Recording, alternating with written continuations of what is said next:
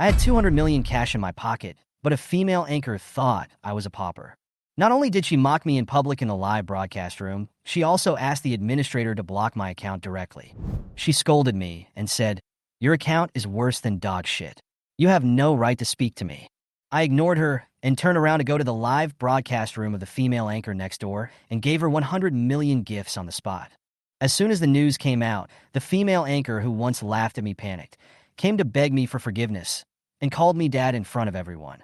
And all this is because I got the tenfold rebate system. I climbed up from the shore with difficulty, coughing up river water, my mouth full of salty and fishy taste. He collapsed on the wet mud, looked up at the sky, and cursed. "Original owner, you are such a waste." Yes, I traveled through time and became Feng Shan from another world. The original owner was a complete bootlicker. He devoted more than 2 years to his girlfriend, but was finally abandoned. His girlfriend even showed off her affection with a rich second-generation man at the school gate and laughed at him. When he was feeling discouraged, the original owner accidentally bumped into a female classmate, was misunderstood, and was publicly exposed. Although he was eventually proven innocent, his reputation was ruined.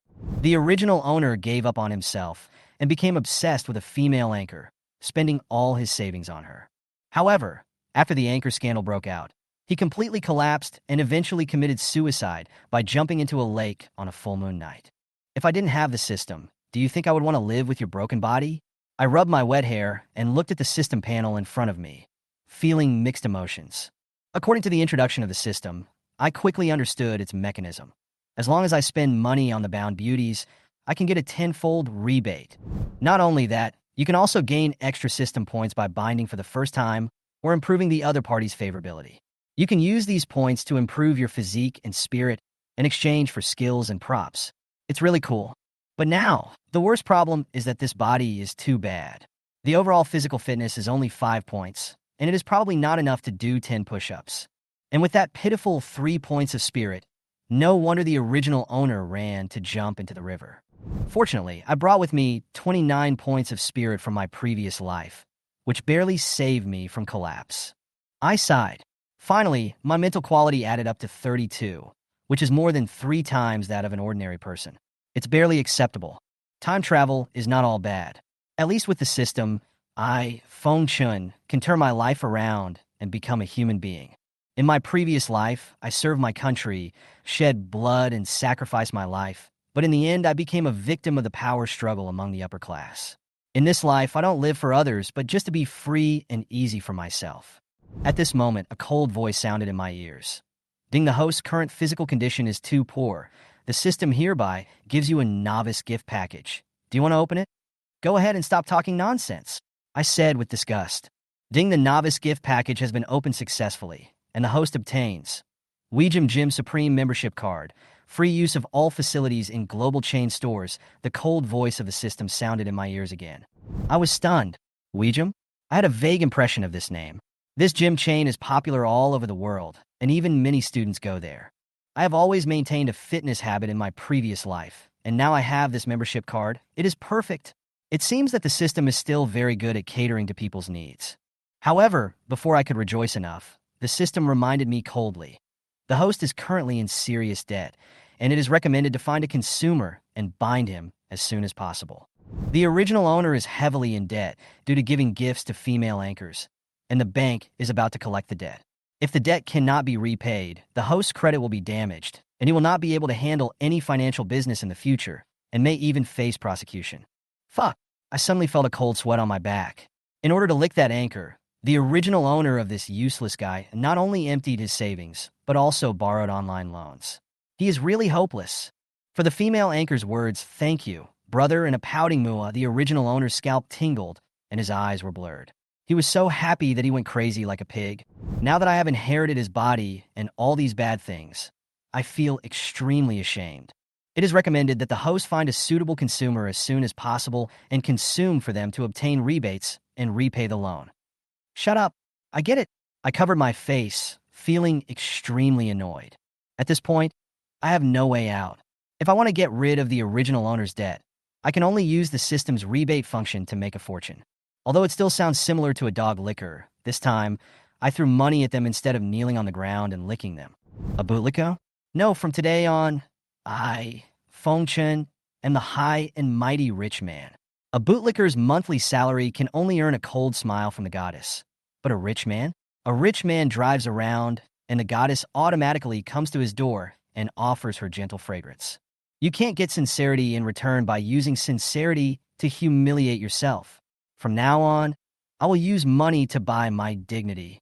When I put my hands down from my face, the corners of my mouth were already raised with a proud arc.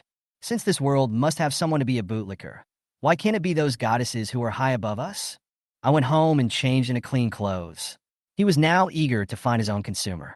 After all, the system's rebate function can only be triggered by spending money on beauties. If I don't spend money, how can I get the money to pay off my debts? The original owner was a complete bootlicker. Apart from a few useless contacts, there were almost no contact information for girls in his phone. In order to win the favor of his ex-girlfriend, the most beautiful girl in the school, he deleted all the contact information of other girls and was so loyal that he lost his mind.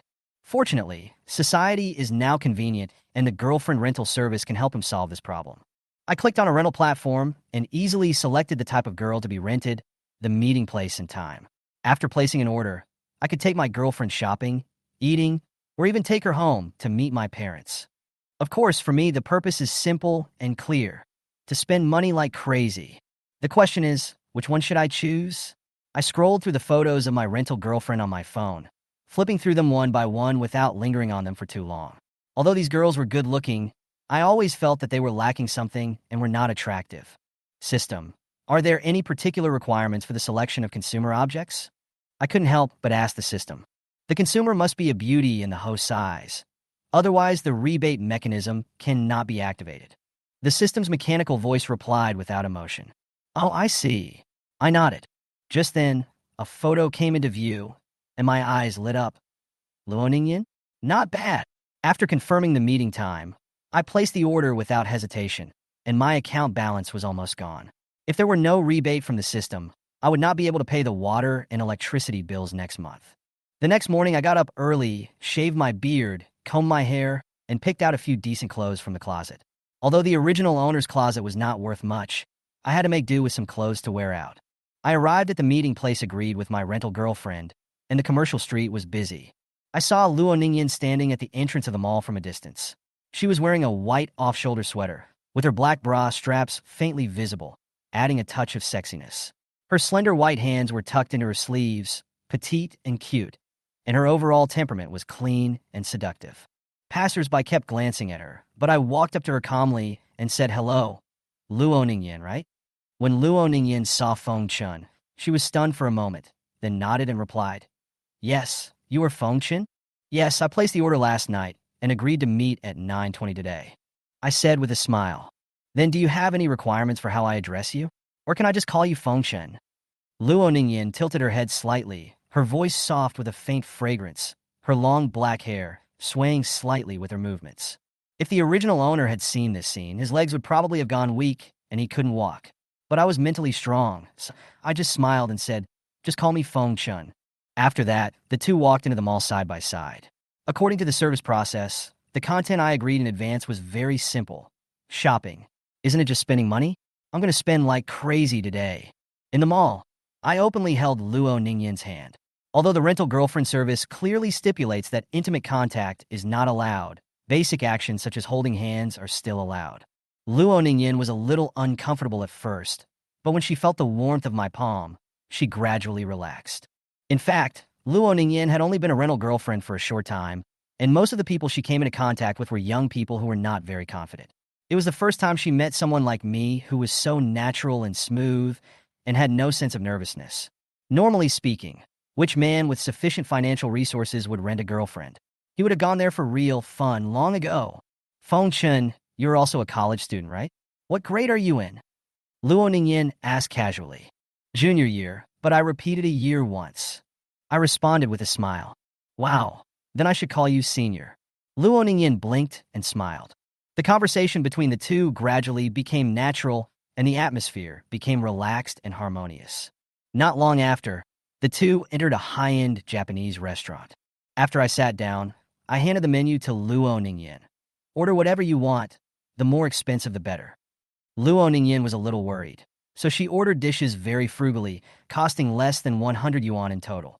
I frowned when I saw it, and immediately contacted the system.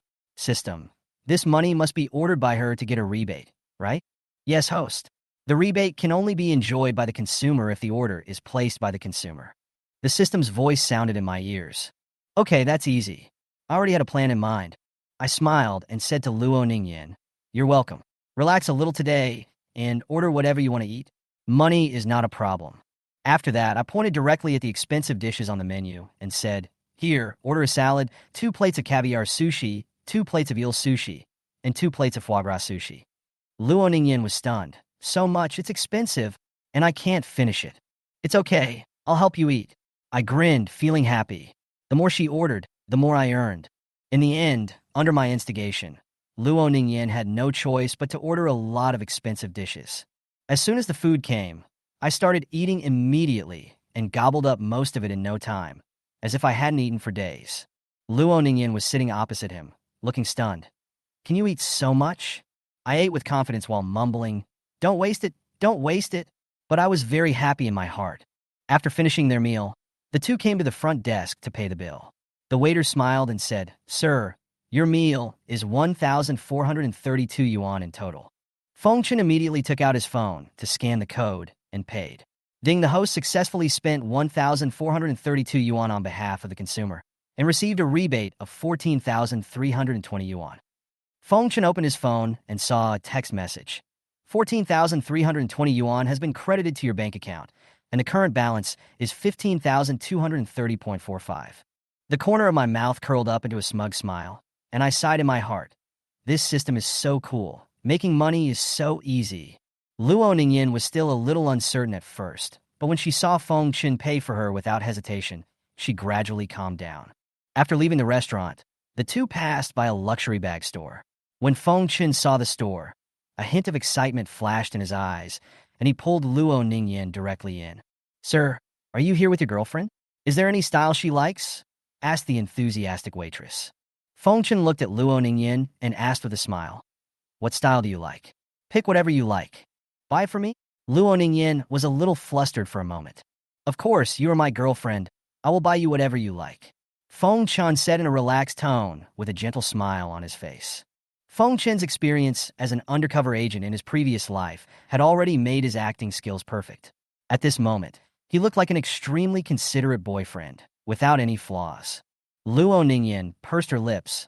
A touch of emotion flashed through her heart, but then she felt something was wrong. Just now, Fengchen treated everyone in the restaurant, and it was Fengchen who ate the most, so there was nothing wrong with that. But now Fengchen bought a bag for Luo Ningyin, which obviously exceeded the scope of renting a girlfriend. They were just a transactional relationship, and Fengchen's behavior made her feel that she owed him something. Just as Luo Ningyin was about to refuse, a familiar voice suddenly came from the store door. "I think this bag suits you very well. Do you like it?" A man's voice sounded with a hint of flattery. "As long as Brother Weijia likes it, I like it," a coquettish female voice responded. Fengchen looked back, his eyes darkened slightly. He knew these two people, and the woman was his, or the original owner's ex-girlfriend, Hua Lui. The man next to Lui was Jiang Weijia, the rich second generation who had spent an entire afternoon snatching Lui away. Lui was indeed pretty, with an oval face, seductive eyes, fair skin, and a seductive smile. She had used these means to charm the original owner, but she had always been cold to him and had never even kissed him once. At this moment, the system's voice rang in my ears. "Ding, consumption object binding successful. System points +5. The detailed information of the consumption object is being displayed to the host." Then a message appeared in front of Fengchen. "Consumer, Louis, age, 21, height, 163 centimeters, quality rating, favorability towards the host, -5, disdain." Fengchen was stunned for a moment. He didn't expect the system to automatically bind Louis as a consumer. He clearly didn't have any feelings for her, so what was going on? Ding, system answer. Because the original owner still has feelings for Louis, the host's emotions are affected to a certain extent, so the system binds Louis as a consumption object. Still have some thoughts in mind? Fengchen suddenly felt a chill. The original owner was not only a loser, but also a slut to the core. On the other side, Louis chose a bag and walked towards the counter with Jiang Ruijie, just passing by Feng Chen. Lu Yi didn't notice Feng Chen, but Jiang Ruijie saw him at a glance, and a sarcastic smile appeared on his face. Hey, isn't this a dog licker? Jiang Ruijie took a step back and put on a condescending attitude. Why? Are you following my EE? Feng Chen was unmoved. He crossed his arms and chuckled as he fought back. First of all, I'm not a bootlicker. Secondly, I'm here to accompany my girlfriend. As for Louis, I don't like that kind of gold digger. Only people like you who like to pick up other people's leftovers would treasure them. Jiang Ruijie's face instantly turned pale, and he pointed at Feng Chen with anger. You! What do you mean by I? Feng Chen shrugged his shoulders and continued calmly. I'm just stating the facts. Just when Jiang Ruijie was too angry to speak, Louis came over and looked at Feng Chen with cold eyes. Feng Chen, don't go too far. We have broken up. No matter how unwilling you are, you shouldn't be so entangled like now. Please, I'm not interested in pestering you. To put it bluntly, will you wear old clothes donated to others? Will you? Louis's face changed drastically. When did you become so vicious? Okay, Feng Chen, if you keep pestering me, I'll call the police to arrest you. Feng Chen spread his hands and said innocently, I'm pestering you? Don't be ridiculous. I've already told you that I'm here with my girlfriend, right? Ningyan? After hearing what Feng Chen said, Lu Yi and Jiang Ruijie noticed that there was a girl standing behind Feng Chen. When their eyes fell on Luo Ningyan, their gazes froze. Pure and elegant, Luo Ningyan's beauty made them unable to believe that she was Feng Chen's girlfriend. How could this former bootlicker actually have such a gentle and moving girl to accompany him? They immediately began to doubt their lives. Luo Ningyan smiled slightly, gently held Feng Chen's hand, and said softly, Well, I came here to accompany Feng Chen. Originally, Luo Ningyan was thinking about rejecting Feng Chen's proposal to buy her a bag, but when she saw Lu Yi and Jiang Ruijie at this time, she vaguely guessed Feng Chen's intention. Luo Ningyan believed that the reason why Feng Chen was willing to buy her a bag was because he had already seen Lu Yi and Jiang Ruijie and wanted to use her to slap them in the face.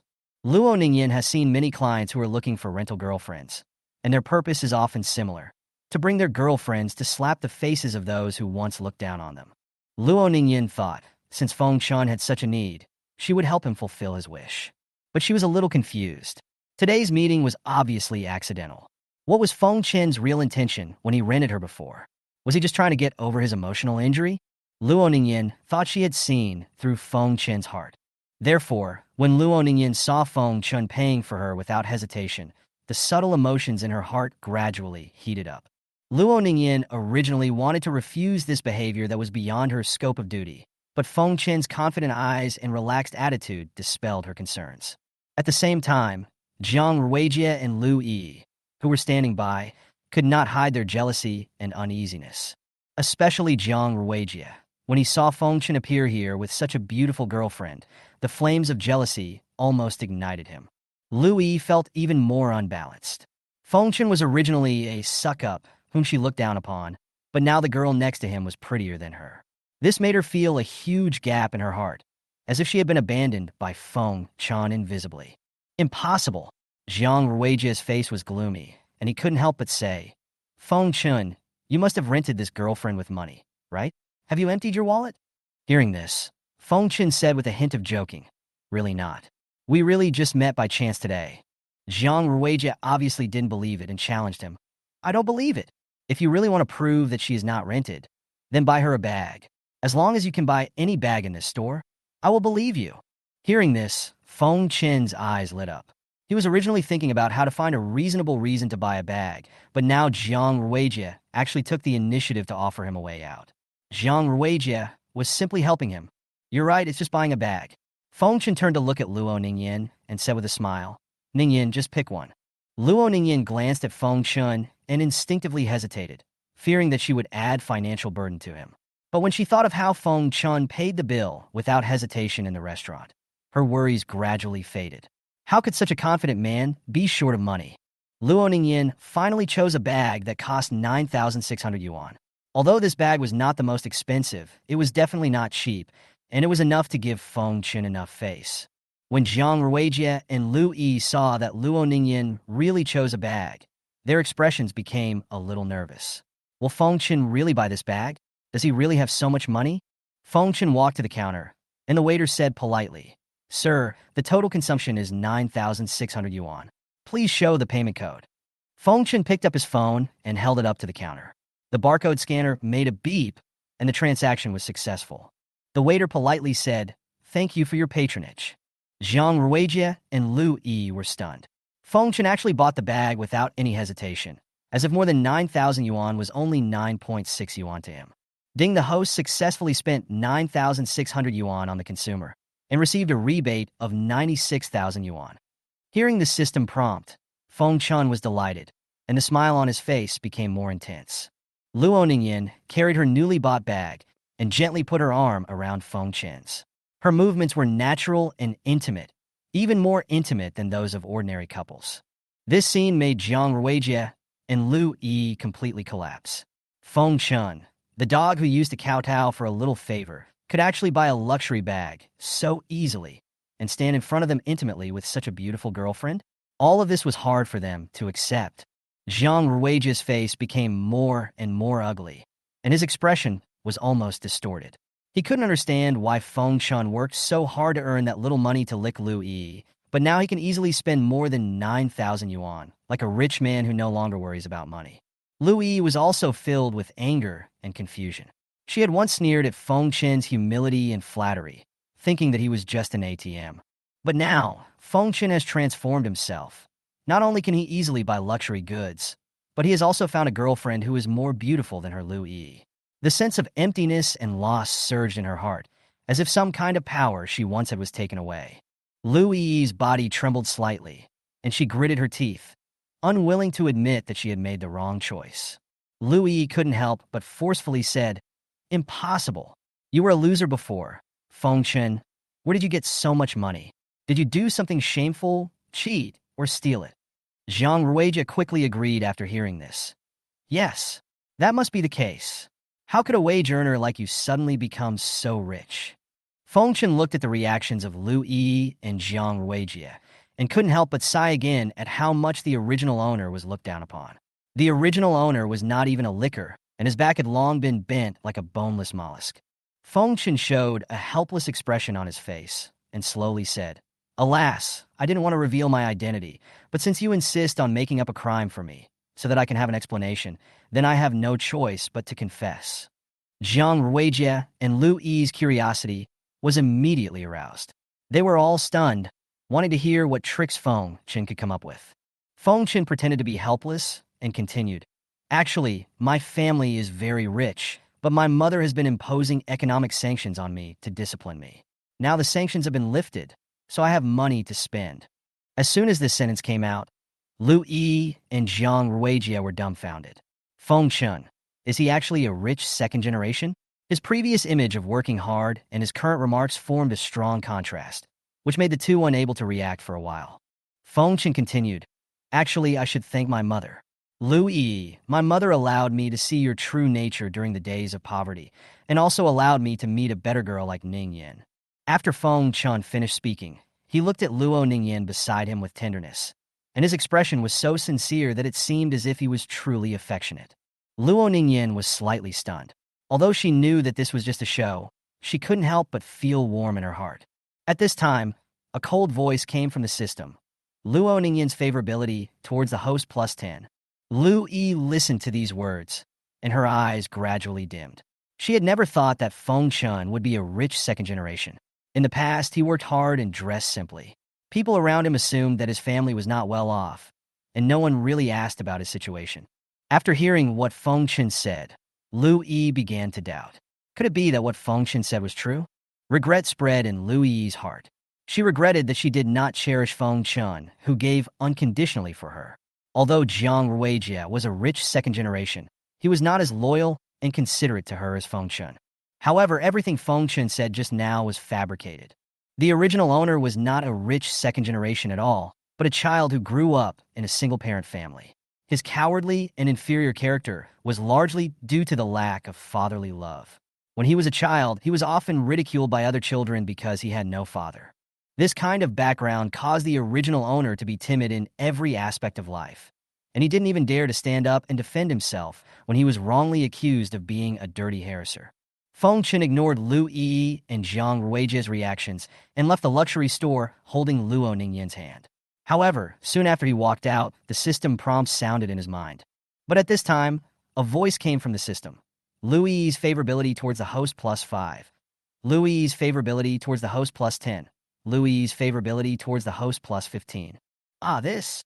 Feng Chen couldn't help laughing, thinking to himself, this is so real. The original owner had been licking Lu Yi for 2.5 years, showing her care and concern. But Lu Yi's favorability was still -5 disdain. But now Feng Chen no longer licks her and has money. Lu Yi has started to have a good impression of him. This is human nature. People tend not to cherish things that come easily, but instead pursue things that they once thought they could not have. Feng Chen knew this very well, so he was not surprised. At this moment, Luo Ningyan seemed a little embarrassed. She gently pulled Feng Chen's sleeve and whispered, Feng Chen, that bag. I think we should return it. After all, I'm just a rented girlfriend. It's not appropriate for me to accept such a valuable item. Feng Chen smiled and replied softly, you helped me a lot today. This bag is what you deserve. Besides, more than 9,000 yuan is nothing to me. Take it. Feng Chen knew clearly that although Luo Ningyan felt embarrassed on the surface, deep down she was not against this gift. If he really asked her to return the bag, it might affect her favorability. So, he already had an answer to this matter. Afterwards, Feng Chen spent a lot of money on Luo Ningyan in the name of dating. The rebate from the system made his personal account increase by nearly 30,000 yuan. At this moment, he was in a good mood. At 4 o'clock in the afternoon, Feng Chen and Luo Ningyan's date ended, which was agreed upon in advance in the rental service.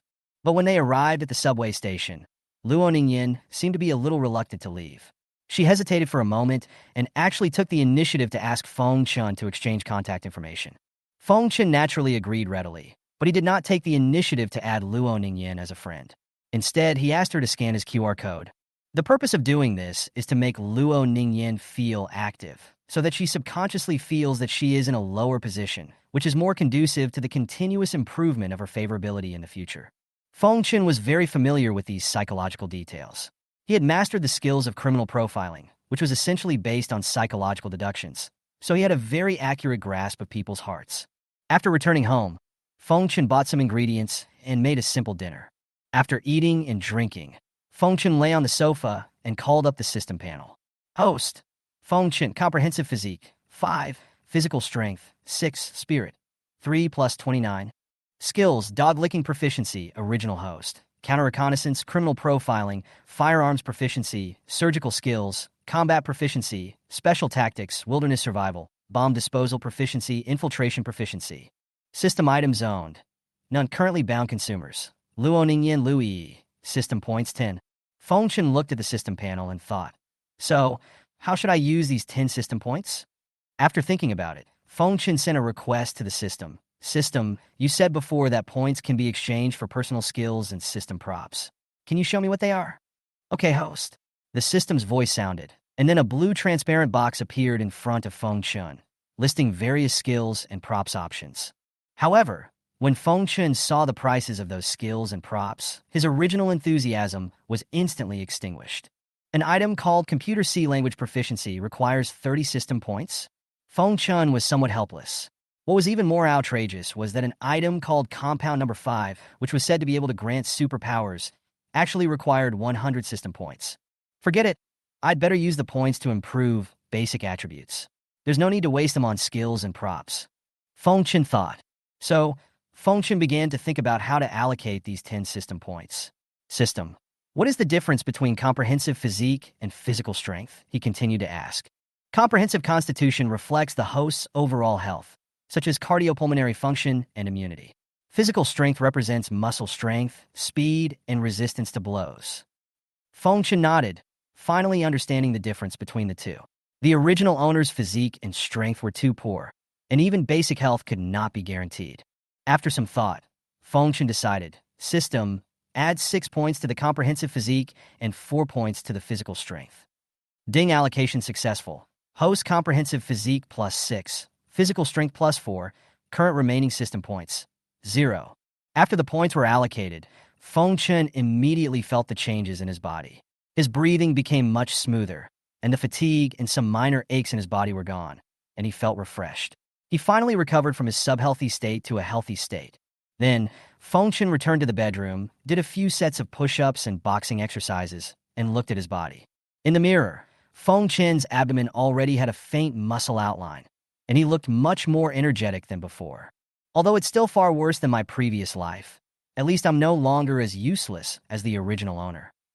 Feng Chun muttered to himself with satisfaction. In addition to the improvement in his physical fitness, Feng Chun also noticed changes in his appearance.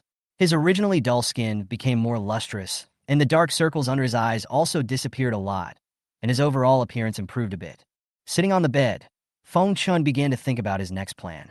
Currently, Feng Chun still owed the bank about 100,000 yuan, but he was not in a hurry to pay it off. Consumer rebates are like stock trading. The more capital you have, the more you can earn after doubling it. Feng Chun thought. Feng Chun now has more than 100,000 yuan in cash on hand. If he spends it all on a certain consumer at one time, he can earn millions in rebates. The bank's collection will not start until the end of the month. It's only the middle of the month now, which is enough time for me to multiply my assets several times. Feng Chun had a clear direction in his mind. Besides, Feng Chun also considered the problem of academic study. Since the original owner was wrongly accused of being a sexual harasser, she no longer dared to go to school and would rather stay in a rented house to avoid online violence. Although Feng Chun has been cleared of all charges, his inner cowardice prevents him from facing reality. Since I have replaced the original owner, I have to get everything back on track. Feng Chun decided to go back to school tomorrow. After all, only by going back to school can he meet more consumers. Just as Feng Chun was getting ready to go to bed, the cell phone on the bedside table suddenly buzzed twice. Feng Chun picked up his phone and unlocked the screen, only to find that it was a message from Luo. Feng Chun, I was wrong about what happened today. Can you forgive me? I am Jiang Rui's girlfriend now, but I don't want him to know that I still have feelings for you. So I said those words. In fact, I feel very uncomfortable in my heart, and I am really sorry. Feng Chun looked at this message and sneered in his heart. Luo's tea art was so artificial that one could smell it through the screen. She was clearly hinting that she still had a chance and wanted Feng Chun to continue to be her licking dog. But Feng Chun is no longer the bootlicker he used to be. He is calm inside, but his tone of reply is pretending to be sincere. It's okay. I did say something a bit too much today. I apologize to you. I did mean to be angry with Jiang Rui at that time. After clicking send, Luo quickly sent another message. Then can you forgive me? Feng Chun smiled with disdain in his heart and replied, I'll think about it again. Then he turned off the screen, threw the phone aside, and fell into a deep sleep. Tea art is not exclusive to you women. Feng Chun thought to himself and fell asleep with a hint of pride. At the same time, in the girls' dormitory of Linghai University, Luo lay in bed, staring at Feng Chun's message, tossing and turning in her heart. Luo didn't expect Feng Chun's attitude to become so calm. And what confused her even more was that she was attracted to Feng Chun unconsciously. When a woman starts to think about how to please a man, she is also gradually moving towards the path of a dog licker. The next morning, Feng Chun got up as usual to do morning exercises. This was a habit he had developed in his previous life. And even though he now had a system that could help him improve his physical fitness, he would not relax his requirements on himself. Human beings are creatures that, once they become lazy, even their thinking will become dull. I happen to have a Supreme membership card for WeGym. After class in the afternoon, I can go to the gym to exercise and see if I can find suitable consumers. Feng Chun planned. After morning exercise, Feng Chun bought breakfast and ate it leisurely. It was exactly 7 o'clock in the morning. Feng Chun packed his school bag and prepared to go to university. Returning to school was his next important step. When Feng Chun stepped into the classroom, it was exactly 5 minutes before the 8 a.m. class started. There were not many people in the classroom, and his appearance did not attract much attention at first. When Feng Chun walked to his seat and was about to sit down, a classmate finally recognized him. Wait, why does this person look familiar? Oh, I get it. Isn't this the Feng Chun who was wrongly accused of harassment and later cleared of all charges? He hasn't come to class for a long time, and he showed up again today, said a boy. I say, have you noticed that Feng Chun seems to have changed? I was there when he was wronged.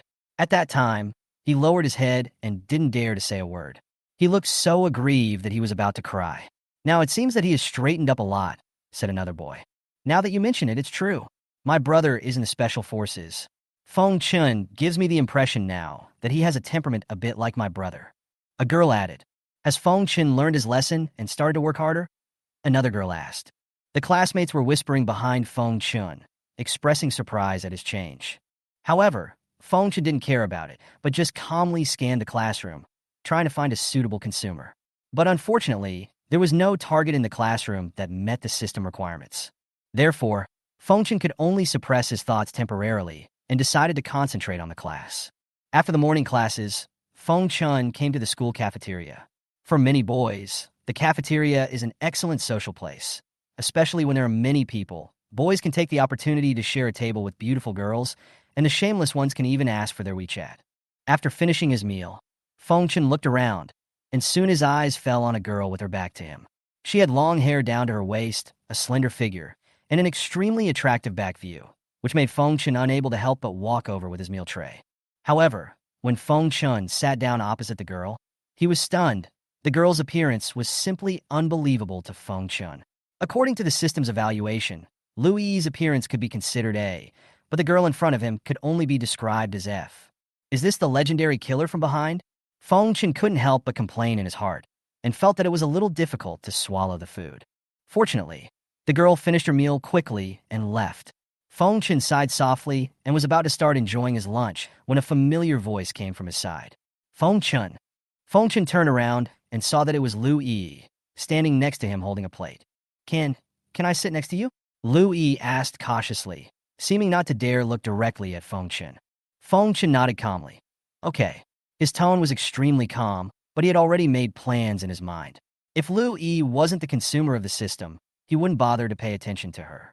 But since she was the consumer, Feng Chun would naturally not let go of this opportunity easily. After Liu Yi sat down, the atmosphere became a little awkward. Strangely, Jiang Ruijie did not appear with her today. Feng Chun was not interested in this and did not intend to ask about it. Feng Chun understood that the more a man showed that he cared about a woman, the more the woman felt that he was easy to control. And a confident, independent, and nonchalant attitude could often attract women more easily. The two of them ate their meals, and no one spoke. However, this silence did not last long, and Liu Yi finally couldn't help but speak. Feng Chun, actually, I think Jiang Ruijie is not very loyal and often flirts with other girls. Looking back, I still think that a charming and loyal boy like you is better. Feng Chun sneered inwardly and almost couldn't control the urge to roll his eyes. Are you qualified to say that others are not loyal? He secretly mocked himself, and his understanding of Liu Yi's shamelessness was refreshed in his mind.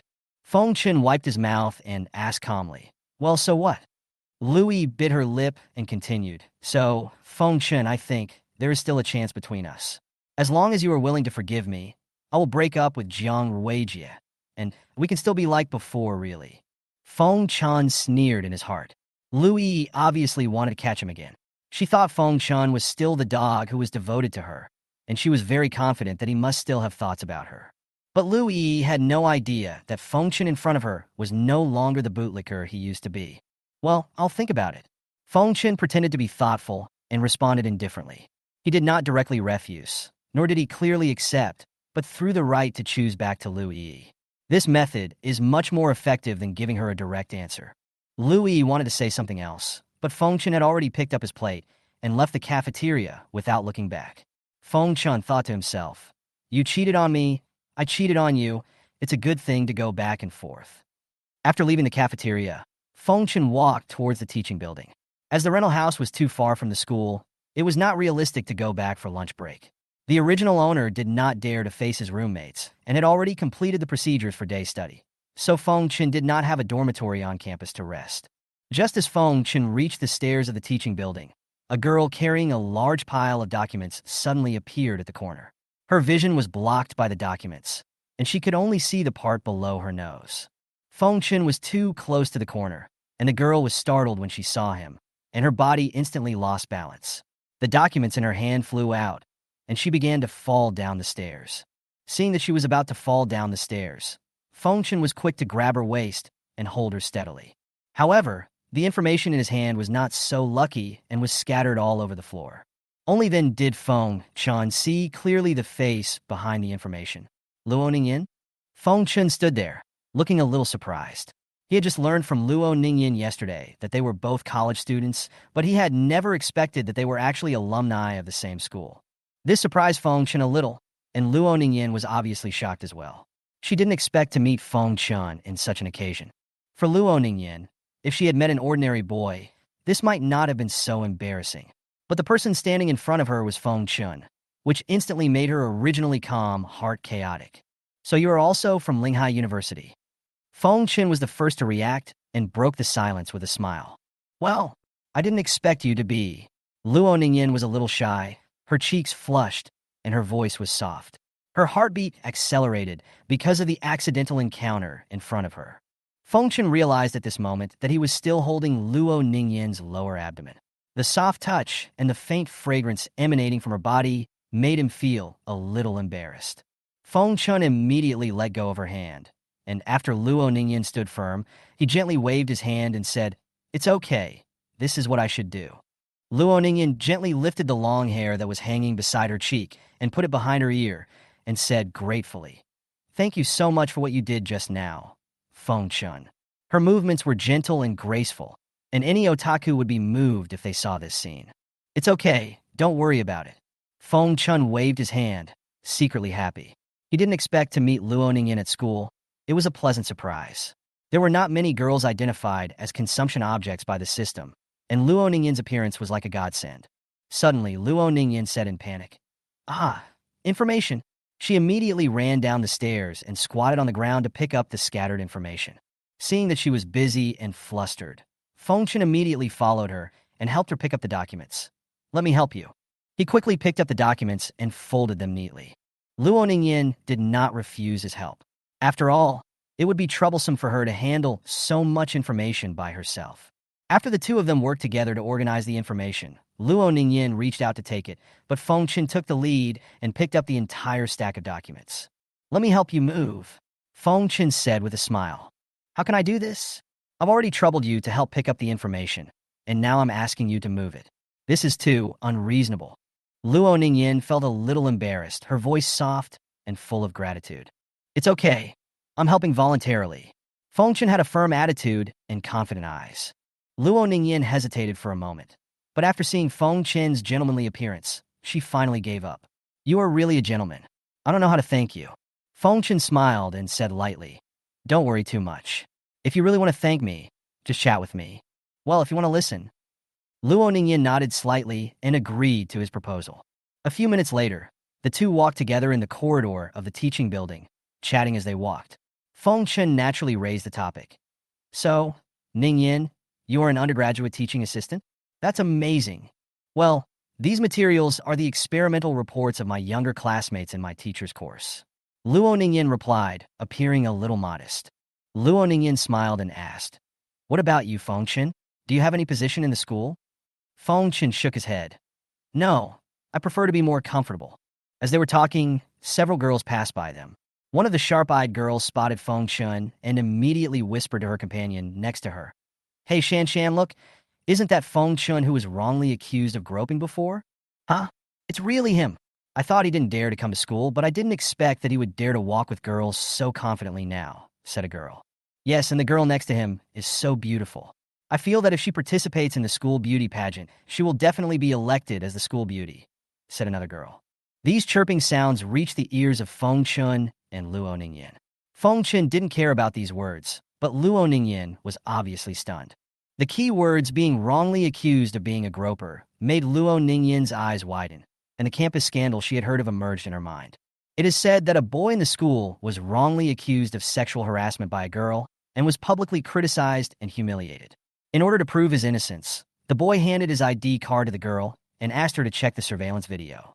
However, the girl did not check the surveillance footage, but instead exposed the boy's personal information on the internet, causing him to be subjected to human flesh search and cyber violence. Although the surveillance footage eventually revealed the truth, and the boy was cleared of all charges, he had already suffered a huge loss of reputation, and some girls are still attacking him online. Luo Ningyin thought of these things, and her heart could not help but feel bitter. She lowered her head and clenched her sleeves with her fingers. Because of the force, her fingertips turned slightly white. It turned out that the boy was actually Feng Chun. If it was Luo Nan, after experiencing such a thing, she would probably have collapsed and dared not come to school again, and might even have thoughts of committing suicide. Luo Nan quietly raised her head and looked at Feng Chen's profile. His expression was still so confident and calm, as if the grievances and pains he had suffered had no effect on him at all. Feng Chen's temperament is elegant and generous, and he is not at all weighed down by the shadow of being wrongly accused of being a molester. This man, with such an open mind, calm and independent, can handle any difficulties calmly. He never complains and always remains confident. Luo Ningyan's heartbeat quickened involuntarily, her heart beating quietly. She bit her lower lip, her heart filled with admiration and affection for Feng Chun. At this time, a series of voices came from the system. Ding Luo Ningyan's favorability towards the host has reached 60, feeling in love. Reward system points +5. Ding Luo Ningyan's favorability towards the host has reached 70, admiring. Reward system points +10. Currently, Luo Ningyan's favorability towards the host is 70. Please keep up the good work. Feng Chun heard a series of system prompts in his mind, and he was a little unresponsive at first, but he soon realized what was happening. Luo Ningyan, because of what she heard from those girls, actually attacked herself directly and fell in love with her. Feng Chun was secretly delighted. 15 system points were simply too good to be true. This unexpected gain made Feng Chun feel very surprised. Luo Ningyan's favorability increased faster than he expected. It seemed that things were developing in a direction he could not imagine. Feng Chun and Luo Ningyan each had their own thoughts as they walked to the faculty office. After placing the stack of lab reports on the desk, Feng Chun said to Luo Ningyan, "I'll leave first." Luo Ningyan gently pulled at the hem of Feng Chun's clothes and unexpectedly asked in a low voice, "Feng Chun, can we meet again?" She lowered her head, appearing a little shy and hesitant. Facing Luo Ningyan's performance, any boy would be happy, and Feng Chun was no exception. However, he knew that he couldn't show too much enthusiasm at this time, because that would give Luo Ningyan the illusion that he was easy to get. So Feng Chun smiled calmly and replied, "Of course. We are friends now, aren't we?" Feng Chun deliberately added the word "now" before "we are friends" to give Luo Ningyan a hint that their relationship is gradually developing. At the same time, this statement also leaves room for Feng Chun to easily define the relationship as "we are just friends if something happens in the future."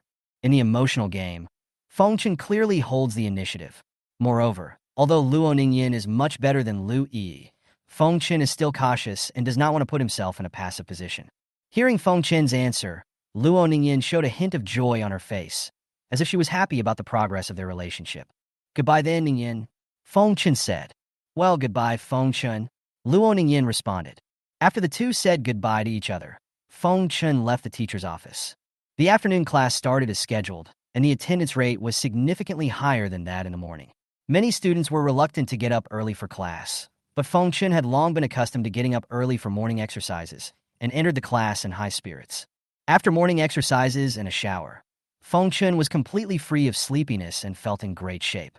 After the afternoon class, Feng Chun did not return to the rental house, but went straight to the Wii Gym next to the school. The Supreme membership card given by the system is now in use. Moreover, Feng Chun also wants to see if there are any new consumers who can be bound here. After entering the gym, Feng Chun first went to the front desk and showed his membership card to the staff. Although the front desk lady looked good, she obviously did not meet the consumer standards recognized by the system.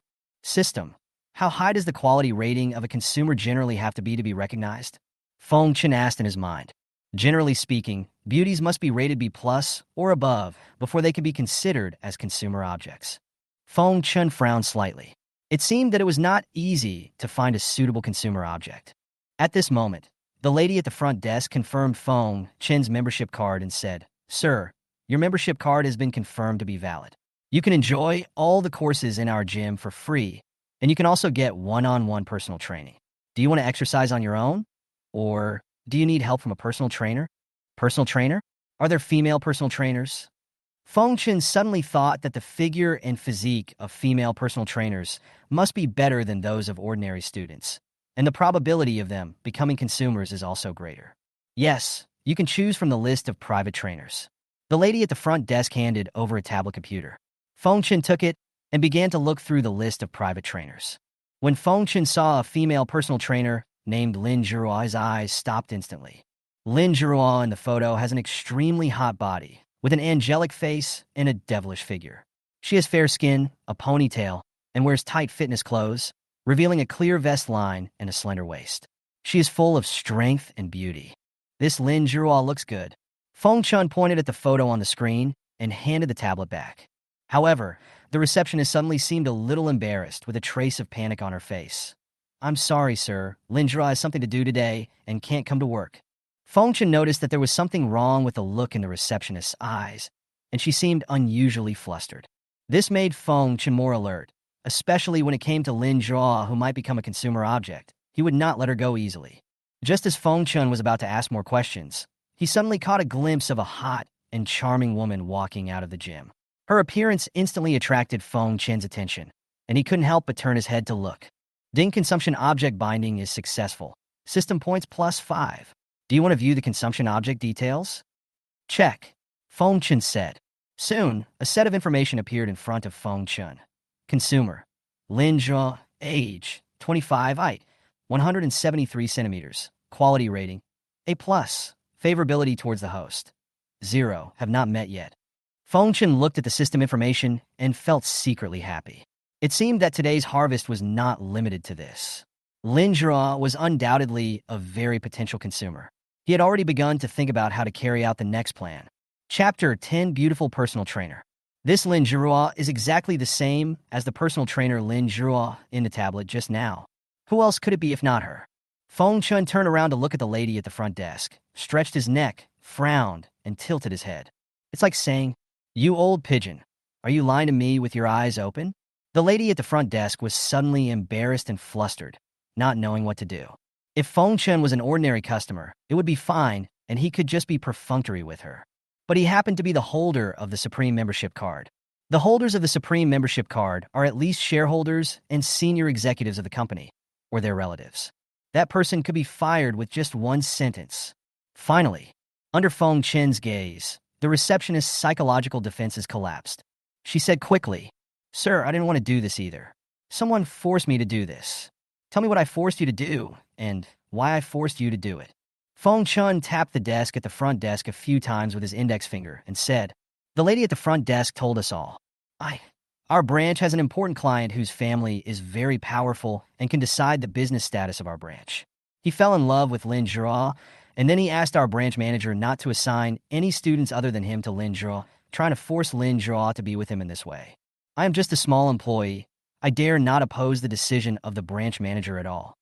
After hearing this, Feng Chun understood and nodded. "I see. It's just Fu Ji's trick." Feng Chun could tell that the lady at the front desk must be in awe of her status as a Supreme Membership Card holder, which was why she told him everything. In this case, he can try to use this identity to make demands on the receptionist. But to be on the safe side, Feng Chun still asked the system in his mind first. "System, who are the holders of Weejim Supreme Membership Cards?"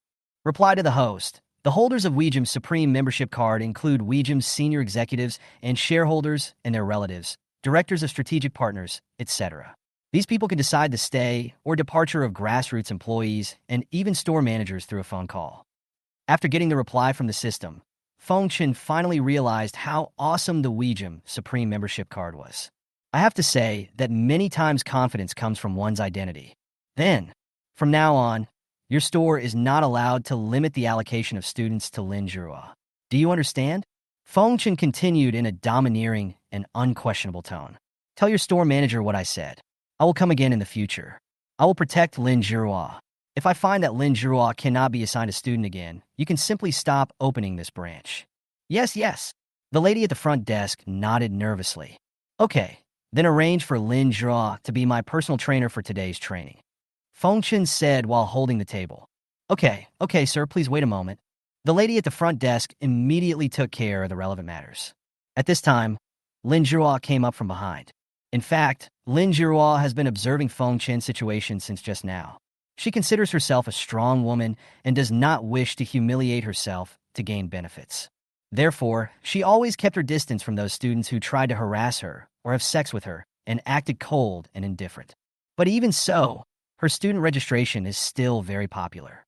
Until a rich second generation appeared. The rich second-generation man used his family connections to prevent her from being assigned to any other students except himself, and he continued to express his love for her during the training course. Lin Zhuo naturally looked down on such an ungraceful guy. Although her income situation has become a problem due to the lack of students, but she had no intention of compromising. If after a period of time, the rich second generation has not given up, at worst she could just quit. But what she didn't expect was that today an unfamiliar man actually stood up for her and said he would protect her. She also successfully lifted the restrictions imposed on her by the rich second-generation man. This couldn't help but make Lin Zhuo feel a little grateful. But that's all. After all, there was a high probability that this man was also attracted by her body. If the other party had any excessive intentions towards her, her gratitude would instantly disappear. Lin Zhuo walked to Feng Chen's side and said with a hint of coldness in her voice, "Hello, nice to meet you. Thank you for lifting the restrictions on student assignments. You're welcome. After all, you're the personal trainer I chose, and this is what I should do for you." Feng Chen smiled gently. There is nothing wrong with his reason. It's just that the premise and motivation are not pure. "What's your name?" Lin Zhuo asked Feng Chen. "Just call me Feng Chen." In response to Lin Zhuo's slightly cold attitude, Feng Chen responded with a graceful smile. He knew that Lin Zhuo's current behavior was her protective color. If she acts very tolerant towards anyone, those who already have ill intentions towards her will only become more aggressive. "Feng Chen, come with me." Lin Zhuo nodded and took Feng Chen away from the front desk and into the gym. Lin Zhuo first made a comprehensive assessment of Feng Chen's physical condition, and then asked him whether he wanted to gain muscle or lose fat. Feng Chen's answer was to gain muscle. Afterwards, Lin Zhuo scientifically and detailedly developed a training plan for Feng Chen, and then asked Feng Chen again whether he could accept such a training plan. Feng Chen, of course, agreed. In this way, Lin Zhuo began to supervise and assist Feng Chen in training in a targeted manner. However, to Lin Zhuo's surprise, Feng Chen's training movements and rhythm were not like those of a novice at all. In some ways, he was even more professional than her. This aroused Lin Zhuo's curiosity, and she took the initiative to open up the conversation even though she had no intention of having an in-depth exchange with Feng Chen. Seeing Lin Zhuo taking the initiative to start a conversation, Feng Chen smiled secretly in his heart. The fish is hooked. Feng Chen first showed his love for fitness, and then revealed between the lines the fact that he is self-disciplined and self-reliant. A man who can display these qualities is undoubtedly attractive enough to women. As a result, Lin Zhuo and he communicated more and more, and the two quickly became familiar with each other. Lin Zhuo's favorability towards the host +5. Lin Zhuo's favorability towards the host +5. Finally, the two of them came to the topic at the beginning, which was the incident at the front desk of the gym. Lin Zhuo hesitated for a moment and asked Feng Chen, "Feng Chen, what did you see in me when you first chose me as your personal trainer?" Feng Chen knew that the key moment had arrived. The answer to this question determines the rise or fall of his favorability, as well as whether Lin Zhuo will trust him in the future. Chapter 11. Frustrated Jiang Ruijie. "Coach Lin, what do you think?" Feng Chen threw the question back to Lin Zhuo. "Sometimes men are wrong when they talk too much. It's not because you think I'm good-looking, right?" After getting along with him for a while, Lin Zhuo felt that Feng Chen had good character and a good personality, and was completely different from those impatient and vulgar students. These qualities of Feng Chen attracted her, and at the same time, Feng Chen did not pose a threat to her, so she dared to ask these questions. Everyone loves beauty. Feng Chen still did not directly answer Lin Zhuo's question, but continued. "Coach Lin, do you deny your own beauty?" "No." "Well, when I don't know the actual level of other fitness coaches, I choose Coach Lin based on my own aesthetic taste. Is that normal?" Feng Chen said it seemingly casually, but in fact he both affirmed Lin Zhuo's beauty and did not appear frivolous. The story ends with a question, which makes Lin Zhuo think about it and finally agree with it. Lin Zhuo's favorability towards the host +10. Lin Zhuo admires men who are strong inside and have good manners. There is no doubt that Feng Chen attracted her again. Now, even when Feng Chen stood up for her at the front desk of the gym and showed his domineering side, he seemed so charming. Therefore, Lin Zhuo's gratitude towards Feng Chen gradually grew. In her subconscious, Feng Chen changed from someone who also valued her body to someone who could appreciate her. Lin Zhuo's favorability towards the host +10. Hearing the system prompt in his head, Feng Chen knew that he could launch further strategic actions. There are some things that can only be said when the woman has a certain degree of affection for you. Feng Chen was about to speak. However, At this moment, a questioning voice came from not far behind him. Zhao, shouldn't you be absent today? Who is that man? Hearing this voice, Lin Zhao frowned, and a look of disgust appeared on her face. Feng Chun felt that he was somewhat familiar with this voice, so he turned around to look. When I looked over, I found that it was an acquaintance, and I couldn't help but feel a little surprised. It turned out to be Jiang Ruijie. On the other side, Jiang Ruijie was stunned when he saw that the man who turned around was Feng Chun. A few minutes ago, Jiang Ruijie came to the front desk of the gym to book Lin Zhuo's class. He was the rich second generation who restricted Lin Zhuo's student allocation. But what puzzled Jiang Ruijie was that the receptionist looked evasive when she saw him and said that Lin Zhuo did not come to work today and it would be better for him to come tomorrow. Would it be better to come tomorrow? Even if Lin Zhuo didn't come to work, couldn't he go in and work out by himself? Jiang Ruijie sensed something was wrong from the words of the girl at the front desk. It seemed like the lady at the front desk didn't want him to go inside the gym. Is there something in there that he can't see? Thinking of this, Jiang Ruijie ignored the obstruction of the lady at the front desk and walked straight into the gym. As soon as he entered, he saw Lin Zhuo assisting another man in training and serving as his private instructor. All of a sudden, Jiang Ruijie felt a surge of anger in his chest. It felt like he had been cheated. Driven by anger, Jiang Ruijie walked over to question Lin Zhuo, wanting to know why anyone would still accept her training and guidance. But at this moment, the man next to Lin Zhuo also turned his head. The two men looked at each other. Feng Chen. Jiang Ruijie was stunned. Then his face was full of disbelief. What a coincidence, Jiang Ruijie. Feng Chen walked down from the fitness equipment, picked up the towel hanging beside him, and wiped the sweat on one side of his forehead, then said casually as if chatting. The rich second generation who forced Coach Lin. Is he talking about you? What's going on? Don't you have Louis? The green tea? Is she not tasty? Jiang Ruijie had put away his contempt for Feng Chen ever since he learned about Feng Chen's identity as a rich second generation in the mall the day before. But he still felt unwilling and uncomfortable, as if he had taken a pill to defend himself. The poor loser and lowly bootlicker who could be easily stepped on and ridiculed in the past actually jumped to his level with ease, and even mocked him in return, making him lose face. No one could stand it. Jiang Ruijie gritted his teeth and asked back, "What about you, Feng Chen? Don't you have a girlfriend too? Why are you here to hook up with a woman I like?" Hooking up? Don't get me wrong. I'm receiving serious instruction from Coach Lin. Hearing Feng Chen's words, Jiang Ruijie sneered. Proper teaching? Impossible. I have already restricted this store from assigning any students other than me to Lin Zhuo. There is no other way except to ask her for help in a private capacity. Unfortunately, from now on, her restrictions have been lifted. Feng Chen shook his head. Remove it? How can you remove it? Jiang Ruijie just said this. Feng Chen pulled out his Weejum Supreme membership card from his trouser pocket and said, "Because I'm a Supreme member of Weejum." Seeing the gorgeous black and gold card in Feng Chen's hand, Jiang Ruijie's eyes widened and the words he hadn't spoken got stuck in his throat. Weejum Supreme membership card. With Jiang Ruijie's knowledge, he had naturally heard of the identity of those who could possess the Weejum Supreme membership card. Weejum's gyms are spread all over the world, and Weejum is behind various fitness-related industries. It is truly a giant. Anyone who possesses a Weejum Supreme membership card is at least a Weejum shareholder or their relative. As a shareholder of Weejum, it is easy for me to decide all matters concerning just one branch. Jiang Ruijie took several steps back. He never expected that Feng Chen's background was so powerful, but he was pretending to be a poor loser before. I'm gonna fuck your sister's legs. Just at this moment, Lin Zhuo moved closer to Feng Chen and asked quietly, Feng Chen, do you know Jiang Ruijie? Feng Chen nodded and smiled at Lin Zhuo. I do know her. We went to the same university. Jiang Ruijie saw that Feng Chen and Lin Zhuo were still so close to each other, making a sound like, I am yours, and his back teeth were almost broken.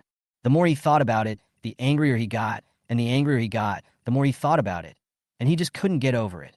He thought quickly and decided to use another way to wash away the shame of today. He wanted to defeat Feng Chen in front of Lin Zhuo and let her see who was the better man. Although they are both rich second generations, his advantages cannot be highlighted by comparing money. Fortunately, Jiang Ruijie was once a runner-up in an amateur mixed martial arts competition and was very confident in his skills. So Jiang Ruijie took a few steps forward, pointed at Feng Chen, and said in a deep voice, Feng Chen, I was the first one to fall in love with Lin Zhuo. If you are a man, then compete with me. Whoever loses will not be allowed to touch Zhuo again. Okay, in order to stop you from harassing Coach Lin, I will accept your challenge. What is the contest? Feng Chen smiled confidently and asked. Lin Zhuo's favorability towards the host +5. Zhang Ruijie was delighted to see that Feng Chen agreed so easily, saving him the trouble of further words. A smile of success appeared on his face that he could not suppress. He said, "There's an octagon cage in the gym, so let's compete in mixed martial arts." Chapter 12. Heated discussion in the live broadcast room. There are so many things you can compare, like deadlifts and bench presses. Why do you have to compare mixed martial arts? Feng Chen pinched his chin and asked Zhang Ruijie with a confused look on his face. When Zhang Ruijie heard Feng Chen ask this, he thought he didn't intend to compete and suddenly became a little anxious. But it followed closely. Well, since you insist on competing in mixed martial arts, I will have no choice but to fulfill your wish. Feng Chen said with a helpless look. Zhang Ruijie was stunned for a moment, and then his mood was like a roller coaster. His eagerness disappeared, and then he quietly returned to being proud. In fact, Feng Chen was indeed helpless. Zhang Ruijie could obviously have chosen events where he wouldn't look too bad even if he lost. But for some reason, Zhang Ruijie chose mixed martial arts, which Feng Chen didn't understand. Feng Chen has mastered the skill of fighting, and even the fighting champion of the special forces can't get the upper hand in his hands. Since Zhang Ruijie is asking for shit to eat, you can't blame the person who did the shit. At this time, Feng Chen don't agree to Zhang Ruijie. He has experience in mixed martial arts. Lin Zhuo frowned and whispered beside Feng Chen. She could probably guess what Zhang Ruijie's plan was. But Feng Chen just narrowed his eyes slightly, gave Lin Zhuo a don't worry smile, and said, "It's okay, Coach Lin, trust me." Lin Zhuo, who was originally worried about Feng Chen, was unable to say anything to stop him after seeing Feng Chen's confident and fearless expression.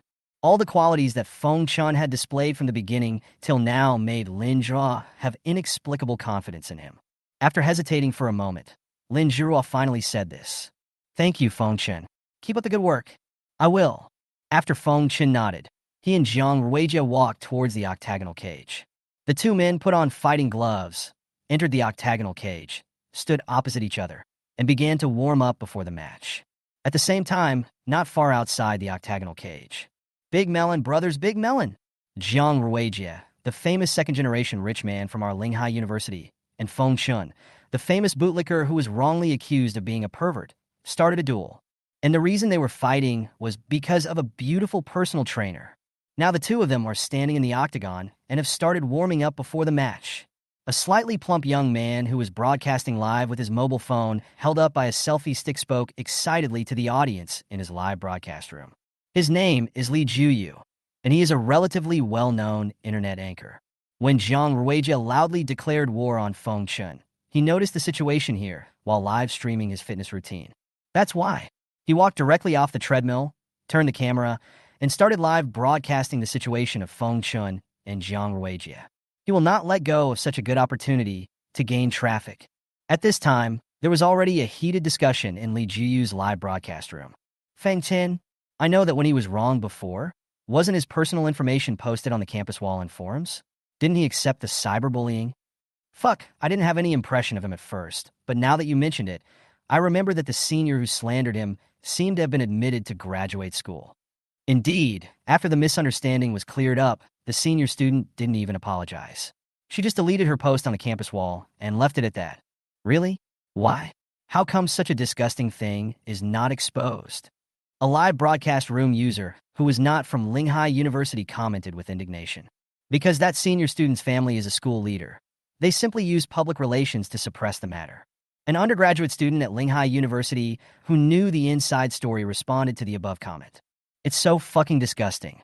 The family used public relations to suppress it, but there's no apology or compensation at all. Yeah, that woman and her family are not good people. How can such a person be admitted to graduate school? Hurry up and expose that woman so that she will be socially devastated. People like her will be a scourge to society after they graduate from graduate school. I'm going to expose this matter to all my melon-eating groups and forums now. I don't believe that I can't kill this woman." The discussion in the live broadcast room became increasingly heated, and the focus had shifted away from the match between Feng Chen and Zhang Ruijie itself. But it was this heated discussion that attracted more and more people to flock to Lee Jiyu's live broadcast room and learn that Feng Chun was wrongly accused. Lee Jiyu originally wanted to divert the topic of the audience in the live broadcast room away from the incident in which Feng Chun was wrongly accused, but when he saw the increasing popularity of the live broadcast room, he swallowed and stopped talking. The other side. While Feng Chun and Zhang Ruijie were still warming up, Lin Zhuo called the gym's fighting coach to be the referee. The fighting coach has no classes now and is free anyway, and since he was asked by a beauty like Lin Zhuo, there is no reason for him to refuse. Soon, Feng Chun and Zhang Ruijie finished their warm-up, and at this time the fighting coach also walked into the octagonal cage to serve as the referee for the match between the two. After briefly explaining the precautions, the fighting coach helped Feng Chun and Zhang Ruijie put on fighting braces. The two men raised their fists and waited for the fighting coach to call start. At this moment, the conversation in the live broadcast room gradually shifted back to the match between Feng Chun and Zhang Ruijie. By the way, who do you think will win between Feng Chun and Zhang Ruijie? Asked a viewer with the ID Miss Machima's dog in the live broadcast room. I think it's most likely Zhang Ruijie. I'm from the same department as Zhang Ruijie, and I know he has studied mixed martial arts. It will be very difficult for Feng Chun to win. A viewer in the live broadcast room with the ID Bu Deng Bu Gaming replied to the comment above. Then, doesn't that mean Feng Chun is going to send it? Horrified.jpg. With the statement no landing, no change of name, it was revealed that Zhang Ruijie had learned mixed martial arts. More and more people in the live broadcast room are not optimistic about Feng Chun. They all thought that Feng Chun must have lost miserably this time. Inside the octagonal cage, Zhang Ruijie sneered with ease and stared at Feng Chun not far away. Feng Chun had a nonchalant attitude and twisted his neck slightly. The fighting coach glanced at Feng Chun, then at Zhang Ruijie. Then he pronounced his sentence loudly. Start! The next moment the fighting coach finished speaking, Zhang Ruijie suddenly rushed towards Feng Chun, took a step forward, and was about to throw a hook punch at the side of Feng Chun's cheek. It's over. Look, Feng Chun is still standing there motionless. Could it be that he didn't react? It feels like Feng Chun is going to be KO'd by Zhang Ruijie. If Feng Chun can survive the first round, I will just do a handstand and have diarrhea. Just as the audience in the live broadcast room were sending out various comments, Feng Chun in the octagonal cage moved. He dodged Zhang Ruijie's hook by slightly turning his body, then casually raised his fist and smashed it upwards to Zhang Ruijie's chin. The chin is connected to the body's trigeminal nerve and to the cerebellum, so hitting the chin can cause the cerebellum to lose balance. In the blink of an eye, Zhang Ruijie passed Feng Chun, who was turning his body sideways. Then in front of everyone, he fell straight to the ground in the octagonal cage. Lin Zhuo, the fighting coach, Lee Jiyu, and the audience in the live broadcast room. At this moment, everyone opened their mouths in shock, and the whole place was silent. What the hell? They couldn't believe it. Chapter 13 Rewards Koenigsegg Limited Edition. What the hell?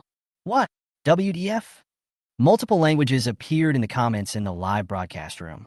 At this moment, they were so shocked that they doubted their lives. In their eyes, Feng Chun just raised his fist lightly, scratched Zhang Ruijie's chin, and Zhang Ruijie lay dead. There is such an operation? The guy who said that Feng Chun would stand upside down and have diarrhea if he could survive one round against Zhang Ruijie. Please start a live broadcast. Yes, hurry up. Send me your live broadcast room number, and I will reward you as soon as you start broadcasting. Where is he? Did he run away? At the same time, the fighting coach was also confused, although he has taught many students how to attack the opponent's shin. But even he himself couldn't use it as smoothly and fluidly as Feng Chun. This also means that Feng Chun's fighting skills might be far superior to his. After being in a daze for a while, the fighting coach finally remembered his responsibilities as a referee. He immediately declared Feng Chun the winner.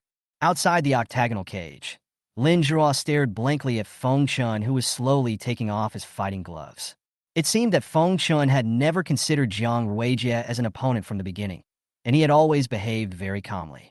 And he did manage to defeat Zhang Ruijie easily. Feng Chun not only has confidence, but also has the strength to match this confidence. All these things made Lin Zhuo's heart beat slightly faster. Lin Zhuo's favorability towards the host +10. Lin Zhuo's favorability towards the host +10. Ding the host raised the favorability of the consumer Lin Zhuo to 55 within 2 hours, triggering an additional reward, and the host received the Koenigsegg limited edition. What the hell? Feng Chen had just taken off his fighting gloves and was about to walk out of the octagonal cage, but he never expected the system to say these words directly in his mind. Bonus? Koenigsegg limited edition? The cheapest super sports car like Koenigsegg costs tens of millions of yuan, while the limited edition version costs hundreds of millions. It's published now. The host's limited edition Koenigsegg is currently being shipped from abroad. It is expected to be registered in China within a few days. When the vehicle is delivered, the host will be notified by phone. Feng Chen suddenly felt like his steps were floating. A car worth hundreds of millions. Should I buy it after I get it? Feng Chen thought blankly. But soon he gave up the idea of selling the car. The limited edition Koenigsegg can be used to improve his consumption status. Being able to own a car worth hundreds of millions, a few million, should be easily affordable. As long as Feng Chen's consumers have such thoughts about him, he can easily get more consumption rebates. Feng Chen is not afraid of spending money, but is afraid of not being able to spend the money. At the same time, Linghai University campus cluster.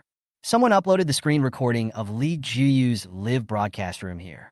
All of a sudden, all active members of the Linghai University campus group learned that Jiang Ruijie had started a fighting match with Feng Chen to compete for a woman, but was instantly defeated. The active members of these groups shared the news with their roommates and classmates. Soon, the news that Jiang Ruijie was knocked out by Feng Chen in 1 second spread throughout half of Linghai University. On the other hand, on forums and Weibo, the news that Feng Chen was wrongly accused of sexual harassment was once again exposed. This time, several people outside the school used their own methods to dig deep into the truth of the matter and brought to light things that had been suppressed by Linghai University. The whole story of the incident gradually became known to more and more people. And public opinion on the internet is also fermenting at an extremely fast speed. However, the protagonist of all this, Feng Chen, currently knows nothing about the development of this series of events. Evening. Feng Chen and Lin Zhihua came to a restaurant. The reason for all this was that Feng Chen helped Lin Zhihua solve Jiang Ruijie's harassment, and Lin Zhihua offered to treat Feng Chen to a meal to repay him. Feng Chen naturally had no reason to disagree. The two sat down near the window in the restaurant and ordered food. After serving, what surprised Lin Zhihua was Feng Chen clearly showed his outstanding temperament and strength in the gym. But when it comes to eating, there is no difference between him and young people of the same age. Crayfish, crabs, and the like are just eaten directly by grabbing them. After eating, he licked his fingers with satisfaction.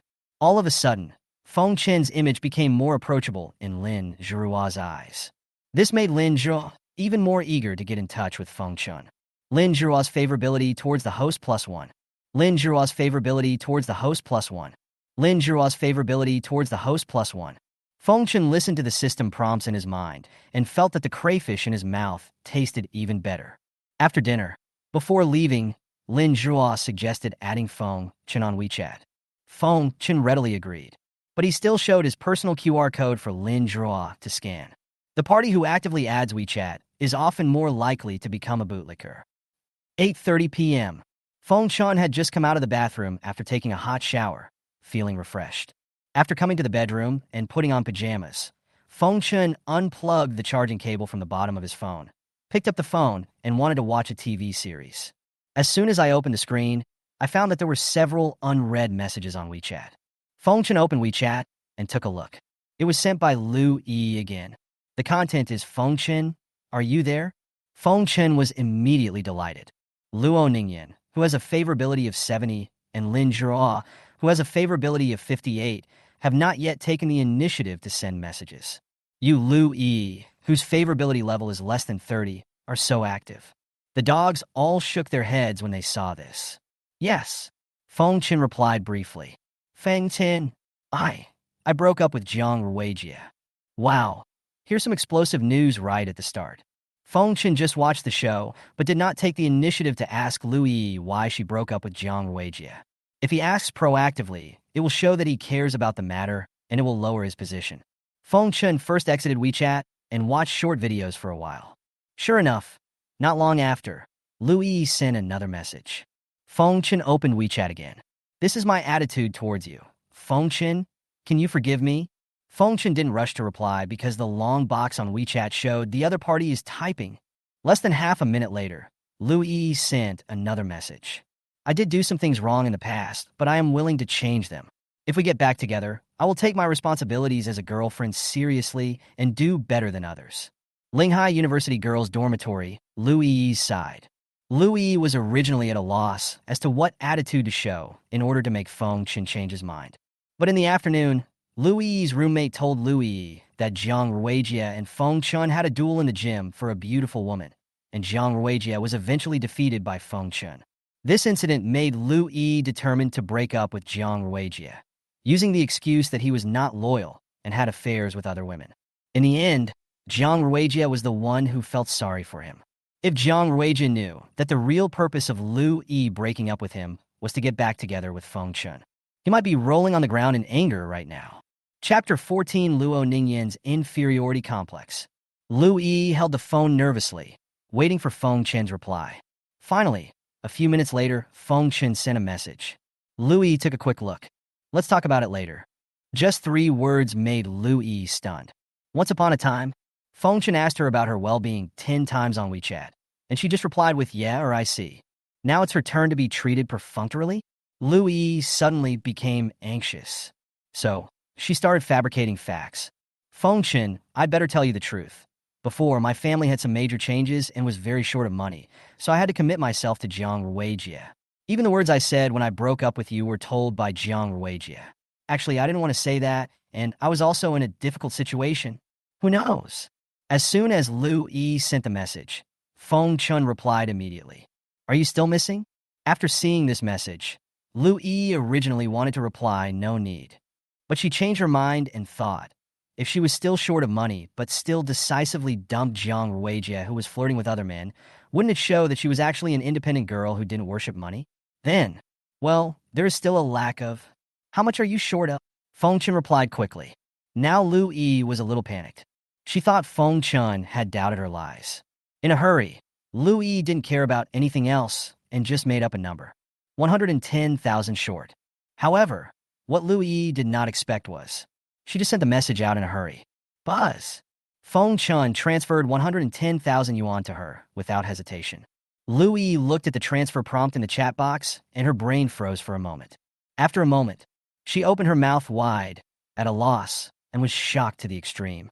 Feng Chen actually transferred 110,000 yuan directly to her. Not $11, but 100,000. Feng Chen, does he trust me so much? Suddenly, Luo Yi felt mixed emotions. She deceived Feng Chen for selfish purposes, but Feng Chen was willing to believe her and generously lend her the money without letting bygones be bygones. Could it be that Feng Chen is acting like this because he is angry and he still cares about me in his heart? Luo Yi couldn't help but make associations, which made her heart warm. Luo Yi's favorability towards the host plus 10. Luo Yi's favorability towards the host plus 10. Feng Chen, please don't be like this. Although I am very grateful, I really can't accept this money. Looking at Luo Yi's tea-scented reply, Feng Chen couldn't help but laugh. He was just worrying about not being able to find an opportunity to get a rebate on his purchases, and then Luo Yi just came right to him. If that's the case, how could he let it go? It's okay, just take it. This amount of money is nothing to me. It's just pocket money for a few days. But, how about this? As long as you accept it, I will forgive you, okay? I won't ask you what you do with the money in the future. Feng Chen said this while holding back his laughter. There are 2 key points in this sentence.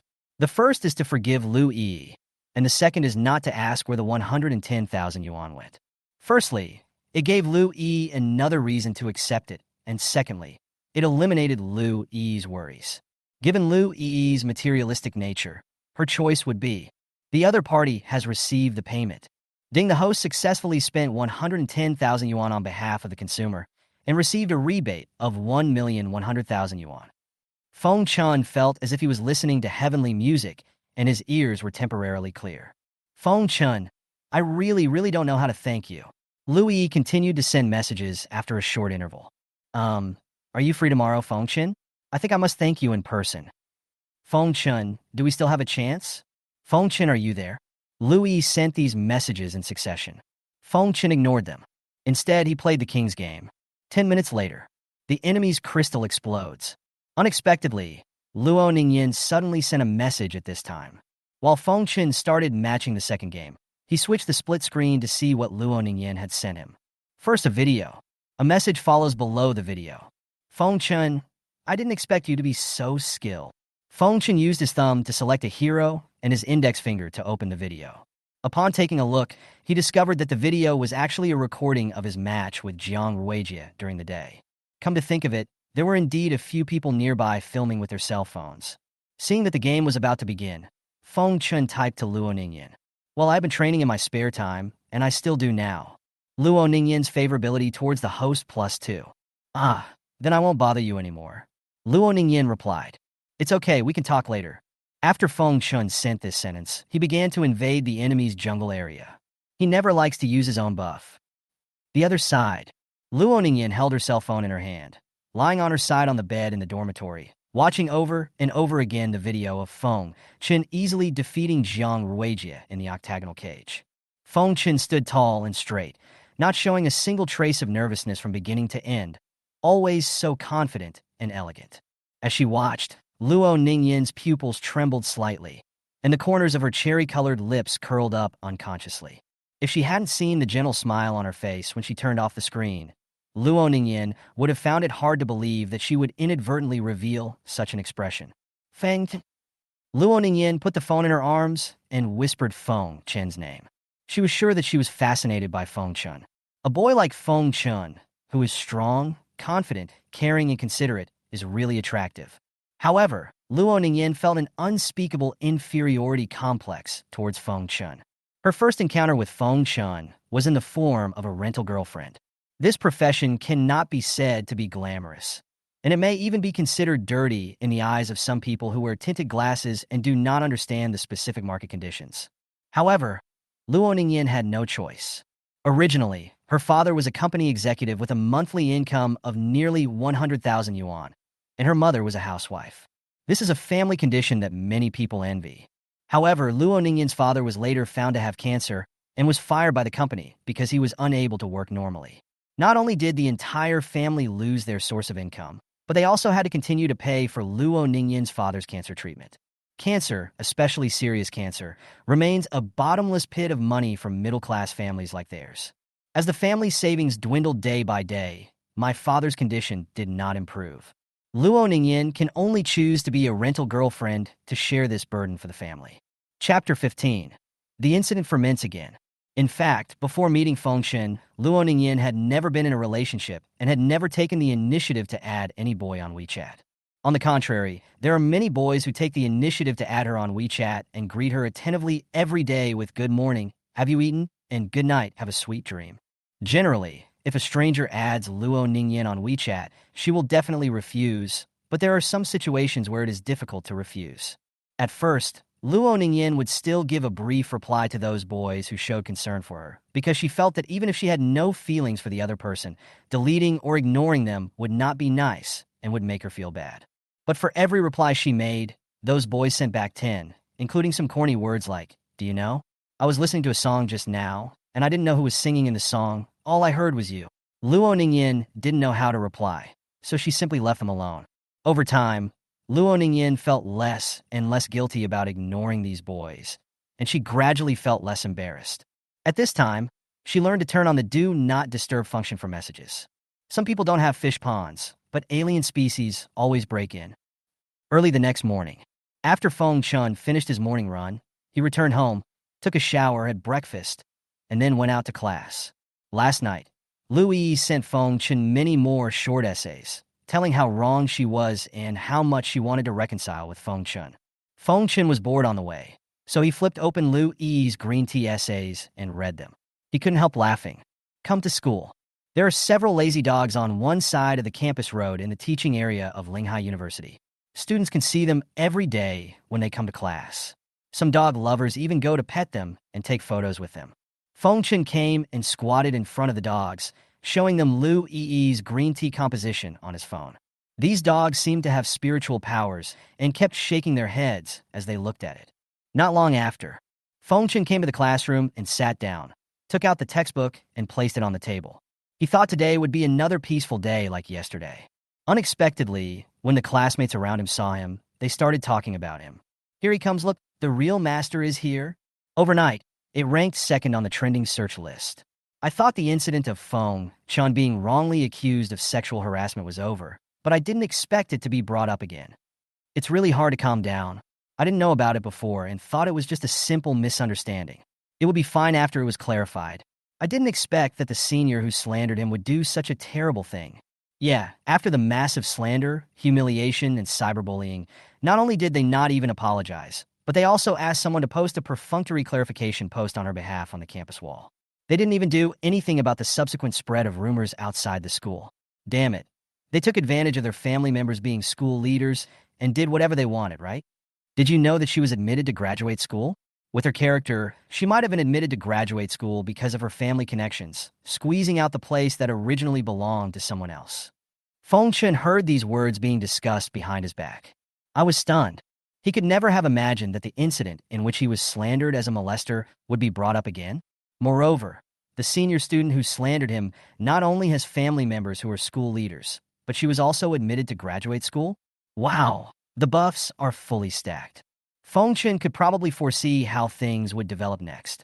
Nowadays, social resources are unevenly distributed, class conflicts are serious, and many people are jealous of the internet. I'm afraid this senior is going to be destroyed. Her reputation will be destroyed. But Fong Chun had no intention of intervening in this matter. At the beginning, this senior student not only called him a molester in front of everyone at the school gate, but also verbally insulted him. Even his ID card was not handed over voluntarily by him, but was tricked into giving it to him by the senior student, who said she would return it to him after checking the surveillance video. But after the senior student got his ID card, she directly exposed his personal information before the security department's surveillance video was retrieved and spread the word that he was a pervert, making it known to the whole school. If the matter had not been clarified later, Fong Chun would not only not be able to return to school, but would also be tarnished for the rest of his life. Therefore, Fong Chun had no sympathy for this senior schoolmate. It is already very moral for him not to join the current cyber violence. But the original owner was really too naive. He was so foolish to give away something as important as his ID card. If I had asked him, I would have taken the initiative to take him to check the surveillance. Fong Chun sighed softly. Not to mention the society. The phenomenon of evil people's hearts has now spread to universities. When you encounter many things, once you give the initiative to others, you will only suffer losses. Soon after, the surrounding discussions died down. The reason is that classes have started. Fong Chun was taking notes seriously. In order to lick Lu Yi, the original owner fell behind in his studies and even failed a course. As a result, Fong Chun had to pay off the debt he owed for failing the course. This is very uncomfortable. At noon, after class, Fong Chun stood up and left the classroom. He originally wanted to go directly to the cafeteria, but he received a call on the way. Hello? Fong Chun, this is your counselor Shui Zhanghua. Our school leader wants to see you, so he wants you to go to his office in the administration building. If you don't have anything to do right now, go quickly, okay? By the way, his office is in 302 of the administration building. Don't make the mistake. The counselor's voice sounded friendly, but Fong Chun, who had completely integrated the original owner's memory, vaguely remembered that when he was slandered as a pervert, Counselor Shui Zhanghua was the first to call and question him. Not only did Shui Zhanghua not believe that he was wronged, but he was also clearly biased towards the senior student who slandered him. The reason why the school leaders are looking for Fong Chun now is simply because of the sexual harassment incident that has once again surfaced on the internet. The school leaders came to find Fong Chun through Shui Zhanghua, and the relationship between them was obvious. No wonder Fong Chun was isolated and helpless at the beginning. I don't know how they planned to calm the situation down this time. After Fong Chun hung up the phone with the counselor, he touched his chin, smiled with interest, then turned around and walked towards the administrative building. After about 10 minutes, Fong Chun arrived at the school's administrative building. After Fong Chun took the elevator to the third floor, he did not rush to find the location of 302. Instead, he took out his mobile phone from his trouser pocket and turned on the recording. After doing all this, Fong Chun put his phone back into his trouser pocket and found Office 302. The office door was ajar, with light and warm air coming through the gap. Out of politeness, Fong Chun did not push the door open immediately, but knocked gently. Enter. Chapter 16, Threats from School Leaders. After receiving a steady and majestic response from inside the door, Fong Chun pushed the door open and walked in. After entering the office, Fong Chun saw a middle-aged man sitting behind the desk in front of him. The middle-aged man supported his chin with both hands, and a thermos cup was placed next to his elbows. He is the executive vice secretary of Linghai University, Qin Yongda, and has great power on campus. Student Feng Chun, right? Qin Yongda asked slowly. Feng Chun first briefly observed the layout of the office, then nodded and replied, "Yes. There's a chair next to it. Pull one over and sit in front of my desk." Qin Yongda stretched his hand towards the wall on one side of the office, where two chairs were leaning against the wall. Feng Chun took a chair from there, placed it in front of Qin Yongda's desk, and sat down on the chair. "Let me introduce myself first, Feng Chun. I am the school's executive vice secretary, Qin Yongda. You can call me Teacher Qin." "Hello, Teacher Qin. Well, do you know why I asked you to come here today? I guess it's because of the current hot topic on the internet." Feng Chun slowly placed his hands on his thighs and said, "That's right. I'm in charge of school public opinion and publicity. Right now, the outside world has a lot of opinions about the way our school handled the injustice you suffered before, which has affected the reputation of our school to a certain extent. But that incident is actually in the past." Feng Chun almost laughed when he heard this. Just as he was about to speak, he heard Qin Yongda continue. "Since that incident has passed, Feng Chun, I would like to ask you, as a member of our school, to do a small favor. That is, to personally clarify to the public that you and that female classmate have already reached a settlement, and you have also received proper compensation. It was people with ulterior motives who spread rumors afterwards. Cyberbullying is terrible. You should also appeal to everyone on the internet not to continue to make personal attacks on that female classmate. In this matter, she is the victim. If it continues, it will affect her future development, okay?" Feng Chun pinched his chin and tilted his head, thinking that he was worthy of being a school leader for many years. When it comes to being shameless, there's really nothing to say. A settlement? Proper compensation? That's all bullshit. None of that happened. They didn't even bother to say an apology. If the whole story had not been brought to light again, and the impact had not been magnified, there would probably be many people outside the school who did not pay attention to the follow-up of the incident and thought that he really was a pervert. Moreover, the female student is now the victim. Wasn't he before? What did the female student do before, and what did the school do? You avoid talking about mistakes and corresponding compensation, and just ask others to pay unconditionally, right? Even capitalists are not as evil as you. Vampires would say fuck, and to get your image tattooed on their backs. What's wrong, classmate Feng Chun? Do you have any questions? Qin Yongda opened the thermos beside him, took a sip of water slowly, and asked. To this, Feng Chun pretended to think seriously and said, I want to ask, Teacher Qin, if you insult and slander someone first and then let the victim tell the outside world that you are innocent, do you think this is reasonable? Qin Yongda narrowed his eyes. Feng Chun, you have to know that the future academic development of that female classmate has been affected to a certain extent. For college students, in addition to improving themselves, the most important purpose of entering university is to get a graduation diploma. Feng Chun, if it were you, you wouldn't want your own studies to be affected, and you wouldn't have a graduation certificate, and you wouldn't be able to find a job after graduation, right? Feng Chun was amused by what he heard. No wonder this bastard hadn't mentioned anything about apology or compensation since the beginning. It turned out that he wanted to threaten him with the graduation certificate like he was doing now. This trick might be really useful against the original owner, but how about against the current Feng Chun? He had been recording since before he walked in. In order to obtain more solid evidence, Feng Chun began to seduce Qin Yongda with words, pretending to be puzzled, and asked, I really don't want to, but this is that girl's business. It should have nothing to do with me, right? Teacher Qin, you made it sound as if I must stand in that girl's shoes and put myself in her shoes. Qin Yongda looked at Feng Chun's confused look, frowned, and cursed in his heart. This kid is such an idiot. I've given it so clearly. Doesn't Feng Chun know that I'm threatening him with his studies? Then, Student Feng Chun, it's like this, not being able to graduate is a terrible thing. Qin Yongda said in a deep voice and continued to hint. However, Feng Chun interrupted with a confused look.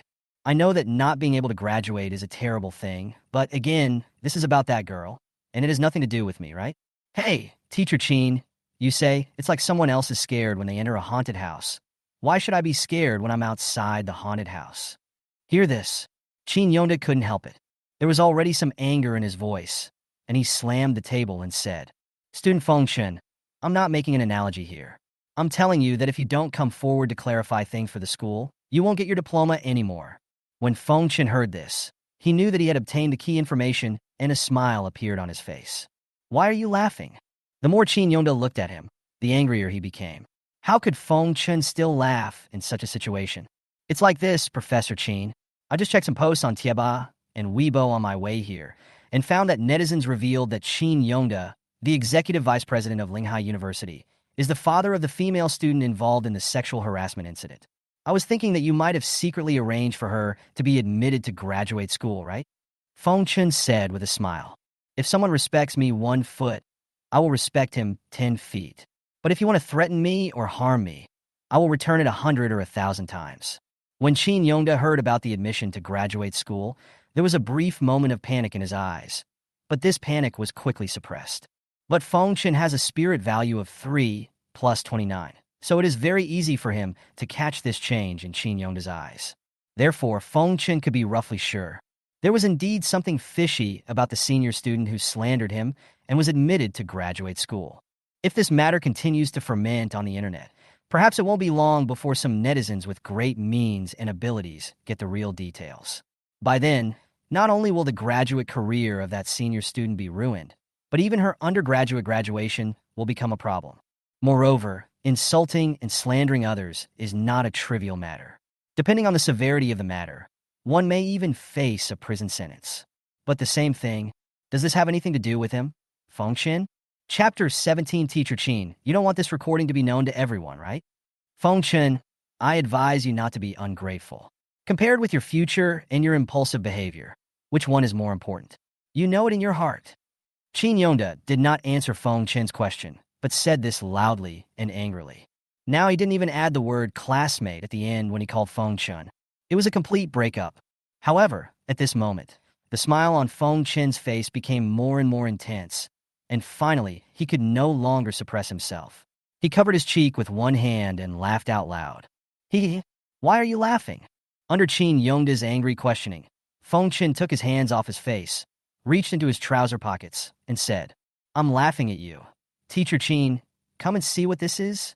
After saying that, Feng Chen smiled and took out his mobile phone from his trouser pocket and turned the screen towards Qin Yongda. There were big words recording on the screen. Below the 4 big words recording is the length of the recording, which exceeds the total length of the conversation between Qin Yongda and Feng Chen. In other words, Feng Chen had started recording before entering the office, and when faced with the threat from Qin Yongda, he began to lure Qin Yongda into his trap with words, leaving behind conclusive recorded evidence. See this scene? Qin Yongda was stunned at first, and then he felt as if a basin of cold water was poured on his head.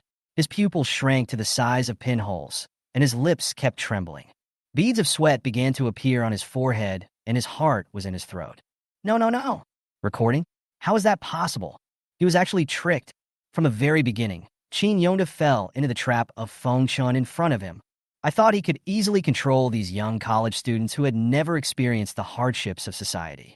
Unexpectedly, he was the one who was controlled from beginning to end. Fear began to spread in Qin Yongda's heart, making him feel cold all over. He knew what the consequences would be if this recording was spread online. Removing him from his position as Executive Vice Secretary of Linghai University would be the least of his worries. Combined with a series of previous events, he may also face jail. Just at this moment, Feng Chen pressed the end button to save the recording up to that point. After turning off the screen of his phone and putting it back into his trouser pocket, Feng Chen leisurely walked around the desk and came to Qin Yongda's side. Feng Chen put his hands in his pockets, bent down, leaned close to the sweaty Qin Yongda's ear, and whispered, Mr. Qin, you don't want this recording to be known to everyone, right? Especially your competitors, the police, etc. At this moment, Qin Yongda's pupils trembled, his hair stood on end, and his teeth chattered slightly. Hey, say something, Teacher Qin? There was a certain sadistic pleasure in Feng Chen's voice, which completely destroyed Qin Yongda's psychological defenses, as he was already terrified to the extreme. Qin Yongda's mood became flustered and anxious, and he said beggingly, No, please, Feng Chen, don't send this recording out. I will do my best to compensate you. I will agree to whatever you want, okay? So calm down, let's talk calmly, okay? Ha. Feng Chen put his hands in his pockets, straightened up, tilted his head back, and smiled. After the laughter stopped, Compensation? No, Mr. Qin, I don't need compensation. I just hope that you won't threaten me or other students with my studies like you do now. Having said this, Feng Chen paused for a moment, then lowered his voice, slowed down his speech, and continued. Otherwise, your competitor will be the first to receive this recording, understand? Qin Yongda's hands were shaking and sweat was pouring down. He lowered his head slightly and looked at the desk in front of him. He kept taking a breath and didn't dare to say a word. Well, that's it, goodbye. Feng Chen turned around, waved to Qin Yongda with his back, and walked out of the office. Wait until Feng Chen's footsteps completely faded away.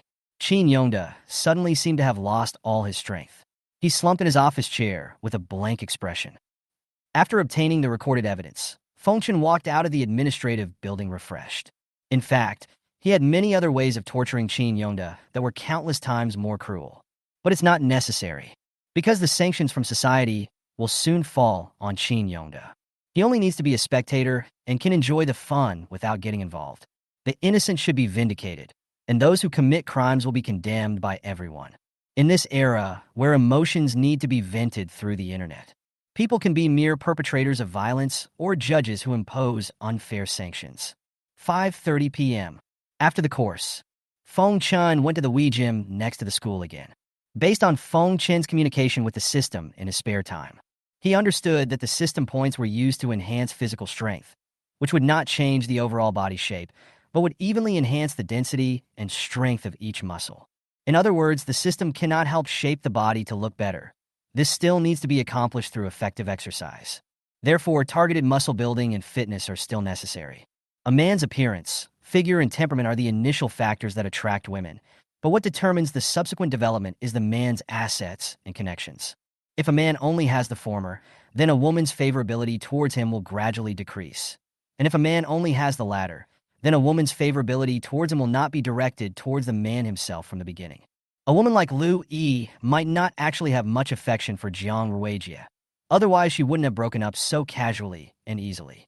Society is very realistic, and Feng Chen knows this very well.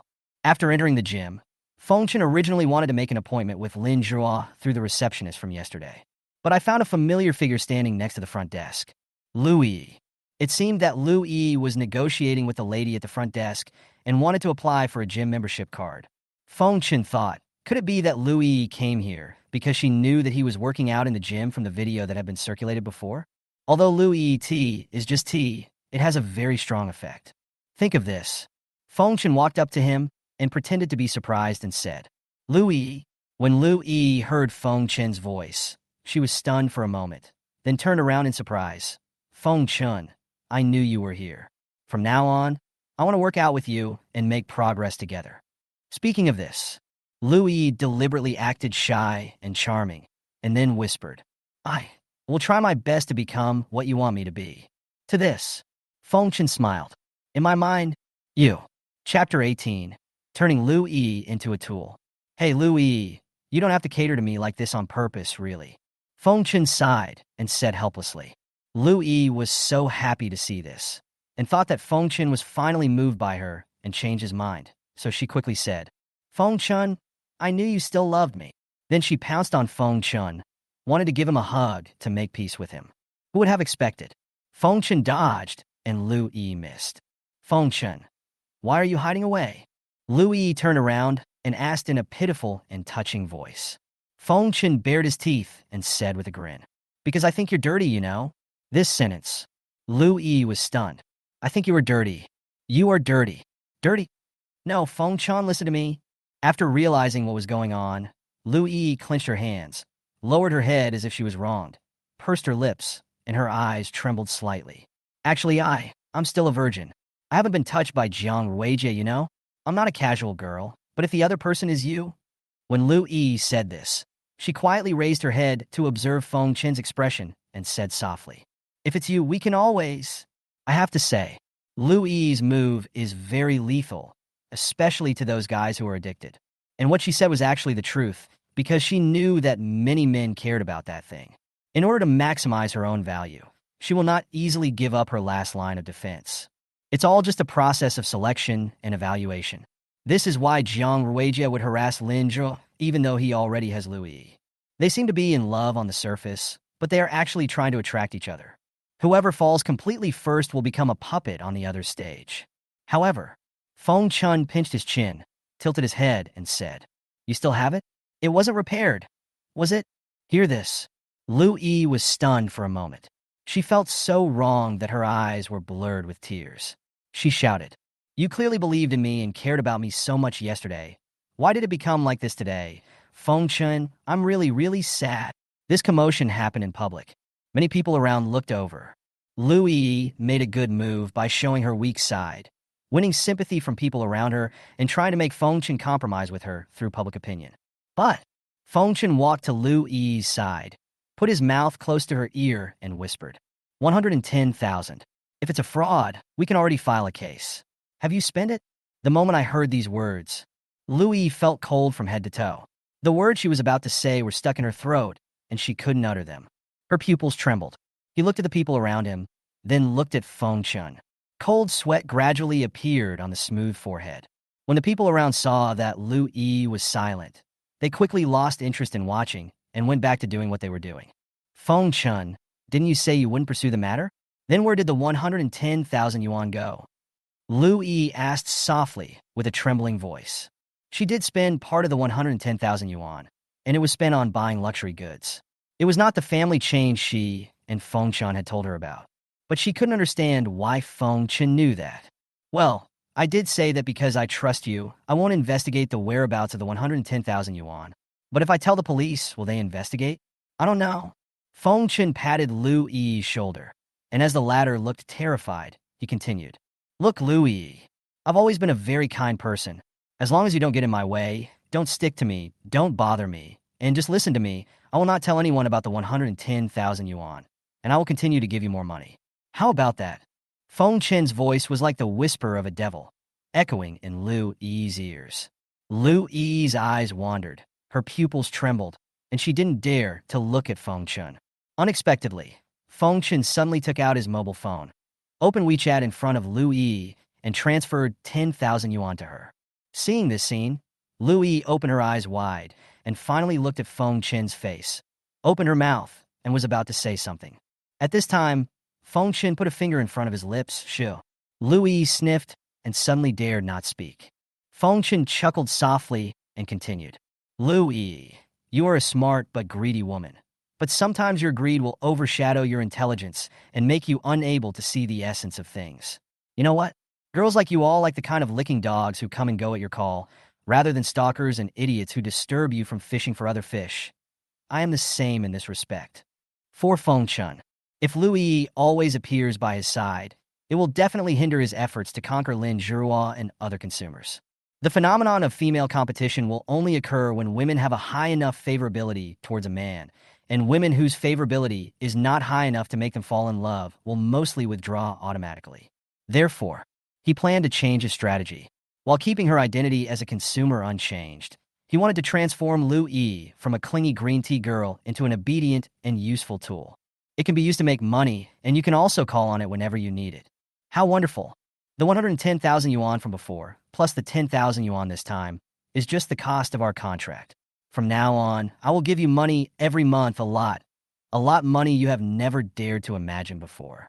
As long as you realize that you have a prop instead of an ex-girlfriend. How about it? Hearing what Feng Chun said, Lu Yi held her breath. This is not something to think about at all. Just by listening to Feng Chun, you can get so much money, which is much more cost-effective than those girls who sell their bodies every day to please various men. Even if it was just a prop for Feng Chun, a strange emotion, like wild heather, was growing wildly deep in Lu Yi's heart. Haha, judging from your expression, I guess you've made a choice? Feng Chun pinched Lu Yi's slender white chin and asked. Oh. A hint of greed flushed across Lu Yi's face as she responded softly. Lu Yi's favorability towards the host +5. It was not surprising to Feng Chun that Lu Yi's favorability increased. For those girls who worship money and are vain, when you give them money or money's worth, you cannot show them that you paid a lot to get it. The more worthless you regard something as, the more valuable it will be in the eyes of others. When you give it to those girls, their vanity and desire to compare will be greatly satisfied. At the same time, they will look up to you and worship you more, and they may even humiliate themselves for you. This is why some rich guys can easily snatch girlfriends away from liquors and make them wear collars voluntarily. Chapter 19, Luo Nan. You don't want the fact that you ran a girlfriend to be discovered, right? Very good, Louis. From now on, don't bother me unless necessary, understand? No. Yeah, good boy. As he said that, Feng Chun let go of the hand that was pinching Louis's chin. Then he walked around her and went to make an appointment with the lady at the front desk to make an appointment with Lin Jiahua. Behind, Louis stroked her chin, looking at Feng Chin's back, her heart pounding. For the next 2 days, Feng Chin lived a regular and leisurely life. Go to class, work out, go home, go to class, with these 3 locations making up a day, and repeat this cycle. During this period, Lin Jiahua had frequent contact with Feng Chun, and her favorability towards him increased a little from 58 points to 59 points. If Lin Jiahua can improve her favorability a little more, she will develop feelings for Feng Chun and give him a rebate of 5 system points. But Feng Chun knew that this improvement in favorability required an opportunity. Lin Jiahua was a woman who had entered society and had experienced all kinds of temptations but still remained true to herself. It was more difficult to impress such a woman than Luo Nan, but after impressing her, it was relatively easy to improve favorability. Thursday morning, Feng Chun got up later than usual for morning exercise because he didn't get up at 8 a.m. After finishing the class at 10 o'clock, Feng Chun will have no other classes today. I have to say that the original owner was quite good at selecting and scheduling courses.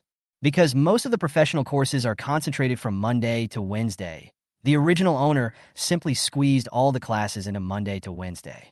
This way, he basically has no classes on Thursday and Friday, and with the 2 days off a week, he has 4 days off a week. The real way is to work 3 days and rest 4 days, thumbs up. However, just when Feng Chun picked up his textbooks and was about to go out, he received a phone call. Feng Chun opened the door and put the phone to his ear. Hello. Excuse me, is this Mr. Feng Chun? A female voice came from the other end of the phone, quite professional. Yeah, I am. What's wrong? Feng Chun asked as he slowly walked down the stairs. Mr. Feng, this is what happened.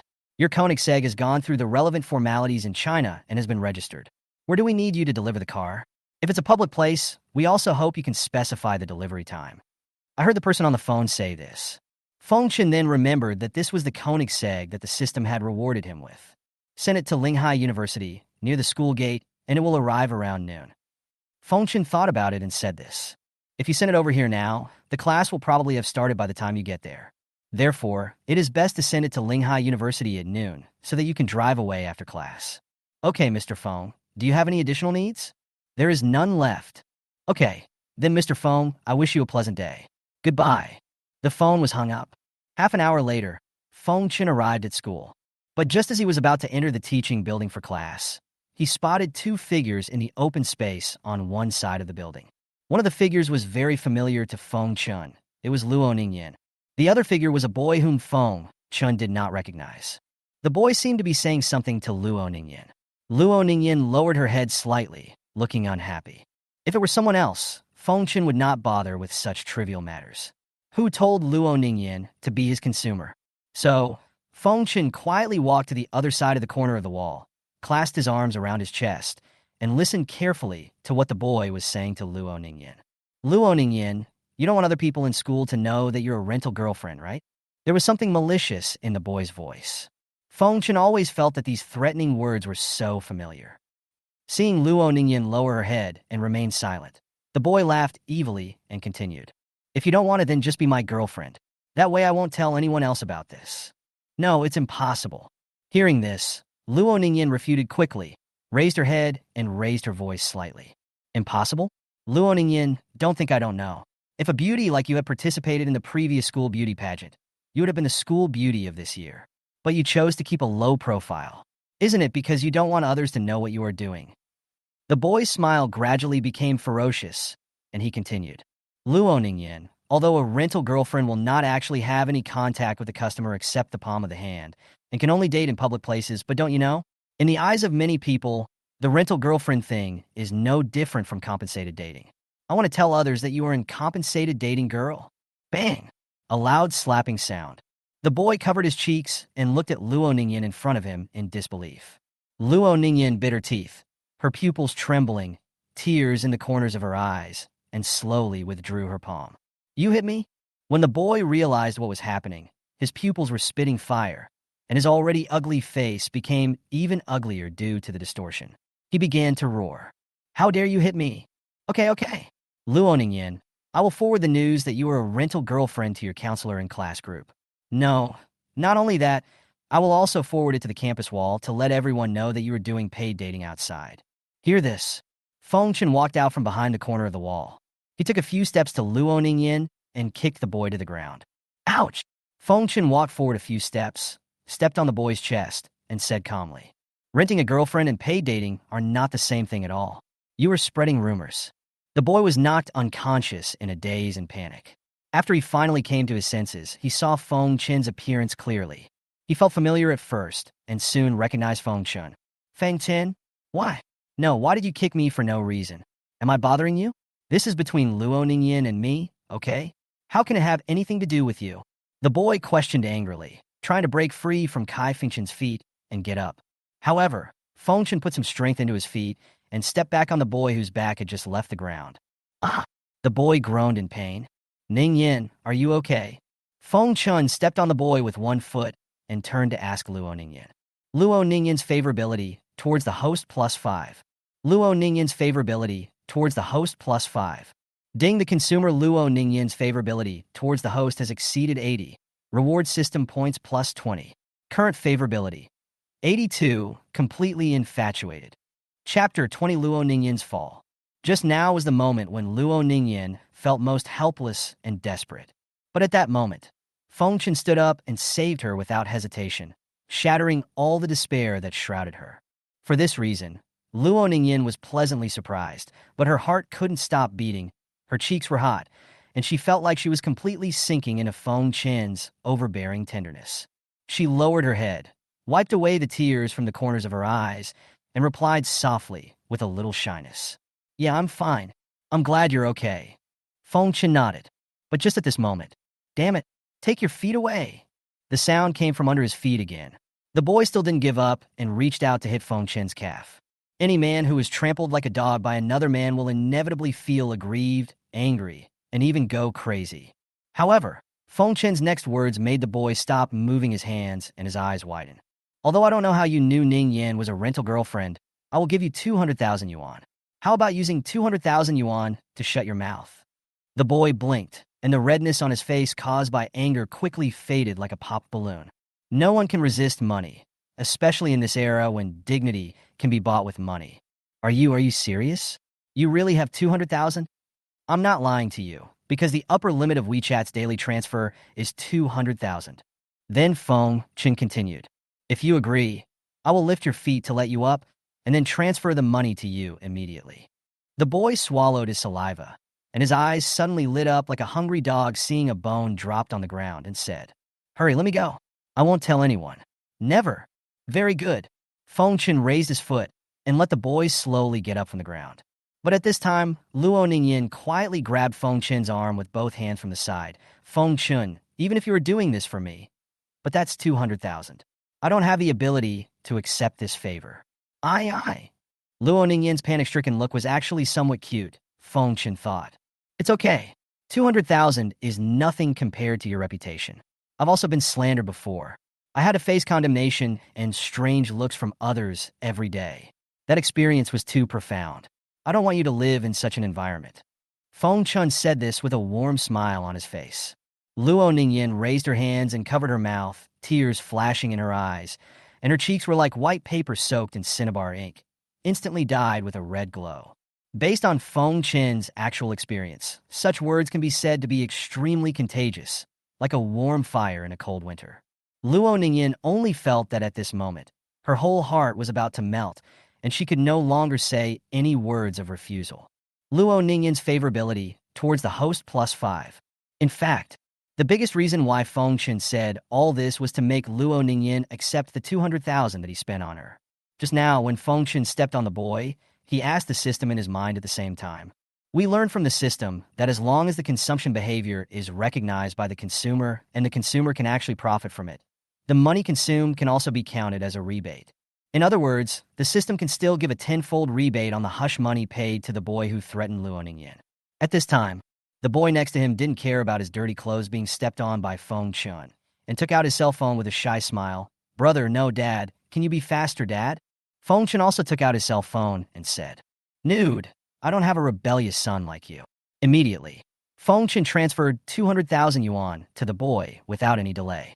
Ding, the host successfully spent 200,000 yuan on the consumer and received a rebate of 2 million yuan. The moment when the boy received the successful transfer, the boy's eyes were finally filled with ecstasy. He raised his phone high and laughed. 200,000, it's really 200,000. Ha, I got a ha. Unable to calm down, the boy once again assured Feng Chen, I will never tell anyone, and then ran away briskly. Luo Ningyin was somewhat confused as she watched the boy living like a chameleon. After Feng Chen took his phone back, he turned to Luo Ningyin and asked, Ningyin, what's going on? Can you tell me? Hearing Feng Chen's call, Luo Ningyin came back to her senses and she hurriedly told Feng Chen what had happened. It turned out that the boy was Luo Ningyin's previous client. When he rented the house to Luo Ningyin, he had made some excessive demands on her, but Luo Ningyin rejected them using the company's rules and regulations and made it clear that those demands were violations of the contract. What Luo Ningyin didn't expect was that she actually met this boy after class today, and he was also from Linghai University. The boy was surprised at first, but then he became malicious and called Luo Ningyin here and started threatening her. So, the previous scene happened. Feng Chen, aren't you curious about why I rent girlfriends? Luo Ningyin spoke to Feng Chen with her head slightly lowered to prevent Feng Chen from seeing her slightly flushed face. Feng Chen thought quickly in his mind and finally did not directly answer Luo Ningyin's question, but said, I think it doesn't matter why you rent a girlfriend. What matters is that you are a good girl who keeps herself clean. Feng Chen's words made Luo Ningyin slightly stunned. Afterwards, Luo Ningyin covered her chest with her hands, feeling that it was difficult to control her breathing. Luo Ningyin's favorability towards the host +2. If we use a deer running in its fluttering heart to describe Luo Ningyin's mood at this moment, it would be the most appropriate. Luo Ningyin previously felt inferior to Feng Chen because she was concerned about her status as a rental girlfriend. But now, Feng Chen was not only willing to spend 200,000 to resolve the threat for her, but also affirmed her with a sincere attitude. At this moment, Luo Ningyin was completely conquered, and an extremely hot feeling spread in her heart. She was very sure that she had fallen in love with Feng Chen. Well, I still have classes. That's it. Goodbye, Ningyin. At this time, Feng Chen turned around and was about to leave. However, he didn't expect that Luo Ningyin behind him gently pulled the hem of his clothes. Feng Chen turned around and looked at Luo Ningyin's face. Feng Chen, I want to go to class with you. Luo Ningyin mustered up the courage to say this. Chapter 21, Sometimes Family Education Determines Your Relationship with Women. Feng Chen was slightly stunned. Then, he profiled Luo Ningyin's psychology based on her personality, and he understood. Although Luo Ningyin had a high degree of favorability towards him before, she was troubled by her inner inferiority complex, so she did not dare to take the initiative to contact him. Now his affirmation of Luo Ningyin not only made Luo Ningyin extremely moved, but also helped her overcome that psychological barrier. So Luo Ningyin no longer suppressed herself and began to pursue him. Of course, let's come together. I won't be in the cafeteria at noon, but we'll go out to eat. I'll treat you to a meal while I'm at it. Ah, how can that be? You just... This time it was Luo Ningyin's turn to feel flattered. 200,000 is just a small sum for me, not to mention treating you to a meal. Besides, aren't we friends? Feng Chen smiled gently. In fact, Feng Chen was planning to have a meal at a high-end restaurant, but he didn't want to spend his own capital, so he simply asked Luo Ningyin to go along and get the rebate for his consumption. But Luo Ningyin didn't understand Feng Chen's thoughts. She thought that Feng Chen actually had feelings for her as well, and her heart was pounding. 5 minutes later, the two arrived at the classroom. Because there were already quite a few people sitting in the classroom at this time, and the front row was full, Feng Chen could only choose to sit side by side with Luo Ningyin in the back row. 50% of the people around knew the person who was wrongly accused in the sexual harassment incident, Feng Chen. So when they saw Feng Chen sitting with a school beauty, their eyes were filled with stunned expression. After the class starts, the boys around saw that the school beauty next to Feng Chen was not listening to the class seriously, but was looking at Feng Chen affectionately. They couldn't believe it, and their back teeth were almost broken. This feeling is like it takes you about 90 draws to get a gold in your up pool. And it's a weird one, and suddenly someone draws a up character in one shot before you without any extra effort. Those boys, they hate it. But hatred is hatred. We still have to appreciate beauties like school bells. Some of the heavy drug addicts secretly used their mobile phones to take a picture of Luo Ningyin's affectionate profile from behind, intending to use it as a side dish in bed when it was late at night. In some ways, boys are very honest creatures. I finally waited until the get out of class was over. Amid the envious and jealous gazes of the boys around him, Feng Chen walked out of the classroom with Luo Ningyan beside him. "Why were you staring at me just now?" Feng Chen asked with a smile. "Ah, this is because..." Luo Ningyan felt her cheeks burning, and for a moment she was unable to organize any decent words. "Haha, just assume that you think I'm handsome."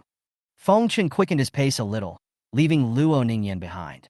Luo Ningyan reacted, shyly followed him, grabbed Feng Chen's sleeve, pouted slightly, her delicate face like white porcelain turned red, and whispered, "Shameless." Walking out of the teaching building with Feng Chen, the gentle breeze blew across Luo Ningyan's face, lifting the hair on both sides of her pretty face, revealing her slightly red ears. Luo Ningyan felt that the sunshine at noon today, shining on her face, seemed warmer and more comfortable than ever before. The two left the school. Feng Chen first looked around with his keen observation skills and found that his Koenigsegg limited edition had not been delivered yet. So he said to Luo Ningyan beside him, "My car hasn't arrived yet. Let's wait at the school gate for a while." Luo Ningyan said, and nodded. But just at this moment, a black Porsche slowly stopped not far in front of the two people. The driver's door of the black Porsche opened, and a man with a slicked back hair and powdered face walked out holding a bouquet of flowers.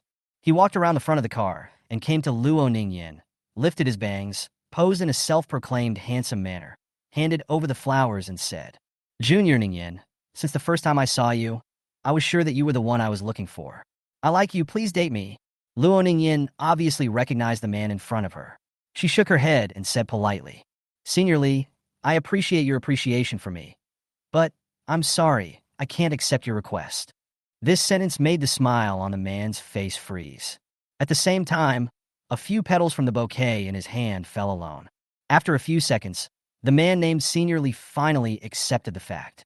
He looked down at his clothes that cost tens of thousands of dollars, touched his head to make sure his hair was in good shape, frowned, and murmured in disbelief as if questioning himself. "That's not right. According to what Jiang Ruijia said, to pursue a girl, as long as you have a luxury car and a handsome appearance, shouldn't it be easy to get her?" With Feng Chen's hearing, he could naturally hear Senior Lee talking to himself. He secretly laughed at this. In fact, Jiang Ruijia's level is quite low. If Jiang Ruijia was not rich, he would probably never have the chance to associate with a green tea girl like Lu Yi in his life. And this Senior Lee in front of him actually dared to learn from Jiang Ruijia. I'm afraid that apart from his identity as a rich second generation, he is even more of a loser than a loser. The other side. Senior Lee's full name is Li Yudong, and he is considered a rich second generation on the same level as Jiang Ruijia. Before high school, his family had very strict discipline. His parents always restricted his exposure to all kinds of bad information and forbade him to play games or watch anime. At the same time, Li Yudong was also required to learn calligraphy and various musical instruments, which resulted in him having no spare time to study other things. After going to college, his parents finally relaxed their control over Li Yudong and even asked him to give them a grandchild as soon as possible. But Li Yudong knew nothing except studying and his special skills. After entering university, he could only stammer and be unable to speak when he saw girls. This troubled Li Yudong a lot, so Li Yudong asked for advice from Jiang Ruijia, an acquaintance in the rich second-generation circle. Because Li Yudong had helped Jiang Ruijia write his final assignment before, Jiang Ruijia answered Li Yudong's questions out of loyalty. Jiang Ruijia's original words were, "To pursue a girl, as long as you have a luxury car and a handsome appearance, it will be easy to get her." At that time, Jiang Ruijia was sitting next to Lu Yi, the most beautiful girl in the school, so Li Yudong agreed with him. However, what I didn't expect was, Li Yudong prepared for several days, pondered over his lines countless times, and finally mustered up the courage to confess his love to his favorite schoolmate, Luo Ningyan. He was rejected immediately. While Li Yudong was doubting his life, his heart was bleeding. Chapter 22, As long as you have a good hoe, there is no corner that cannot be dug down. Li Yudong, who really couldn't figure it out, decided to ask Luo Ningyan, "Can you tell me why you rejected me?" Luo Ningyan raised her head slightly, looked at Feng Chen beside her, then took a deep breath and said, "Because I already have someone I like." This sentence made Li Yudong's eyes dull for a moment. Jiang Ruijia's figure appeared again in Li Yudong's mind. This is what happened a few days ago. At that time, Jiang Ruijia patted Li Yudong on the shoulder and said, "Brother Dong, listen to me. There are some special circumstances when pursuing a woman." "What are the special circumstances?" "It's when the woman already has someone she likes or has a boyfriend." Li Yudong widened his eyes at that time, frowned and asked, "Then there is no other way, right?" "No, it's not that I can't." Jiang Ruijia continued, "Look, Brother Dong, there's a saying, hey, there's no wall that can't be dug down, understand? In this way, women are all strong. You just need to show your assets in front of the woman you want to pursue, which are much stronger than the person she likes or her boyfriend, and she will abandon her and follow you in a blink of an eye." Listening to Jiang Ruijia's words, Li Yudong looked at Lu Yi, who was sitting next to Jiang Ruijia. He vaguely remembered that Lu Yi was snatched away from a dog licker by Jiang Ruijia in front of him. At that moment, Li Yudong seemed to understand something. Time goes back to the present. Li Yudong raised his fist to cover his mouth and pretended to cough, then turned sideways, deliberately revealing the black Porsche behind him. The price of this Porsche is close to 2 million.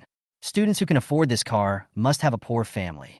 Junior Ningyan, can I ask what kind of person you like? Listen to Li Yudong's words. Luo Ningyan subconsciously looked at Feng Chan beside her. Li Yudong, who was sitting opposite Luo Ningyan, noticed this scene. At this time, Li Yudong finally understood. It turns out that this is the guy that Junior Ningyan likes. Thinking of this, Li Yudong showed a confident smile because Feng Chen's entire outfit cost less than 1,000 yuan in total, and he didn't look like a rich second generation. "Brother, this is it." Li Yudong walked up, patted Feng Chen on the shoulder, and said, "I'll give you 50,000, and you'll stop pursuing junior sister Ningyan and give her to me, okay?" Hear this. Feng Chen was happy. Luo Ningyan also covered her mouth and burst out laughing. Feng Chen just casually spent 200,000 yuan, so how could he still be short of Li Yudong's 50,000 yuan? But Li Yudong obviously didn't know this. He thought Luo Ningyan smiled because she was moved by him. As a result, Li Yudong became more confident. He even took out his mobile phone and showed Feng Chen his WeChat balance of several million. He said, "Brother, do you think 50,000 is not enough? We can add more." Feng Chen shook his head and smiled. "I don't need your 50,000. Even if you give me 100,000, it will be useless." Li Yudong was stunned, wondering why this person didn't follow the routine. Li Yudong felt a little anxious and was about to continue speaking. And just at this moment, there were screams and discussions coming from not far away. "Fuck, what level of luxury car is this? This is the first time I've seen it." "You don't know this, right? This is Koenigsegg. I've seen it online. Koenigsegg is one of the top and best sports cars. Its current price is 100 million renminbi, which is the most expensive sports car in the world. Bugatti Veyron and Ferrari are simply far behind. Not only that, let me tell you, Koenigsegg previously launched a car model called the Koenigsegg 11. There are only 6 of them in the world. They are all ultimate luxury cars that only the world's richest people can afford." "Oh my god, this is so bad." These sounds attracted Li Yudong's attention, and he couldn't help but look in the direction where the sounds came from. Just see. A Koenigsegg with an extremely luxurious appearance was parked at the school gate. The outline of the car gave people a sense of noble beauty, and the roar of the engine showed its powerful performance. Many people stopped beside the Koenigsegg, watching or taking pictures. Although Li Yudong is a rich second generation, it is the first time for him to see a luxury car of this level. Luxury cars like Koenigsegg are worth tens of millions, and this Koenigsegg seems to be a limited edition that has been discontinued in China, worth hundreds of millions. There is no way there is a rich second generation in our school who can afford such a luxury car. Could this be the chairman of a big company? Just when Li Yudong was thinking this, Feng Chun pulled Luo Ningyan and left in front of Li Yudong, walking towards the Koenigsegg. "Hey, wait, don't go, brother. This is junior sister Ningyan." Li Yudong reacted and hurried to catch up. He thought Feng Chen and Luo Ningyan also wanted to see the Koenigsegg. But just when Li Yudong thought that Feng Chen would stop among the crowd, unexpectedly, Feng Chen actually pulled Luo Ningyan out of the crowd and came to the front of the Koenigsegg. This scene made Li Yudong dumbfounded. "Mr. Feng, your car has arrived."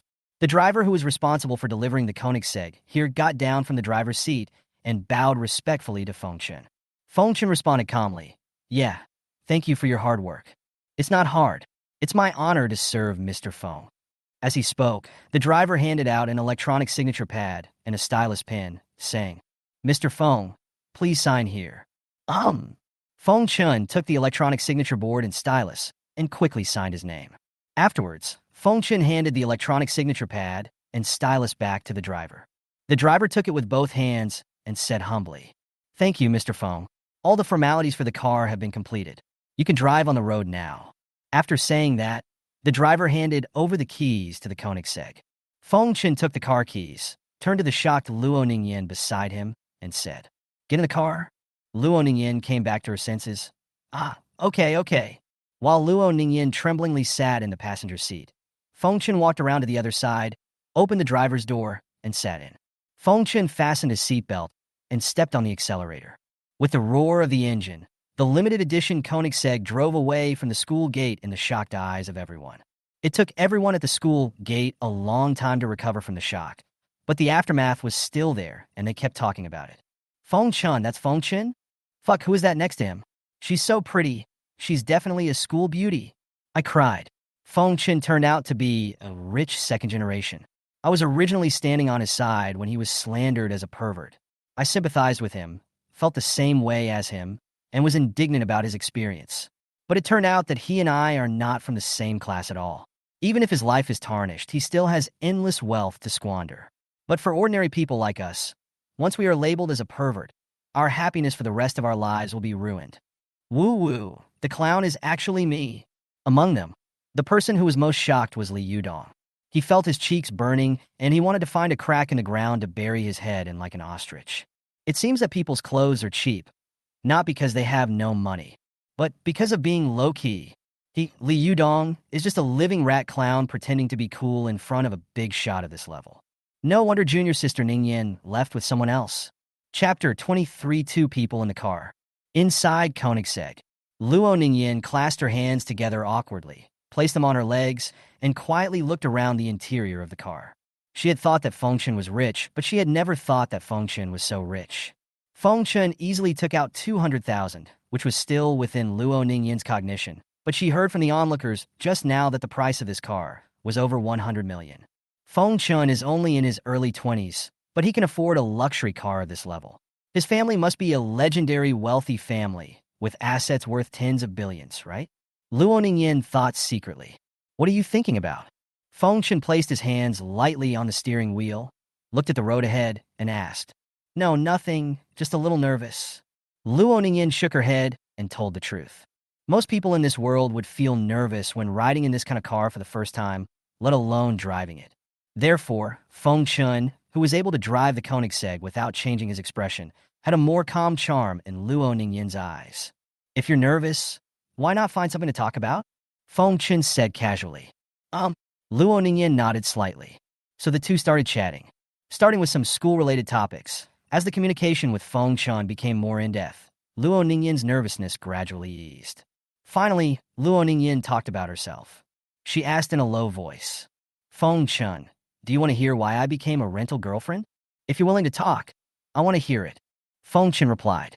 Luo Ningyan felt a little warm in her heart when she saw Feng Chun being so gentlemanly. After she gathered her emotions, she started talking. It turned out that Luo Ningyan's father was a senior executive of the company, but was fired because he suffered from cancer. After being fired, Luo Ningyan's father sought labor arbitration, hoping that the company would compensate him and pay medical benefits, but was blocked at every turn. Just when Luo Ningyan's father wanted to continue fighting for this, his cancer worsened and he fell on the hospital bed. Because he could not get compensation and medical assistance from the company, Luo Ningyan's father could only rely on the family savings for treatment. But even with medical insurance, cancer, especially a serious cancer like Luo Ningyan's father's, is still a bottomless pit that swallows up money. Luo Ningyan's mother was unemployed and stayed in the hospital to take care of Luo Ningyan's father. Seeing the family savings decreasing day by day, Luo Ningyan had no choice but to choose to work part-time. Ordinary part-time jobs are just a drop in the bucket for families with cancer. Therefore, Luo Ningyan chose to work part-time at a girlfriend rental company, which made money quickly but had very high requirements on appearance. Only in this way can we share the pressure at home. After listening to Luo Ningyan's narration, Feng Chun finally understood why Luo Ningyan became a rental girlfriend. Luo Ningyin's favorability towards him is currently 89, and she may need an opportunity to get closer to him before she can break through 90. Perhaps he could start from this aspect. But Fengchen knew that he couldn't appear too proactive. He had to make visible contributions to Luo Ningyin, but he couldn't show that he was fully devoted to her. If he took the initiative to personally solve this problem for Luo Ningyin with all his heart, perhaps Luo Ningyin would be moved by his efforts. But at the same time, Luo Ningyin might also think that he did this because he wanted to lower his posture to pursue her. Fengchen knew that people would never cherish things that came to them voluntarily. Once a man takes the initiative, the woman may start to act reserved and eventually reluctantly agree. It's not that he didn't believe in Luo Ningyin, but that he didn't believe in the nature rooted in human beings. Therefore, Fengchen cannot take the initiative to express his love and needs to Luo Ningyin, but must implement the policy of no acceptance, no rejection, no responsibility. Let Luo Ningyin form a perception that he can live without Luo Ningyin, but Luo Ningyin cannot live without him. In this way, even if Luo Ningyin gets jealous, she won't act like a spoiled brat, but will try to win back Fengchen by taking more initiative. And the more Luo Ningyin gave to Fengchen, the more she cared about him, and eventually she fell deeper and deeper into it. This phenomenon is called sunk cost, and the method implemented by Fengchen is actually a kind of guided payment. It has to be said that since ancient times, true love cannot be retained. Only routines can win people's hearts. Many dogs are deeply trapped in the process of being guided to give, and eventually become the goddess's playthings. Back to the topic. Fengchen decided to save Luo Ningyin from top to bottom instead of helping Luo Ningyin in the name of her boyfriend. Fortunately, he now has the limited edition Koenigsegg to enhance his wealthy status, so it is not uncommon for him to spend millions on his friends, and he can also earn some rebates. Coincidentally, the relationship between Luo Ningyin and Fengchen is now just friends. A man's help to his friend is much more useful than a woman's help to her friend several times. I have never told these things to anyone else. Now that I can confide in you, Fengchen, I feel much better. Thank you. Luo Ningyin looked down at her white hands, her eyes gentle, and spoke softly. No, thank you should be said by me. I'm glad you trust me like this. Fengchen gave Luo Ningyin a smile. Then he said, if you encounter any difficulties, please tell me. Don't keep it to yourself. What I lack the least is money. If you need help, just ask. This? How can I do this? I will feel bad about it. Luo Ningyin waved her hands repeatedly. Besides, you've already spent 200,000 on me. I don't even have the ability to return it to you now. I don't need you to pay it back, Ningyin. Money is just a number to me. It is far less important than your uncle's life and health. Fengchen said seemingly casually. But it was these words that made Luo Ningyin's heart surge with endless warmth, and she was moved beyond words. Her pupils trembled, tears gathered, and she subconsciously clenched her hands. Finally, with her heart beating rapidly, Luo Ningyin mustered up the courage to ask Fengchen. Fengchen, do you like me? Well, I like you very much. You're a good girl. Fengchen looked at the road ahead and turned the steering wheel slightly. This sentence was ambiguous. It not only responded to Luo Ningyin's question, but also made Luo Ningyin unsure of Fengchen's true attitude. This made Luo Ningyin feel anxious. No, Fengchen, what I mean by liking you is actually... Just when Luo Ningyin opened her mouth to say this, Fengchen stepped on the brakes and turned to Luo Ningyin and said, We're here, let's get off. Chapter 24. Luo Ningyin was fooled. It was only then that Luo Ningyin realized that the Koenigsegg they were riding in had stopped in front of a high-end restaurant. The questions that she was about to ask were not asked, and the atmosphere was broken. Helplessly, Luo Ningyin could only get out of the car with Fengchen. After entering the high-end restaurant and sitting down, the two continued chatting. Perhaps being reserved is really a girl's instinct. Obviously, Luo Ningyin liked Fengchen very much, but she still restrained herself and did not take the initiative to confess her feelings. Instead, she kept hinting to Fengchen that she would accept his confession. If Fengchen had the same personality as the original owner, without any scheming, he would have taken the initiative to confess to Luo Ningyin and then become her bootlicker. But Fengchen is not. Fengchen kept prevaricating by using various words that did not clearly express his attitude towards Luo Ningyin, but would not cause Luo Ningyin's disgust, and he refused to reveal his need for Luo Ningyin. This made Luo Ningyin very upset. Therefore, she had to give in and show her affection for Fengchen in a humble manner. Feng Chun, actually, I don't want to be a rental girlfriend anymore. Feng Chun put a piece of steak into his mouth with a fork and asked, well, why don't you want to be one? Because even if it's just fake, I don't want to date other boys anymore. Luo Ningyin didn't dare to look at Feng Chun, but looked at the ribeye cheese steak in front of her, without moving her knife and fork, and spoke softly. Generally speaking, if you hint at this level, the other person should be able to react unless he is a straight man. But Feng Chen knew that he had to flirt when it was time to do so, and he had to pretend not to understand when it was time to do so. Then, what should Uncle do? How about I pay for it? Feng Chun pretended to be concerned, even though he knew that this was not the kind of concern Luo Ningyan wanted. We're not boyfriend and girlfriend yet. I can't trouble you like this. After a moment of panic, Luo Ningyan switched from offense to defense. Well, you can't wash dishes or serve dishes every day, right? The wages from those part-time jobs are not enough to cover your uncle's medical expenses. Even renting a girlfriend can only slow down your savings. Feng Chen seemed to be thinking for Luo Ningyan, but in fact he was intensifying his offensive, making Luo Ningyan more and more at a loss and being led by him. Luo Ningyan was indeed made dizzy by Feng Chen, and she felt like her language center was about to explode.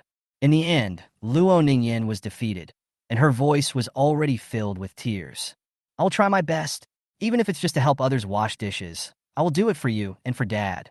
Feng Chen knew that it was time to close the net, so he pretended to be enlightened, slammed his palm, and said, how about this, Ningyan? I have a proposal. Since you don't want to date other boys, why don't you just be my rental girlfriend? I will pay a higher hiring fee than the girlfriend rental company you work for part-time. Not only can I make up for the gap in Uncle's medical expenses, but I can also make sure you don't suffer so much. Luo Ningyan, who originally had a sad look on her face and was about to cry, was suddenly stunned after hearing what she heard. Feng Chen knew that this was not the time for Luo Ningyan to think about how to refuse, so he continued. Besides, being my exclusive rental girlfriend means you won't be threatened by people with bad intentions or have excessive demands made on you like today. I will never let you do anything you don't want to do, okay? Luo Ningyan just opened her mouth, but was interrupted by Feng Chen. If you believe me, then promise me. But why? Don't you trust me? No. So you don't believe I have enough money to pay you? No. Then, don't you want to be my exclusive rental girlfriend? Of course not. Great. That means you agreed. As soon as Luo Ningyan uttered the word she was stunned. It took several seconds for her head to wrap around. She realized that she had unknowingly agreed to become Feng Chen's exclusive rental girlfriend. Feng Chen smiled and said, okay, then there's no need for a contract or anything like that. We all trust each other. By the way, I'll give you an advance on this month's rental fee. Let me see. After saying, Feng Chen immediately took out his cell phone and transferred 200,000 yuan to Luo Ningyan. Luo Ningyan heard her cell phone ringing. After opening it, she saw the money Feng Chen had transferred to her. Her fingers were shaking, immediately following. Is there something wrong? As Feng Chen suddenly said this in a low voice. Luo Ningyan was startled, her fingers trembled, and she directly pressed the collect button. Ding, the host successfully spent 200,000 yuan on the consumer and received a rebate of 2 million yuan. Luo Ningyan was completely confused. While Luo Ningyan was at a loss, Feng Chen took over her thinking and said, Ningyan, since you have accepted my transfer, from now on, you are my exclusive rental girlfriend. Come, eat the steak in front of you first. Luo Ningyan was in a daze for a while. Finally, she picked up the steak with a fork and put it in her mouth with trembling hands. It was not until she finished eating the steak that Luo Ningyan finally accepted the fact. She felt weird. Now, her identity is Feng Chen's girlfriend, but in fact, she is not Feng Chen's girlfriend. Because she is not actually Feng Chen's girlfriend, she cannot restrict Feng Chen from finding a real girlfriend. But at the same time, she has already taken Feng Chen's money, and she needs to fulfill her obligations as Feng Chen's girlfriend. Feng Chen finished the meal in no time and called the waiter for the bill. Not counting the service charge of the high-end restaurant, the cost of the food alone exceeded 3,000. A meal costing 3,000 yuan should have been delicious, but Luo Ningyan had forgotten what she had just eaten tasted like. This is very uncomfortable, and I feel like I've been cheated. After leaving the high-end restaurant, Feng Chen naturally took Luo Ningyan's soft and boneless hand. Luo Ningyan's pretty face turned slightly red, and she let Feng Chen put his fingers on the back of her soft and delicate hand. The warmth of the palms is quietly transmitted to each other. Feng Chen drove Luo Ningyan back to the girls' dormitory of Linghai University. Luo Ningyan is now Feng Chen's exclusive rental girlfriend.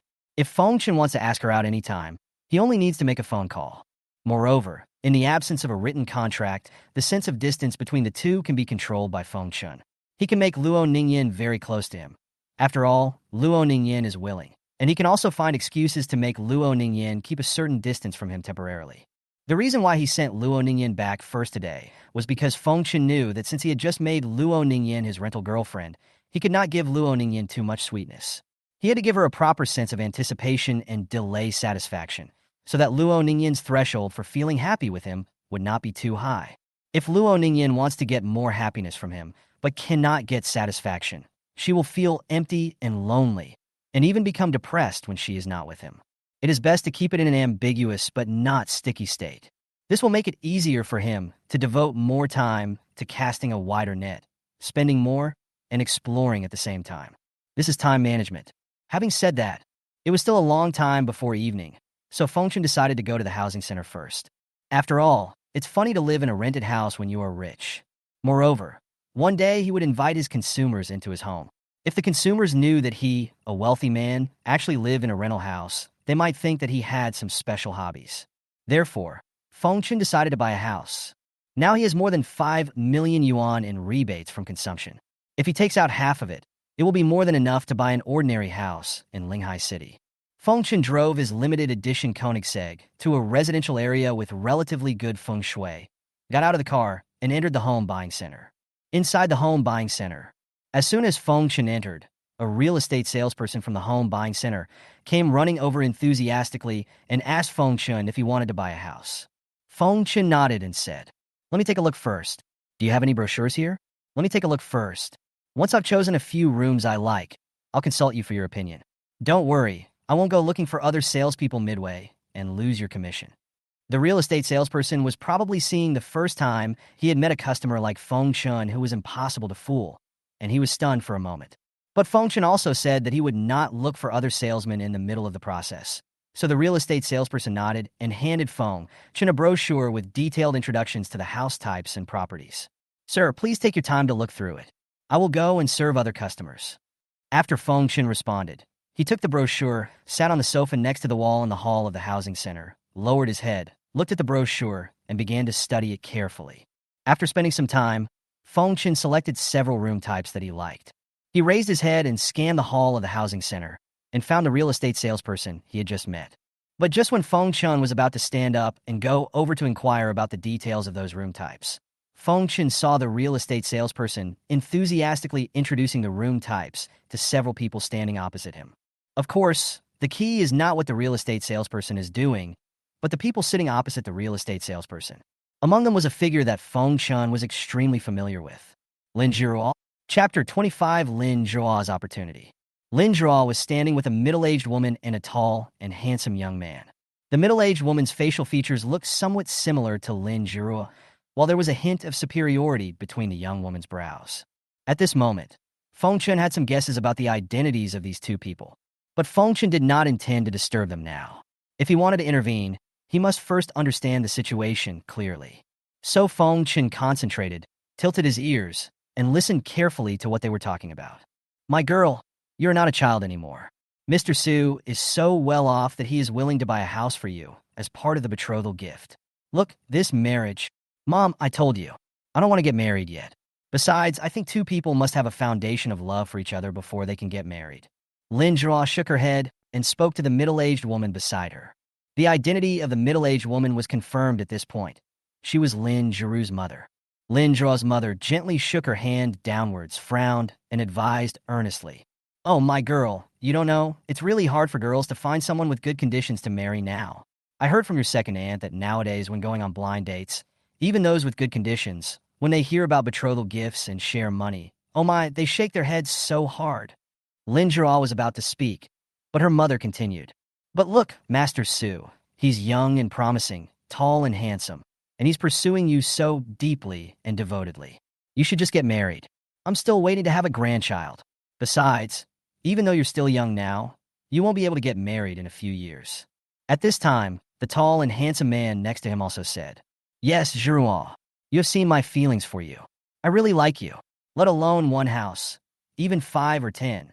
As long as you marry me, I can buy you one. No need, Su Xuxing, I really don't like you, and I'm not interested in real estate or anything like that. Lin Zhuo shook her head and indifferently rejected the tall and handsome man, Su Xuxing. Su Xuxing sighed lightly and said, Zhuo, you really don't understand. I'm sincere to you. Look, I came all the way from the company, leaving all my work behind, just to meet you and your aunt. Ever since I first saw you during my blind date, I fell in love with you at first sight. Lin Zhuo frowned. But I have clearly rejected you, haven't I? If you reject me, I can pursue you again, Zhuo. I believe that one day, I will impress you. Su Xuxing said sincerely. Lin Zhuo crossed her arms and sneered, saying, Please don't do that, Su Xuxing. You are just like other men. You are attracted to my body. When I first saw you, the desire in your eyes almost burst out. Lin Zhuo's words were so sharp that Su Xuxing was speechless for a moment. He wanted to explain, but didn't know how. My daughter, don't talk to Master Su like that, okay? Master Su, I'm sorry, my daughter has been willful since she was young, and sometimes she doesn't think before she speaks, so don't take it to heart. Lin Zhuo's mother came out and apologized to Su Xuxing with a smile. It's okay, I don't take it to heart. Thank you for your concern, Aunt. Su Xuxing took a deep breath, waved his hand, and then asked Lin Zhuo, Zhuo, does that mean you look down on any man? I look down on men who only have obscene desires for me, including you, Su Xuxing. Listening to Lin Zhuo's words, Su Xuxing said helplessly, Zhuo, since what you said is rather harsh, I will also tell you the truth. Nowadays, there are few men who would not have obscene desires for a one-in-a-million beauty like you. This is a very normal thing. People should first be attracted to each other sexually, and then appreciate and identify with each other's personality, right? I agree with this, Su Xuxing, but first of all, you are not attractive to me. Secondly, I do not appreciate or agree with your personality. Finally, there are indeed men who do not have obscene desires for me. Lin Zhuo said coldly. Okay, you said there's a man who doesn't have dirty desires for you. So who is he and where is he? Su Xuxing grasped the message in Lin Zhuo's words and refuted it. He is his. Although Lin Zhuo's attitude remained cold, she began to hesitate. Look, there isn't one. How? Who is it? It's my boyfriend. Finally, Lin Zhuo said this to make Su Xuxing shut up. But for some reason, Feng Chen's face appeared in Lin Zhuo's mind. Su Xuxing didn't expect Lin Zhuo to use this excuse to reject him. Even a clay figure would get angry if being belittled like this. Okay. Didn't you say you have a boyfriend? Call him over and we'll talk face to face. If you really have a boyfriend and he's really better than me, okay, I give up. Su Xuxing lowered his head and closed his eyes, raised his voice, raised his hands, and spoke. Hearing Su Xuxing say this, Lin Zhuo seemed a little embarrassed, because she actually doesn't have a boyfriend. But just when Lin Zhuo didn't know how to respond to Su Xuxing, her cell phone suddenly rang, which made her feel relieved. Lin Zhuo took out her cell phone and said to her mother, Mom, I have to take a WeChat call first. After saying that, he walked aside to answer the phone without even saying hello to Su Xuxing, making Su Xuxing angry and helpless. Before answering the call, Lin Zhuo glanced at the screen and found that the person calling was Feng Chen. Why did Feng Chen call at this time? Confused, Lin Zhuo answered the phone and asked, Hello? Feng Chen's voice came from the other end of the phone. Coach Lin, do you need help? Help? Help what? I'm not sure what you mean. Just when Lin Zhuo was confused by Feng Chen's words, Feng Chen continued on the other side of the phone. Coach Lin, turn your head now and look to your right at the sofa in the corner of the sales hall. Listening to Feng Chen's words, Lin Zhuo turned her head and looked to her right. When he saw Feng Chen sitting on the sofa in the distance, holding the phone to his ear, he was stunned. She never thought that Feng Chen would be here. You mean help? Does that mean? Lin Zhuo suddenly understood what Feng Chen meant, so she asked anyway. Naturally, she hoped that someone could help her, especially a man like Feng Chen, whom she had no aversion to and even had some affection for. Help, of course, is to help you deal with the situation you are facing. Feng Chen smiled faintly. Chapter 26, Pretending to be a Boyfriend. What Feng Chen meant, of course, was to help Lin Zhuo pretend to be her boyfriend. But Feng Chen could not express this matter explicitly to Lin Zhuo because it would make him seem too proactive and he might be suspected of taking advantage. Therefore, he could only talk about helping Lin Zhuo solve her troubles. Any further would be impolite. Of course, this premise is based on the fact that Lin Zhuo has 59 points of favorability towards him. If Lin Zhuo's favorability towards him is too low, even if he offers to help, Lin Zhuo will refuse and would rather solve the problem herself. Then, Feng Chen, can you please help me pretend to be that boyfriend? Sure. Feng Chen agreed first, then continued. Of course, I'm happy to help with this matter. Feng Chen used the 3 words, this little thing, to imply that it was no big deal for him to help Lin Zhuo pretend to be her boyfriend. It would not cause any psychological burden to Lin Zhuo, but would also invisibly bring the two closer together. Then Feng Chen, are you coming over now? Lin Zhuo put the phone to her ear, looked at Feng Chen in the distance, and asked in a low voice. I'll quietly go out for a while, and then come back through the hall door after a while, so it won't feel awkward. Coach Lin, tell them that the call was from my boyfriend and he'll be here soon. Feng Chen said. Good. Lin Zhuo nodded in agreement. After hanging up the phone, Lin Zhuo walked back to her mother and Su Xuxing, waved her phone, looked at Su Xuxing and said, Su Xuxing, the call just now was from my boyfriend. I told him what happened here, and he said he would be there soon. Hear this. Su Xuxing was stunned. Does Lin Zhuo really have a boyfriend? Damn. Unbelievable. Suddenly, Su Xuxing felt bad in his heart, with a slight sense of depression. He felt like a boiling sheep, with a black face and a green head. No. Su Xuxing shook his head and thought. So what if Lin Zhuo already has a boyfriend? With Su Xuxing's conditions, it shouldn't be Fiang Yang, but Chao Mingde. Thinking of this, Su Xuxing relaxed his clenched hands slightly, and a confident smile appeared on his face again. As a boyfriend, he must get his aunt's approval in order to maintain the relationship with Lin Zhuo and take it a step further. And Su Xuxing believed that with him around, Lin Zhuo's boyfriend would never be recognized. At the same time, Feng Chen was here. Feng Chen first left the housing purchase center from the side door, and then went to the parking lot to observe the parked cars there. He pinched his chin with his hand, squinted his eyes, and based on Su Xuxing's expression and language, he initially constructed a model of Su Xuxing's personality in his mind. Based on Su Xuxing's personality model, Feng Chen guessed the car model and color that Su Xuxing might choose and listed several possible alternatives in his mind. After that, Feng Chen walked around the parking lot and found a vehicle that met the requirements. Feng Chen could be sure that this was Su Xuxing's car. After finding out the location of Su Xuxing's car, Feng Chen returned to his limited edition Koenigsegg, started the car, drove to the parking space next to Su Xuxing's car, got out, and closed the door. In this way, all preparations are completed.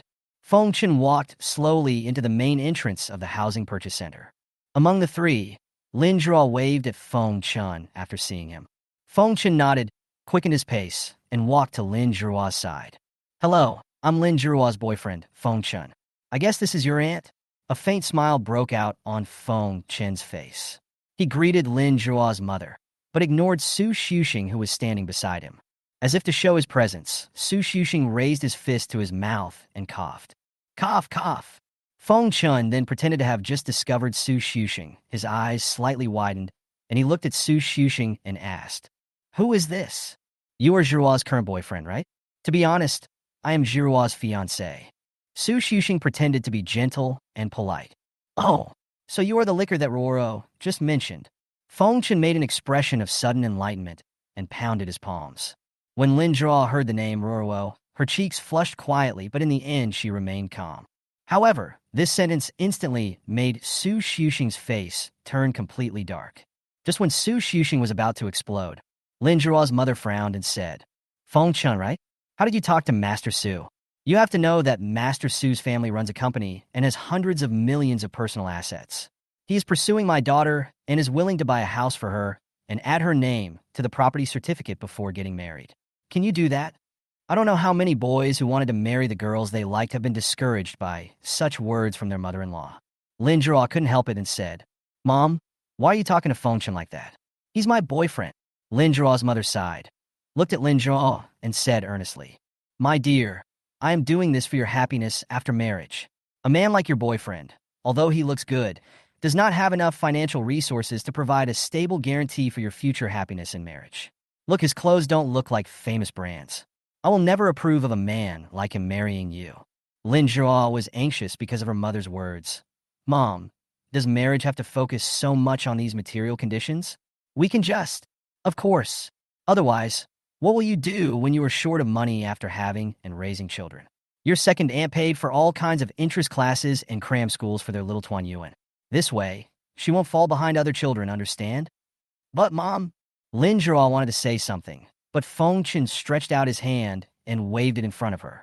When Lin Zhuo looked at Feng Chen smiled and said, "Let me tell you, don't worry."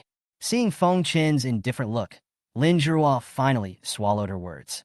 She believed in Feng Chen. Ever since Feng Chen easily defeated Jiang Ruijie in the octagon cage that day, she has had a firm confidence in Feng Chen. Feng Chen clasped his hands together in front of his chest and chuckled. "It's like this, Annie. Actually, I can meet all the conditions you set before. Isn't it just adding Ruo's name to the property certificate before marriage? In this way, Annie, not only can I buy a house for Ruo before marriage, but I can also be willing to give the house to her name, and I won't take a cent. How do you think?" Chapter 27. Lin Zhuo's name is on the property certificate. As soon as Feng Chen said this, Lin Zhuo's mother was stunned. Su Xuxing was stunned. Lin Zhuo was also stunned. The property certificate was given to Lin Zhuo, but Feng Chen himself did not get a penny. What's the difference between this and simply buying a house and giving it away? Oh shit, is this real? Lin Zhuo's mother's eyes lit up immediately. What is a rich son-in-law? This is a rich son-in-law. But just when Lin Zhuo's mother was about to ask Feng Chen where he worked, his family conditions, and what his educational background was, Su Xuxing spoke. "I don't believe it. This is absolutely impossible." Su Xuxing looked gloomy, stared at Feng Chen, and said, "You must be bragging. You want to buy the house directly under Zhuo's name? If you think rationally, this kind of thing is simply impossible. And looking at the clothes you are wearing, although your taste is better than that of a loser, it is just clothes that a loser can barely afford." After saying that, Su Xuxing turned to look at Lin Zhuo's mother. "Aunt, don't believe this man. He must be lying. How could anyone be willing to give away a house in full without any guarantees before marriage? Even for me, it's impossible." When Lin Zhuo's mother heard what Su Xuxing said, she was stunned for a moment, then thought about it and agreed with him. "Yes, this. So, and this man in front of you not only does not have the ability to marry Zhuo, but he is also a guy who only talks nonsense. This kind of person might even be a liar. If you really let Zhuo marry him, then Zhuo's lifelong happiness will be ruined." Su Xuxing argued convincingly. At this point, Lin Zhuo's mother's attitude towards Feng Chen changed again. She looked at Feng Chen with an unfriendly expression and sneered. "Okay, young man, I was almost fooled by you. Luckily, Master Su reminded me." Seeing that the atmosphere between the two sides was becoming difficult to ease, Lin Zhuo hurriedly wanted to intervene, but Feng Chen put his hand in front of Lin Zhuo to stop her. Lin Zhuo was stunned and looked at Feng Chen's profile. He was always so confident and calm no matter when and where, as if he could hold up the sky with one hand, even if it collapsed. After a little hesitation, Lin Zhuo decided to let Feng Chen take charge of everything. This kind of man is the man that Lin Zhuo truly admires. "But what I said is true. Aunt, why don't you believe me?" Feng Chen spread out his hands and said innocently. Lin Zhuo's mother sighed and shook her head, obviously completely disappointed in Feng Chen. But at this moment, Su Xuxing on the side began to add fuel to the fire as he thought he was doing, sneering at Feng Chen. "You want your aunt to believe you? Sure. You can go find a real estate agent right now and buy the house. Pay the full amount and put it in Zhuo's name. How about that?" "No need, Master Su. I have finally seen his true face." Before Lin Zhuo's mother finished saying the last word, "moob," Feng Chen smiled and said, "Isn't it just buying a house on the spot? It's fine." Through a series of psychological manipulations on Su Xuxing, Feng Chen finally achieved his goal. From the very beginning, Feng Chen agreed to become Lin Zhuo's boyfriend with the purpose of getting rebates from his consumption. If he buys Lin Zhuo a house worth 1 million, he will get a rebate of 10 million. Feng Chen walked to the side, in front of the real estate salesman, and leaned over to whisper in his ear, "Cooperate with me, and you will get both commission and performance." After watching the whole process, the real estate salesperson had a general idea of what was going on. But in order to confirm Feng Chen's true thoughts, the real estate salesperson still asked quietly, "Sir, do you really want to buy this house?" "Buy, of course. According to the house type you introduced to them before, recommend one that is no more than 5 million, but preferably no less than 4 million. It must be large enough and preferably a finished house. After I buy them one, I will buy one from you separately." The real estate salesman heard Feng Chen speak so confidently and casually nodded repeatedly, and then followed Feng Chen back to Lin Zhirua's mother. Feng Chen said, "Come, introduce the house type to my aunt and see what kind of house she wants." The real estate salesperson immediately introduced several houses to Lin Zhirua's mother, all priced around 4 million, which were considered the highest-end ones in the complex. This immediately stunned Lin Zhirua's mother. She originally thought that Feng Chen went to the real estate salesperson to use some excuse to cancel the house purchase, but she didn't expect that he would ask her to choose the house and choose the most high-end house in the complex. For a moment, Lin Zhirua's mother didn't know what to do. But at this moment, Su Xuxing began to sneer and fan the flames, saying, "Aunt, just pick one and let him buy it. See if he can afford it." When Lin Zhirua's mother heard what Su Xuxing said, she agreed and nodded. She laughed and said to Feng Chen in a cold voice, "Come, I'll choose the most expensive one for 0.88 million. If you really want to marry my daughter, buy it and write my daughter's name on the property certificate." "Good."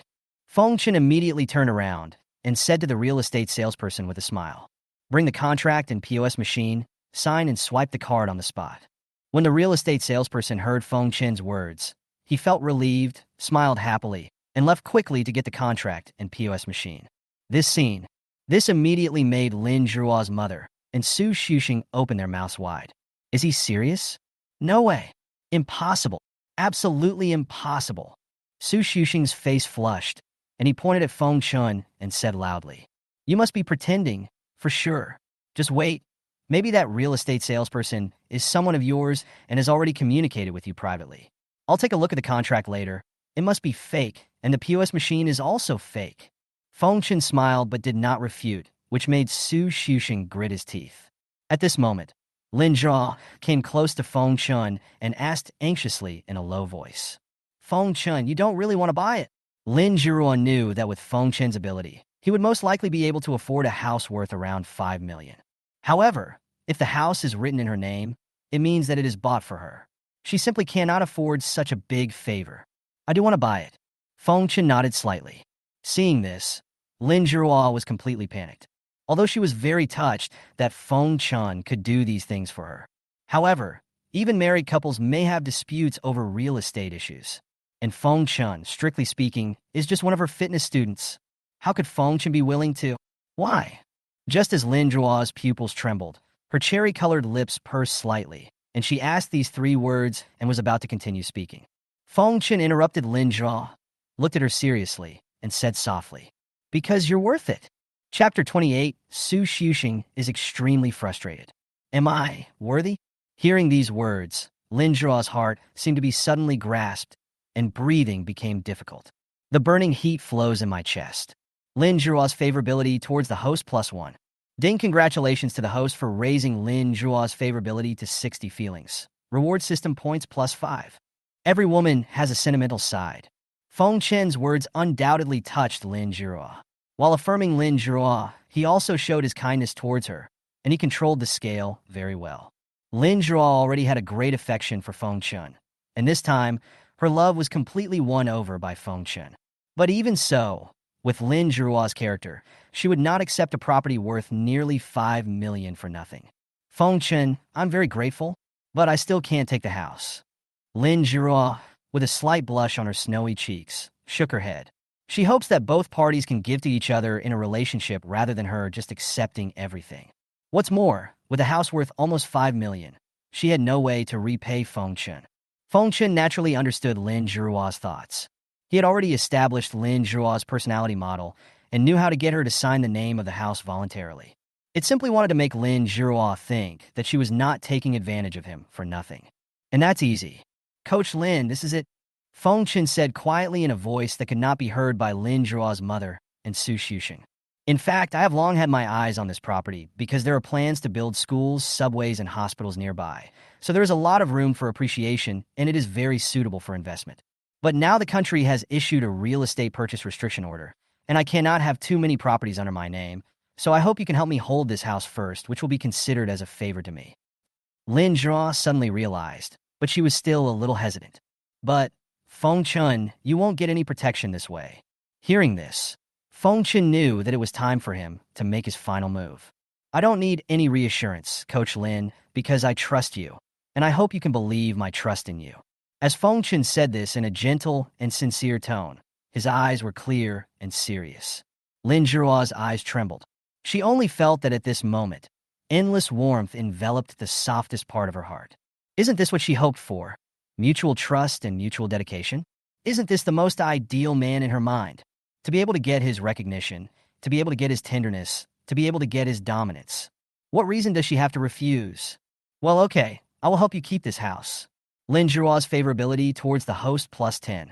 Ding, congratulations to the host for raising Lin Zhihua's favorability to 70. Admiration. Reward system points +10. Seeing that Lin Zhihua's usually cold face was now a little shy, he agreed quietly. Feng Chen's smile deepened. Get it? Not long after, the real estate salesperson trotted back with the contract and POS machine in his hand. Come on, give it to me first. Let me take a look. This contract must be fake. Su Xuxing reached out to the real estate salesperson for the contract. Just now, Feng Chen had been whispering with Lin Zhihua, which made him very angry. Now, he wants to expose Feng Chen's hypocrisy and prove himself to his future mother-in-law. The real estate salesperson looked at Feng Chen, asking with his eyes whether he should show the contract to Su Sudong first. Feng Chen nodded. After obtaining Feng Chen's permission, the real estate salesperson handed the contract to Su Xuxing. Su Xuxing took the contract with a sneer and examined it carefully. It's better not to look at the results. When he saw this, his face became uglier and uglier, and in the end, it was almost as red as the Peking opera mask. At this time, Lin Zhihua's mother came to Su Xuxing and asked, Mr. Su, what do you think of this contract? Is it fake? Yes. Is it fake? It's true. Su Xuxing's face turned red as he squeezed out these words with difficulty. He just wanted to find a sand pit to bury his head in. A moment. Lin Zhihua's mother was shocked. She looked at Feng Chen in disbelief. The young man she had thought was a liar not long ago. Now it seems that it is suddenly glowing, twinkling, and sparkling. The contrast is too great. So, what about that POS machine? Is it real? Lin Zhihua's mother wanted to make a final confirmation. Yes, sister, look, it has our company logo on it, and you can pay by credit card.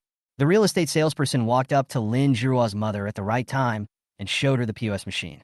Lin Zhihua's mother swallowed, and her eyes grew bigger. So, does Feng Chen really want to buy a house for his daughter? Or should he put it under her name? Amazing. It's incredible. Mr. Su was reluctant to buy a house before marriage, but was willing to add Lin Zhihua's name to one of the existing properties. But what about Feng Chen? 488W. Full payment. Oh shit. The difference is obvious. No, Annie. He hasn't asked Zhihua to sign yet and swipe the card. Who knows if he will find an excuse to refuse at the last minute. Just as Su Sudong said this with a red face and a stubborn attitude. On Feng Chen's side, he first asked Lin Zhihua to sign the contract. Then he took out a bank card and swiped it across the POS machine without blinking, as casually as zipping up a piece of clothing. Just a few seconds. The transaction receipt is printed out from the bottom of the POS. Gah! Seeing this scene, Su Xuxing's words got stuck in his throat, unable to speak out, and he suddenly let out a cowardly duck cry. In a final struggle, he stepped over, tore the receipt from the POS machine, and held it in front of his eyes to take a look. The transaction amount is neither 4.88 million gold coins nor 4.88 million mora, but it is 4.88 million renminbi. Su Xuxing took a breath of cold air. Real? This is actually true. At this moment, although Su Xuxing was not slapped, he felt a burning pain on his cheek. He was just being sarcastic, but now he's so ashamed. Su Xuxing took a few steps back and felt that Feng Chen in front of him suddenly went from a small character to a tall man who could overwhelm him. He was extremely frustrated and unwilling. Chapter 29, Secretly Buying a House. Oh, Xiaochen, I'm so sorry for what happened just now.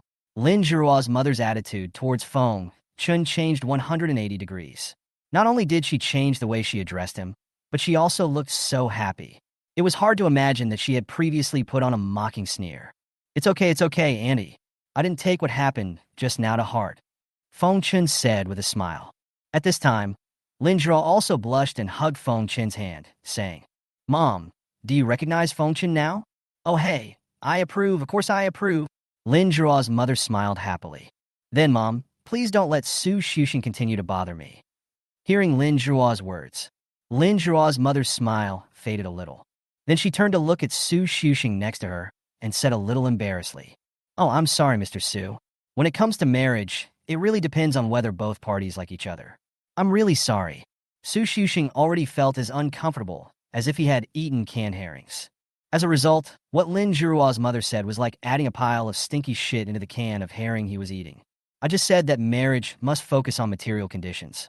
Now you tell me that it's enough for them to just like each other? I'm gonna fuck your sister's legs. Su Xuxing was extremely sad and angry. This was the second extremely frustrating thing that had happened to him since he was pinned to the ground, beaten, and stripped of his underwear in public in middle school. It's simply unbearable. Hey, Xiaochen, where do you work and what is your educational background? Lin Zhiruo's mother asked Feng Chan with a smile. Aunt, I'm still a college student and haven't graduated yet. You haven't graduated yet? Lin Zhiruo's mother heard it. This is even more outrageous. How rich must his family be to be able to spend 4.88 million without batting an eyelid before graduating? This is a wealthy family. Suddenly, Lin Zhiruo's mother smiled even more happily. She was already imagining herself becoming the mother-in-law of a wealthy family. But just at this moment, Su Xuxing, who was about to shrink into a dog, had different ideas about this. This Feng Chan is actually still a student?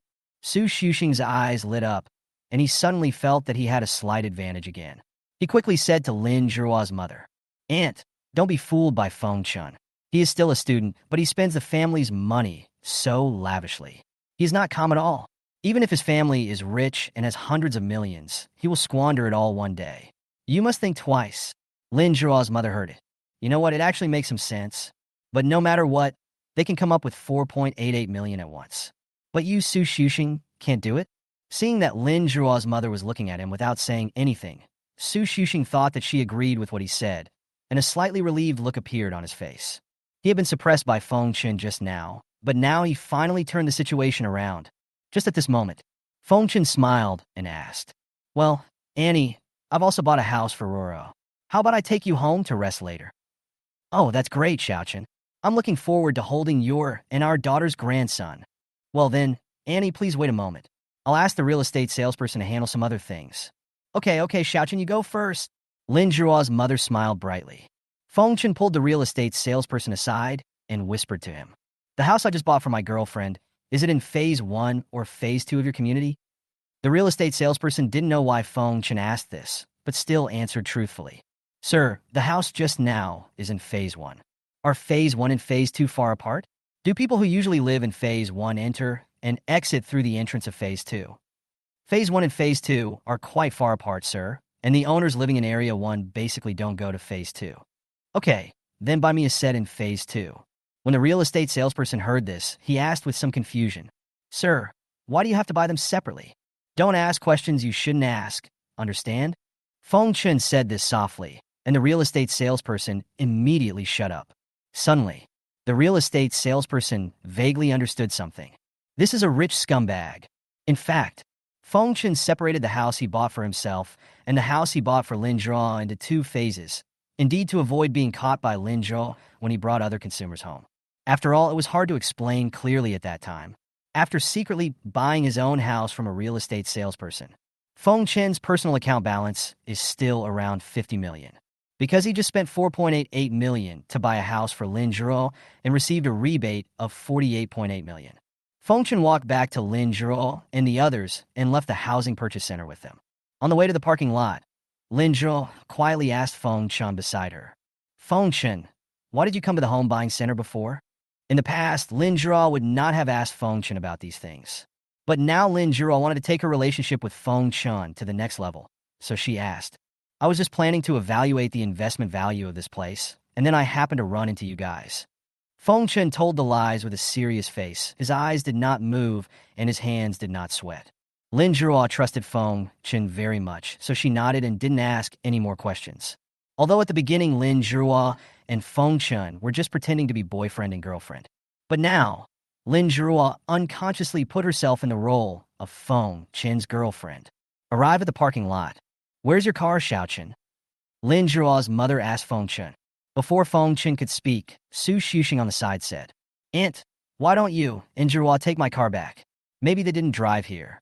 This was Su Xuxing's last struggle, because he saw that Feng Chen's eyes were not looking for the vehicle at all, which was not the behavior of someone who parked his car in the parking lot. Upon hearing this, Lin Zhuo's mother glanced at Feng Chun and found that Feng Chun had no intention of refutation, so she thought that Feng Chun really did not drive here. She thought there was no other way. Feng Chun couldn't possibly send her and Lin Zhuo back by taxi or subway or bus, right? Then thank you for your help, Master Su. Seeing that he had another chance to show off in front of Lin Zhuo's mother and suppress Feng Chun, Su Xuxing couldn't suppress a smug smile on his face. Then he led the way and said, "You two come this way." "Wait, Brother Feng Chun, you don't have to follow me." "Why can't I follow?" Feng Chun asked. "My car, it might not want to take you." Su Xuxing felt very proud when he said this. As long as he continued to brainwash Lin Zhuo's mother with words while driving her back home, he might be able to win Lin Zhuo back. But Su Xuxing found that after he said this, Feng Chun was still following him. Su Xuxing's face was gloomy, and he thought that he would definitely not let Feng Chun get in the car later. As a result, when they arrived near Su Xuxing's parking space, they immediately saw Su Xuxing's million-dollar luxury car, the Mercedes-Benz. There is a supercar worth hundreds of millions parked next to it, a limited edition Koenigsegg. Chapter 30, Pretending to be Ruthless. Fuck, it's Koenigsegg, and it seems to be a limited edition that has been discontinued in China for a long time. Su Xuxing was shocked. This kind of luxury car may not be seen even at a car show. Now it is parked next to his car. "Mr. Su, is this car expensive?" Lin Zhuo's mother asked Su Xuxing. She just thought the car looked luxurious and majestic, but she didn't know what kind of car Koenigsegg was. Many people's perception of top luxury cars is still limited to Ferrari and Maserati. Little do people know that Koenigsegg is to Ferrari as Ferrari is to Volkswagen, which costs less than 100,000 yuan. Of course, Su Xuxing continued. Each limited edition Koenigsegg is worth nearly 100 million yuan, and there is simply no market for it in China. Hearing this, Lin Zhuo's mother was also completely shocked. What kind of car can be sold for 100 million? Anyone who can afford this kind of car must have family assets worth over 10 billion. Lin Zhuo's mother felt a faint admiration in her heart. How great it would be if her daughter could marry the owner of such a super luxury car. "We can't afford this kind of car. Let's get in first," and after saying that, Su Xuxing walked forward, opened the driver's door of his Mercedes-Benz, and got in. Lin Zhuo's mother nodded, and then said to Lin Zhuo, "Girl, shall we get in the car first?" "No, I want to go with Feng Chun." Lin Zhuo shook her head lightly. Since Su Xuxing doesn't welcome Feng Chun to get in the car, she won't get in Su Xuxing's car. Seeing this, Lin Zhuo's mother looked at Su Xuxing, then at Feng Chun, thought for a moment, and made a decision to persuade Su Xuxing. She put on a shy smile, walked to the driver's window, and said, "Master Su, look, how about letting Xiaoqun get in the car as well? After all, it's not right to leave him here alone, right?" When Su Xuxing in the car heard this, he was so angry that his lungs almost exploded. "Aunt, don't you know that Feng Chun and I are love rivals? Why did I let him get in my car? Is that such an insulting thing? I won't let him get in the car," Su Xuxing said angrily. He's been frustrated enough today. If he let Feng Chun get on his car again, it would be no different from him volunteering to be his mount. The man has lost all his last bit of face. Lin Zhuo's mother felt somewhat embarrassed when she saw Su Xuxing's tough attitude. And at this moment when the situation was at a stalemate, Feng Chun walked slowly towards the direction of Su Xuxing's car. Su Xuxing thought Feng Chun came over to get into his car, so he sneered and locked the car door directly. However, the next moment, the lights of the limited edition Koenigsegg next to Su Xuxing suddenly lit up. Then, Feng Chun opened the driver's door of the Koenigsegg and sat in. This scene made Su Xuxing, who originally had a hostile look on his face, open his eyes wide. His mouth seemed to be pried open by a crowbar, and his face turned the color of liver. Groove? This extremely explosive slap in the face completely stunned Su Xuxing. First he was petrified, then he was struck by lightning. This super luxury car, worth hundreds of millions, actually belongs to Feng Chun? No wonder Feng Chun followed him all the way. It turned out that Feng Chun didn't want to get into Su Sudong's car, but wanted to get his own car back. This moment, Su Xuxing felt the deep malice of the world. From childhood to adulthood, this was the first time that he was bullied so thoroughly by someone. Su Xuxing slumped in the driver's seat, laughing miserably, his pupils completely empty. At the same time, Lin Zhuo and her mother were also completely stunned. This Koenigsegg, a top-of-the-line luxury car worth hundreds of millions, is actually Feng Chun's car. This fact shocked them so much that they couldn't recover. My mind went blank. It was not until Feng Chen honked the car horn that Lin Zhua and her mother seemed to wake up from a dream. Ruo, Annie, get in the car. Feng Chen stuck half of his head out of the car window and said, "Oh." Lin Zhua and her mother were a little slow in responding before they stammered. After the two got in the car, Feng Chen stepped on the accelerator and drove the Koenigsegg out of the parking lot, leaving Su Xuxing sitting in his own Mercedes, lost in thought. In the Koenigsegg, Lin Zhua's mother in the back seat seemed a little reserved, touching left and right, like a country girl who came to the city for the first time. Finally, Lin Zhua's mother swallowed her saliva and carefully asked Feng Chen in the driver's seat. For a moment, Lin Zhua's mother was a little afraid to call Feng Chen Xiao Chen. "Aunt, you don't have to be like this. Just continue to call me Xiao Chen." Feng Chen understood what Lin Zhua's mother was hesitating about, so he said so. "Hey, Xiao Chen, what does your family do?" "It's just a small business, nothing big, I can't make much money." Feng Chen was telling the truth. In this world, his mother ran a small shop and was busy running the business by herself. The annual net profit is probably around 100,000. But when Lin Zhua's mother heard this truth, it was really a big deal. She thought Feng Chen said his family was in business, so it probably wasn't a large multinational trading company. "You still say you didn't make much money? How modest." All of a sudden, Lin Zhua's mother had a better and better impression of Feng Chen, and she became more and more satisfied with him the more she looked at him. Keep a low profile. Luxurious. Very meaningful. Perfection to the extreme. It is a blessing for my daughter to marry a man like this. I have to say, as long as you have money, in the eyes of others, even if you swear casually, you can be said to have a free and unrestrained personality. That's the reality. "Hey, Xiaochen, when are you going to marry my daughter?" Lin Zhua's mother asked. She couldn't wait to become the mother-in-law of a wealthy family's son. "Aunt, Ruo and I are not planning to get married so soon. I plan to wait until we graduate from college. You see, the legal age for marriage for men is 22, and I'm only 21 now, so it's still early." Oh, okay. Lin Zhua's mother smiled and nodded attentively. Originally, she didn't want her daughter to marry a man 4 years younger than her. But now it seems that it is completely possible. At this moment, Lin Zhua's mother felt that she would be more proud in front of relatives in the future. She planned to tell each of her familiar relatives that her daughter had become the fiancée of a wealthy young man and would soon become a wealthy wife. Chapter 31, Can I Invite You to a Movie? After Feng Chen sent Lin Zhua's mother home, Lin Zhua stayed in Feng Chen's car. The reason was that Lin Zhua had to go to the gym to work, and Feng Chen suggested taking her there and taking her class at the same time. "Feng Chen, I have something to tell you." On the way, Lin Zhua spoke in a low voice. Feng Chen looked straight ahead and turned the steering wheel slightly with his hands. "What's wrong, Coach Lin? Thank you for your help today." "You're welcome. It's my pleasure." Lin Zhua hesitated for a while and continued. "Actually, there's one more thing I want to ask of you." "What's up?" "I hope you won't call me Coach Lin anymore, okay?" "Well, of course. What should I call you?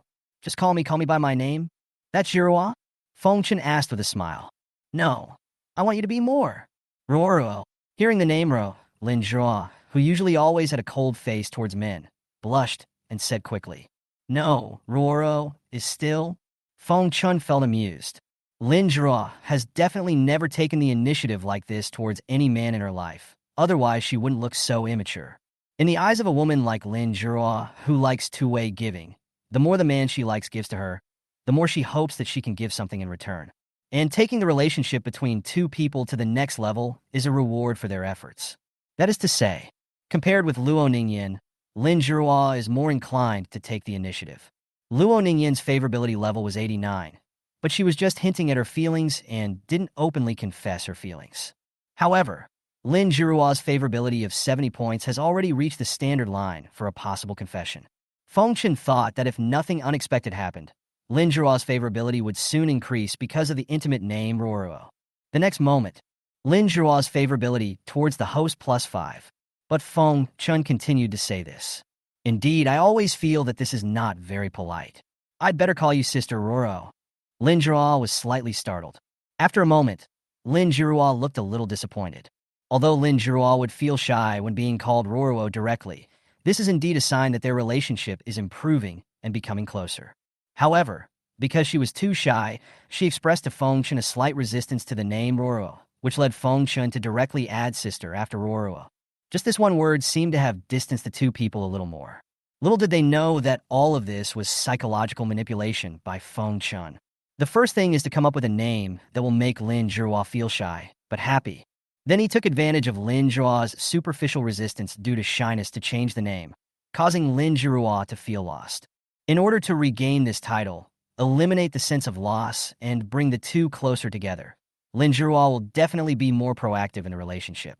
When she finally gets the name Ruo back after all her efforts, a huge sense of satisfaction will fill Lin Zhihua's heart, and her favorability will increase again. In short, it means getting twice the wool for one part. What's wrong, Sister Oro? You look absent-minded. Nothing. Lin Zhihua shook her head slightly and decided in her heart to find an opportunity to get closer to Feng Chun. Like dating or something. Wait, a date? Lin Zhihua's eyes lit up. She took out her cell phone, then secretly glanced at Feng Chun, who was driving seriously. After finding that Feng Chun was not looking at her, she began to search for how girls should invite boys on a date and how to go on a date after the invitation was successful. The search engine popped up so many different things that Lin Zhihua was dazzled. After several rounds of screening, Lin Zhihua finally knew how to invite the opposite sex on a date. First of all, when you are not clear about the other person's attitude towards you, you should not express too obviously your intention to develop a relationship with the other person through dating. It is best to just invite the other person to a place for dinner or a movie. If the other person does not refuse to have further contact with you during the process, you can suggest going to another place to continue the date after the meal or movie. If things go well, we can go to a hotel at night. After deciding on the method to invite Feng Chun, Lin Zhihua secretly glanced at Feng Chun again. Feng Chun should like me, right? But it's certainly not disgusting. In this case, Lin Zhihua took a deep breath to calm her slightly rapid heartbeat, then looked at Feng Chun and said, Feng Chun, this weekend. What happened this weekend, Sister Oro? Feng Chun pretended to be confused. Are you free this weekend? I'm free. Well, this weekend I want to invite you to a movie. Would you like to go with me? A movie? Sure, Saturday or Sunday. Saturday, okay? Okay, just tell me the time then. Yeah, okay. When Lin Zhihua saw that Feng Chun accepted her invitation, her heart was excited and she felt very excited. She planned to reveal her true feelings during the date and ask Feng Chun how he felt about her. If all goes well, maybe she could become Feng Chun's real girlfriend. After Feng Chun sent Lin Zhihua to Wii Gym, he continued to designate Lin Zhihua as his personal fitness trainer. After finishing the workout, Feng Chun and Lin Zhihua said goodbye and left. Back at the rental house, Feng Chun packed up all the important items, went downstairs, and put them in his car. Feng Chun had previously bought himself a fully furnished house that he could move into right away, so there was no need for him to stay in a rental house tonight. After paying the rent and saying goodbye to the landlord, Feng Chun drove to his new home. After an uneventful day, Friday night, Linghai University Girls' Dormitory. Luo Nan is here. Because Feng Chun did not have class yesterday, Luo Nan was unable to meet him at school. This made Luo Nan feel a little lonely. But the good thing is that tomorrow is Saturday, and she doesn't have any classes. Luo Nan thought maybe she could invite Feng Chun out on a date. Although Luo Nan is now Feng Chun's exclusive rental girlfriend, no one stipulates that a rental girlfriend cannot take the initiative to invite the only client. The more Luo Nan thought about it, the more feasible it seemed to her, and the more feasible it seemed to her, the more she looked forward to it. So she sent a message to Feng Chun on WeChat. Feng Chun, tomorrow is Saturday. Can I invite you to a movie? Chapter 32, Time Management. After a busy day, Feng Chun, who had finally sorted out and arranged all the things in his new home, saw the WeChat message sent to him by Luo Nan. But he didn't plan to reply right away. This is because if he actively and diligently replies to every message Luo Nan sends him, if he replies slowly one time, Luo Nan might ask him the reason or think that he is neglecting her. A master of time management must occasionally create the image of a busy person. Then, Feng Chun put down his phone and went to take a shower first. After coming out of the shower, Feng Chun picked up his phone and began to think about how to reply. Luo Nan hasn't seen him for a day, and she must be missing him a little now. Since Luo Nan misses him, he only needs to satisfy Luo Nan's need, and Luo Nan's favorability towards him is likely to increase further. It is not good to satisfy this need too early or too late. If it is too early, Luo Nan will take his company for granted.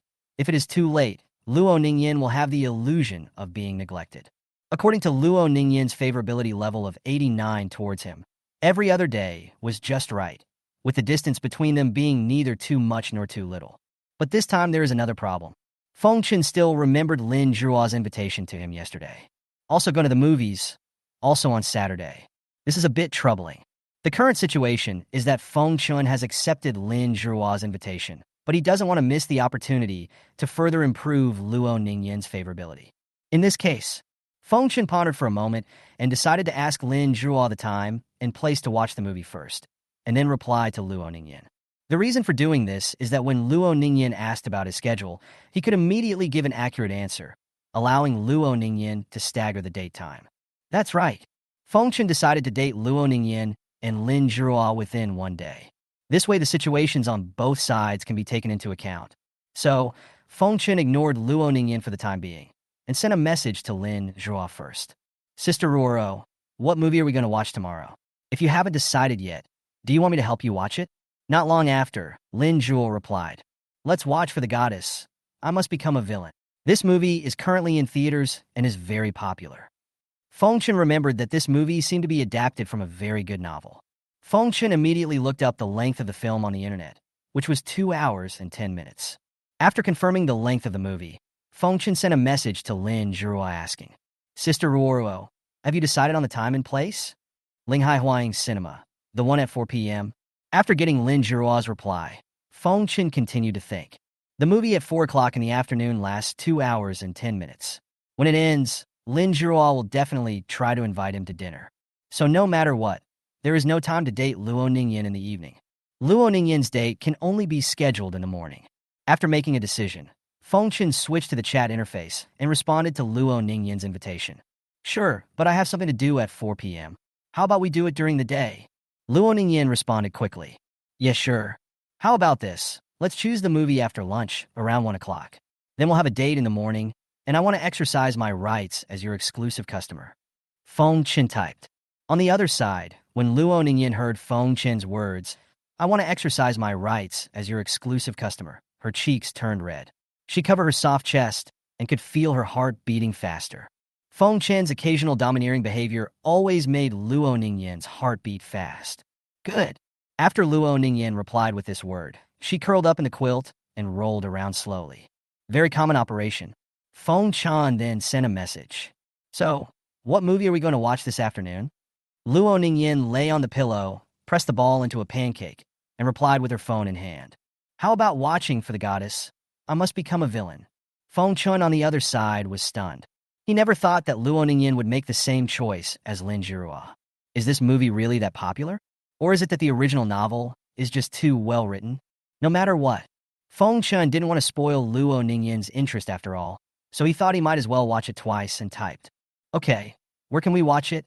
Linghai Wanda International Cinema? As she spoke, Luo Ningyan sent a location. Feng Chen clicked on the location and found that the distance to Linghai Huaying Cinema was not too far. Just in time. This is more than enough to ensure that both of their dates end successfully.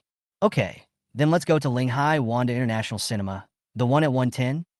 Aha! After confirming the dates with Luo Ningyan and Lin Zhuo, Feng Chen put down his phone and lay down, wanting to rest early.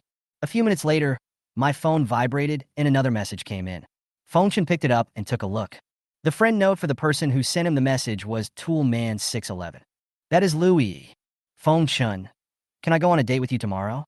Unlike Luo Ningyan and Lin Zhuo, Green Tea Girl Lu Yi went straight for it.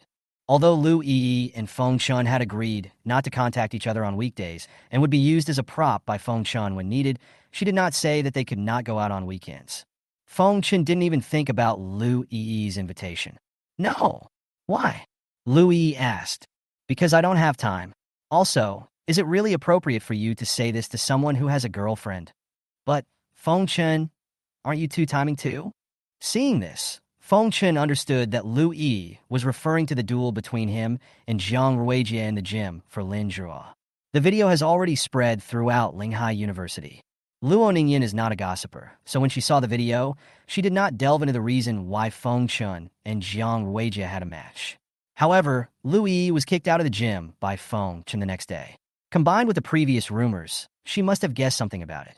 I have to say that to be a green tea, you must have a sharp mind. So you want to be the third ship? Is that okay? After Feng Chen's reveal, Lu Yi seemed even more shameless. No, and I'm not two-timing. More? No, because they are not actually my girlfriends yet. I lied to you before. Lu Yi's favorability towards the host +1. Feng Chen was immediately amused, and then typed. It's nothing, that's all. I'm going to sleep. Can we talk some more? I'm feeling a bit lonely. Green tea classic quotes. Feng Chen smiled and continued typing. So, KKB? Feng Chen had just sent out this message not long ago. Lu Yi sent me a picture. Awesome. You are really rich? Chapter 33. Date 2 people in one day 1. This is a picture from the internet. Why don't you send me your own? I'd rather show it to you in person. Good guy, you really know how to do it. Feng Chen thought. People who are not mentally strong may not be able to withstand temptation now. But Feng Chen is not a man who picks up sesame seeds but loses watermelons. So Lu Yi's moves against him are of no use. The next day, 9:55 a.m., after Feng Chen dressed up, he drove his Koenigsegg to Wanda Plaza in Xiling District, Linghai City. The time he and Luo Nan agreed on was 10 o'clock in the morning. Although it stands to reason that girls are usually a little late, and there is no need for Feng Chen to arrive on time. Luo Nan's favorability score for Feng Chen is 89, which is completely like chasing a dog, so Feng Chen decided to arrive at the right time. Coming out of the underground parking lot, Feng Chen saw from afar Luo Nan standing at the entrance of the shopping mall waiting for him. Luo Nan was carrying the bag that Feng Chen had bought for her today. She put on some delicate light makeup and wore a beautiful and pure Japanese-style windbreaker. She had her inky black hair tied into a fishtail braid on one side of her head, looking slim and charming. It has to be said that A+ level girls, coupled with careful dressing, have a temperament and charm that can be said to surpass those beautiful female stars on the screen. Many people around would turn their eyes to Luo Nan when passing by her, including many women. Feng Chen walked towards Luo Nan. Ningyan, you didn't have to wait long, did you? When Luo Nan heard Feng Chen's voice, she turned around and a look of joy appeared on her pretty face, her cheeks slightly red, and she whispered, No, I didn't wait long. I just arrived. In fact, Luo Nan arrived at 9:30. She had been standing here waiting for a long time, and her legs were a little sore. Rather than being more tired herself, Luo Nan was more afraid that Feng Chen would come too early and have to wait for a long time. This is not just Luo Nan's consideration as an exclusive rental girlfriend. Have you had breakfast? Walking side by side with Luo Nan, Feng Chen asked. I ate it at 7:20 in the morning. How do you remember it so clearly? Because today is a date with you. I want to remember every moment of today, including the moments I'm looking forward to. Luo Nan took the initiative to hold Feng Chen's hand, feeling the warmth in the center of Feng Chen's large palm. The deep affection in her eyes was like sugar that could not be melted. At this moment, Luo Nan truly put herself into the role of Feng Chen's girlfriend, not only in her actions but also in her thinking. Where do you want to go later? You decide. I've only booked a movie for the afternoon. I want to give you the decision-making power for another time. Luo Nan put her slender fingers through Feng Chen's fingers, clasped the back of Feng Chen's hand, and gently scratched the back of Feng Chen's hand with her white fingertips. Ever since that day in the high-end restaurant, Luo Nan has not been able to successfully hint to Feng Chen and make him confess his love to her. Luo Nan didn't plan to remain reserved any longer because it was an unbearable torture for her. She wanted to have more contact with Feng Chen. Anyway, the two of them had an exclusive contract, which gave her a legitimate reason to get close to Feng Chen. However, she was never sure about Feng Chen's attitude towards her. Every time he encountered a key question, Feng Chen would either give an ambiguous answer, neither accepting nor rejecting it. But even so, Feng Chen was still able to move her and make her gain recognition and satisfaction. Therefore, she cannot live without Feng Chen. I heard that Wanda here recently opened a cat cafe. Should we try it? Feng Chen asked Luo Nan as if he had remembered it by chance. Cat cafes? I've heard people talk about them before, but what exactly do they do there? Luo Nan showed a puzzled look. Feng Chen explained. It's a cat-themed cafe. People go to cat cafes not to drink coffee, but to pet cats or take photos with them. It helps relieve stress, and cat lovers especially like to go there. When Luo Nan heard this, her eyes lit up, and she said, Is that so? I want to go. Then let's go. A few minutes later, Feng Chen took Luo Nan into a cat cafe. In fact, Feng Chen had already investigated the stores around this Wanda Plaza. In order to confirm how much Luo Nan likes animals, Feng Chen deliberately proposed the option of a cat cafe. After the cat cafe, there were originally two branches. One was to go to the aquarium, and the other was to go to the escape room. If Luo Ningyan chooses to go to a cat cafe, Fengchen will take Luo Ningyan to the aquarium after the cat cafe to continue to get in touch with her favorite animals. If Luo Ningyan chooses not to go to the cat cafe, or gives the choice back, Fengchen will take her to play an escape room game, showing off his strong reasoning ability and making her admire him even more. Everything was planned to maximize Luo Ningyan's dating pleasure.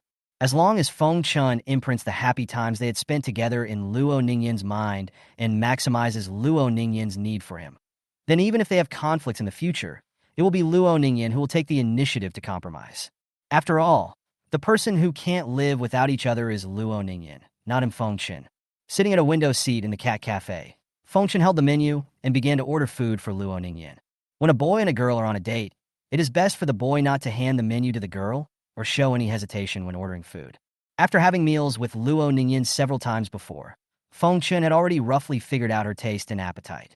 Taking into account the fact that Luo Ningyan had already had breakfast at 7:20 in the morning, he quickly selected a suitable meal for Luo Ningyan. While waiting to finish ordering, a few kittens jumped from the ground to Luo Ningyan's thighs. Luo Ningyan immediately started interacting with the kittens and looked very happy. Ah, its fur is so soft and comfortable. Luo Ningyan placed her slender hands on the back of a white cat and stroked it gently. The white cat squinted its eyes and shook its head a few times, seeming to be enjoying it very much. Do you like it? Fengchen was also holding a cat in his hand and stroking it slowly, then asked. Yeah, I like it very much. Fengchen, thank you for bringing me here. A happy and gentle smile appeared on Luo Ningyan's face. Not long after, the cat cafe waiter brought the meal up. When Luo Ningyan saw that the table was filled with her favorite desserts and snacks, she couldn't help but cover her mouth lightly and look at Fengchen. Fengchen smiled and said, In fact, I have noticed your taste during the previous few dates. I think these should be what you like. When a boy gives to a girl, he must not remain silent, but make his giving visible and show a high level of emotional value, so that the girl will be moved and indulge in it. At this moment, Luo Ningyan was indeed deeply touched and warmed by Fengchen's thoughtfulness towards her. Chapter 34. Date 2 people in 1 day 2. Luo Ningyan felt the kind of meticulous care that seemed to only come from family for the first time in a long time. Fengchen can not only solve problems for her like her father, but also show concern for her mood and preferences like her mother. Such strength and such tenderness. It was the most precious thing she had gotten from Fengchen, far more valuable than economic benefits. I want to be with Fengchen. I want to become a family with Fengchen. These thoughts surged from the depths of Luo Ningyan's mind, and she realized that her feelings for Fengchen seemed to be no longer as simple as ordinary liking. It is the expectation of spending a lifetime with someone and the desire to grow old together, rather than a momentary ambiguity and impulse. If she marries Fengchen, can she be a good wife? Can she be a good mother? The colorful future appeared vaguely in front of Luo Ningyan's eyes, and she was no longer just focusing on the present. What's wrong, Ningyan? You're in a daze. Fengchen's question interrupted Luo Ningyan's thoughts, and the latter woke up as if from a dream. Really, what on earth was I thinking? Luo Ningyan shook her head to dispel the imagined life after marriage with Fengchen in her mind, and shrank her head cutely. Her face, which was hidden by her drooping bangs, was flushed with a hint of intoxication. No, nothing, I just think that kittens are so cute. Luo Ningyan's voice was soft and as thin as a mosquito's hum. Kittens are indeed cute, but you know what? Fengchen smiled and said, The white cat on your knee is called a ragdoll cat. Ragdoll cats are gentle and elegant, with soft fur and clear and beautiful eyes, but most importantly, they love to be clean. The clean-loving ragdoll cat actively approaches you, which means that not only is your scent very pure, but your heart is also clear and kind. These words made Luo Ningyan, who was about to calm down from her chaotic mood, feel her heart beating fast again. Is that so? Well, thank you for the compliment, Fengchen. I'm not praising you, Ningyan. I'm stating an objective fact. Fengchen smiled. False praise and flattery can only make Luo Ningyan happy for a while. However, Fengchen used the ragdoll cat to support his praise of Luo Ningyan, which not only made Luo Ningyan happy, but also left Luo Ningyan with the impression that Fengchen was knowledgeable and good at discovering her strengths. This is the routine, this is emotional intelligence. Fengchen looked at Luo Ningyan, who was lowering her head, and her eyes were trembling under her bangs, as if there were waves flowing in them. Luo Ningyin's temperament is naturally cute and pure, and her heart-beating and shy look is so adorable to the extreme. After Feng Chun explained the characteristics of ragdoll cats, Luo Ningyin seemed to like the ragdoll cat on her lap even more. Stroke its head, back, or tail from time to time. The ragdoll cat curled up obediently on Luo Ningyin's knees, looking a little lazy, as if it was enjoying a massage. About an hour later, Luo Ningyin followed Feng Chun out of the cat cafe. "What's wrong? You look reluctant to leave?" Feng Chun asked. "I feel a little lost when I think I can't stay with such a cute kitten any longer." Luo Ningyin held Feng Chun's hand and answered truthfully. "Don't worry, I'll take you to a cat cafe next time we go on a date," Feng Chun said. Luo Ningyin felt even happier. After leaving the cat cafe, Feng Chun took Luo Ningyin to the aquarium. During this time, Feng Chun asked the system in his mind, "System, why has Luo Ningyin's favorability not been able to break through 90 yet?" Replying to the host, "Before the favorability reaches a multiple of 10, there will be a bottleneck. 90 is the last multiple of 10 before 100. So breaking through this bottleneck is more difficult than any of the previous ones." "I see." Feng Chun exited the conversation with the system, seeming to be thinking about something. Not long after, Feng Chun and Luo Ningyin arrived at the aquarium. Luo Ningyin came to the glass wall, placed her hands on it, and looked at the fish swimming in the water through the transparent glass.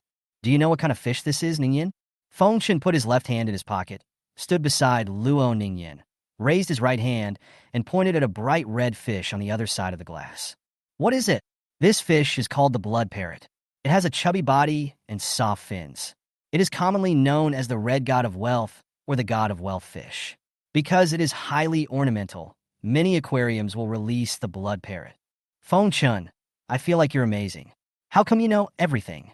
Luo Ningyin looked at Feng Chun with admiration.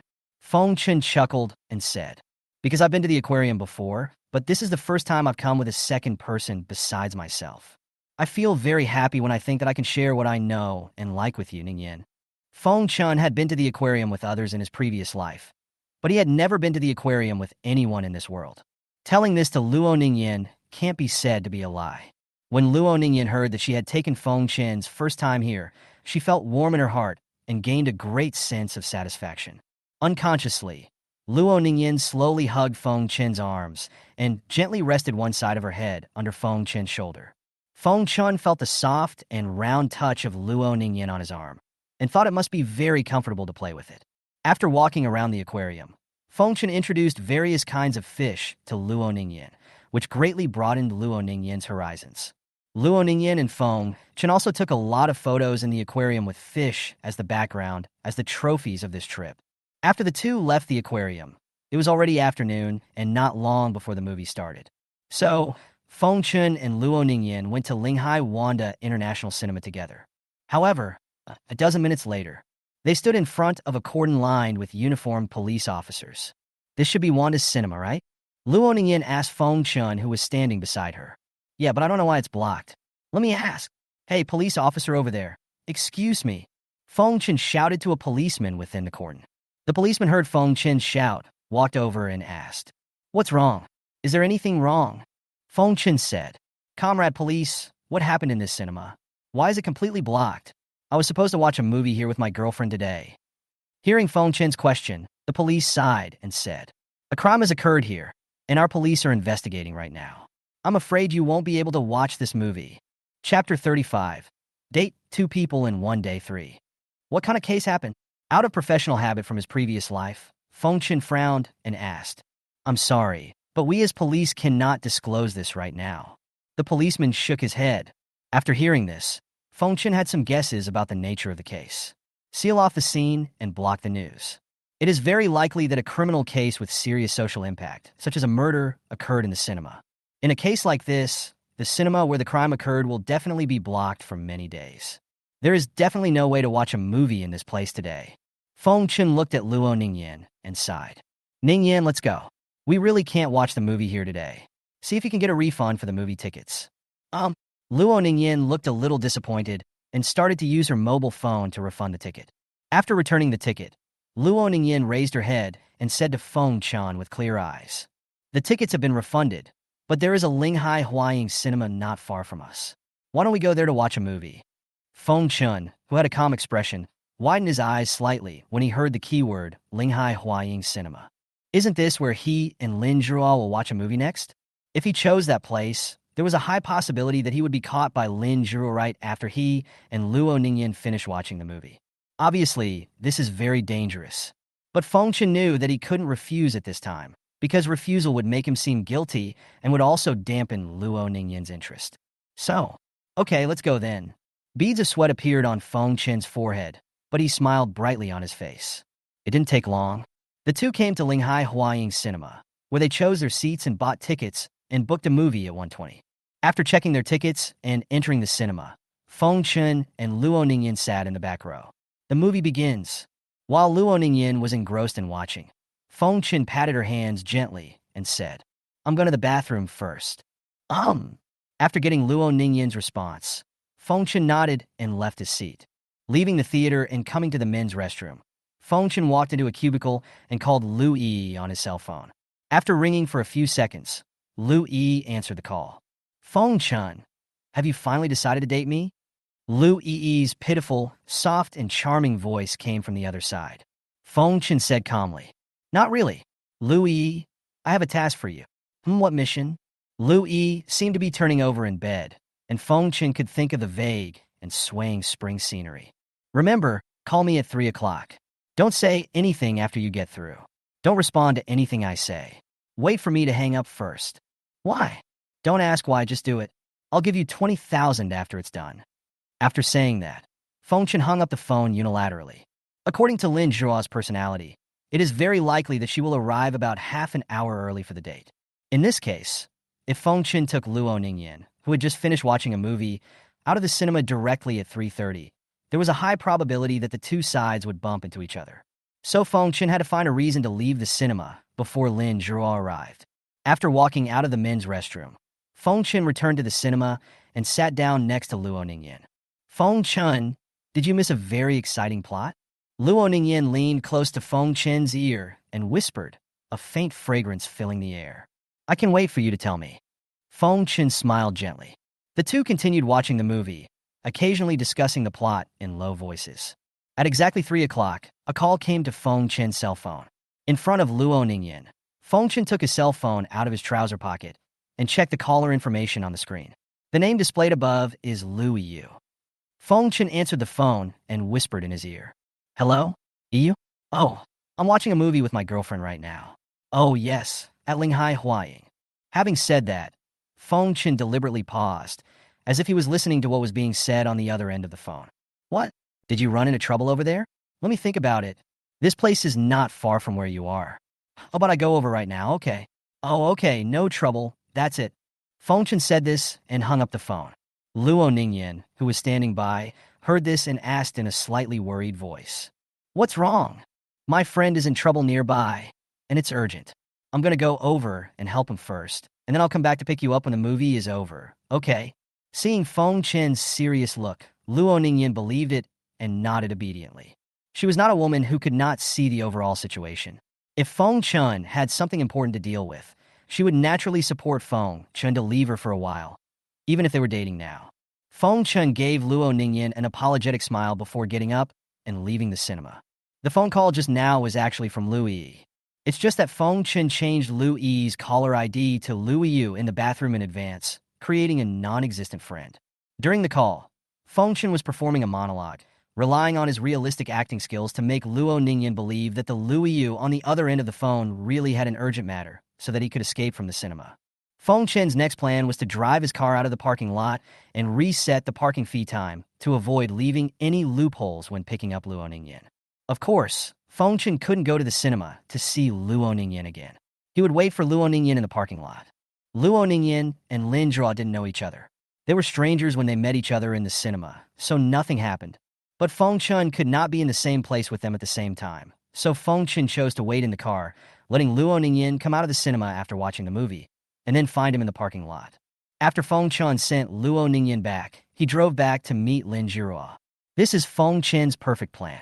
However, Feng Chun, why are you here so early? Plans cannot keep up with changes.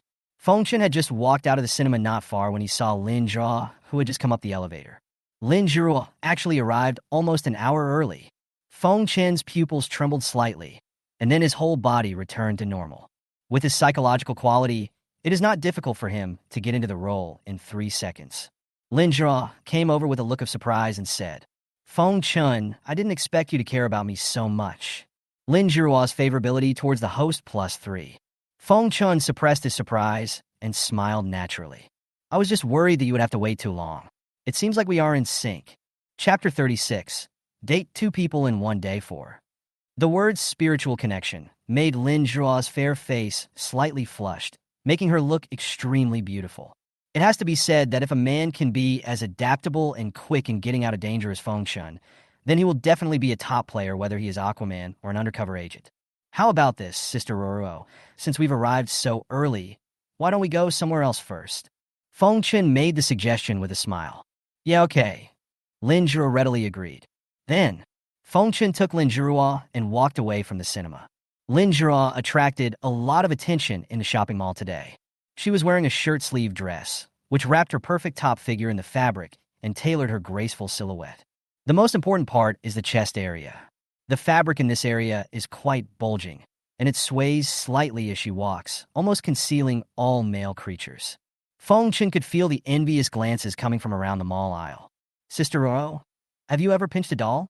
Arriving in front of a game hall, Feng Chen asked Lin Zhao, who was beside him. No.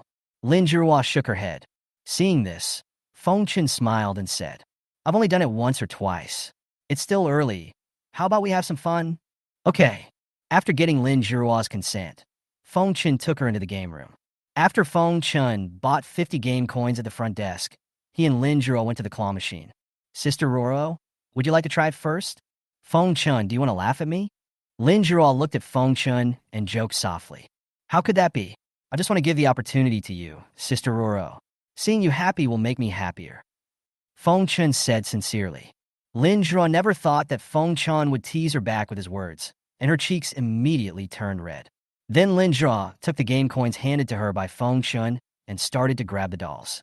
Lin Zhao put in the game coins, concentrated on adjusting the position of the mechanical clip, and then pressed the button. The mechanical clamp slowly dropped down and clamped one of the stuffed bears. At this moment, Lin Zhao's face showed excitement. But Feng Chen, who was watching from the side, knew that the mechanical clamps in the game hall were set relatively loosely, so the mechanical clamp lifted the plush bear up a short distance, and then the plush bear broke free from the clamp and fell down. Seeing this scene, Lin Zhao's expression suddenly looked a little regretful. But at this moment, Feng Chen handed Lin Zhao another game coin. Try again, Sister Roro, you can do it. I believe in you. Feng Chen encouraged in a warm voice. Lin Zhao was encouraged by Feng Chen. Her eyes lit up, and she took Feng Chen's game coins and continued to try. Every time Lin Zhao failed and wanted to give up, Feng Chen would give her encouragement at the right time, making her feel warm in her heart and want to persevere. Over time, Lin Zhao became more focused because she didn't want to let Feng Chen down.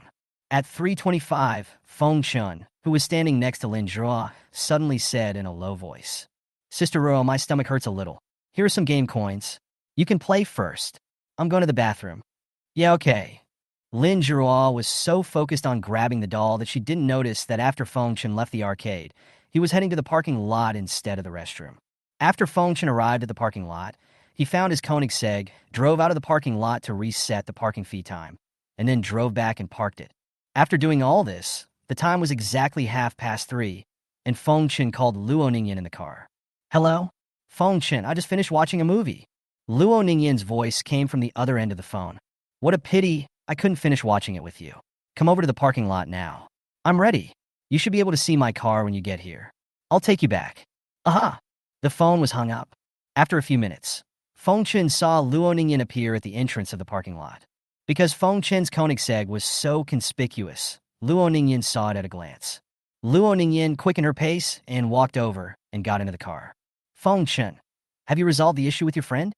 Luo Nan fastened her seatbelt and asked. Yeah, it's solved. Feng Chen nodded and then said, Can you tell me what happened to the plot of the movie? Oh, it's a pity that we can't watch it. Okay, then. So, Luo Nan began to tell Feng Chen the later plot of the movie in the car.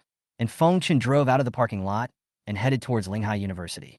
Along the way, the two of them had a pleasant conversation, taking advantage of the topic of the subsequent plot of the movie, and Luo Ningyan was in a good mood the whole time. When sending Luo Ningyan to the gate of Linghai University, Luo Ningyan unbuckled her seatbelt, plucked up the courage to slowly approach Feng Chen, and seeing that Feng Chen had no intention of dodging, she gently pecked Feng Chen on the face, then got out of the car with a blushing face and left. Feng Chen savored the soft and tender touch of his cheek, and a faint curve appeared at the corner of his mouth. Almost there, Feng Chen could feel that Luo Ningyan would soon break through to 90 favorability. After watching Luo Ningyan's back disappear into the school gate, Feng Chen stepped on the accelerator and headed back towards Linghai Huaying Cinema. Entering the same parking lot for the third time, Feng Chen parked the car and walked quickly towards the game hall. When he arrived at the game hall, Feng Chen saw Lin Zhua still standing in front of the claw machine. The time is now 3:50, and there are still 10 minutes before the movie starts. It is time to free Lin Zhua from the obsession with pinching the doll. Feng Chen returned to Lin Zhua and said apologetically, "Sorry, Sister Ro. I kept you waiting for so long." "No, I was grabbing the doll the whole time." After Lin Zhua replied with this sentence, she put her hand into the basket of game coins, but found that there was only one coin left. One game coin is only enough to grab the doll once, and she has gotten nothing so far. Lin Zhua's face suddenly showed a frustrated look. "Don't be discouraged, Sister Roro.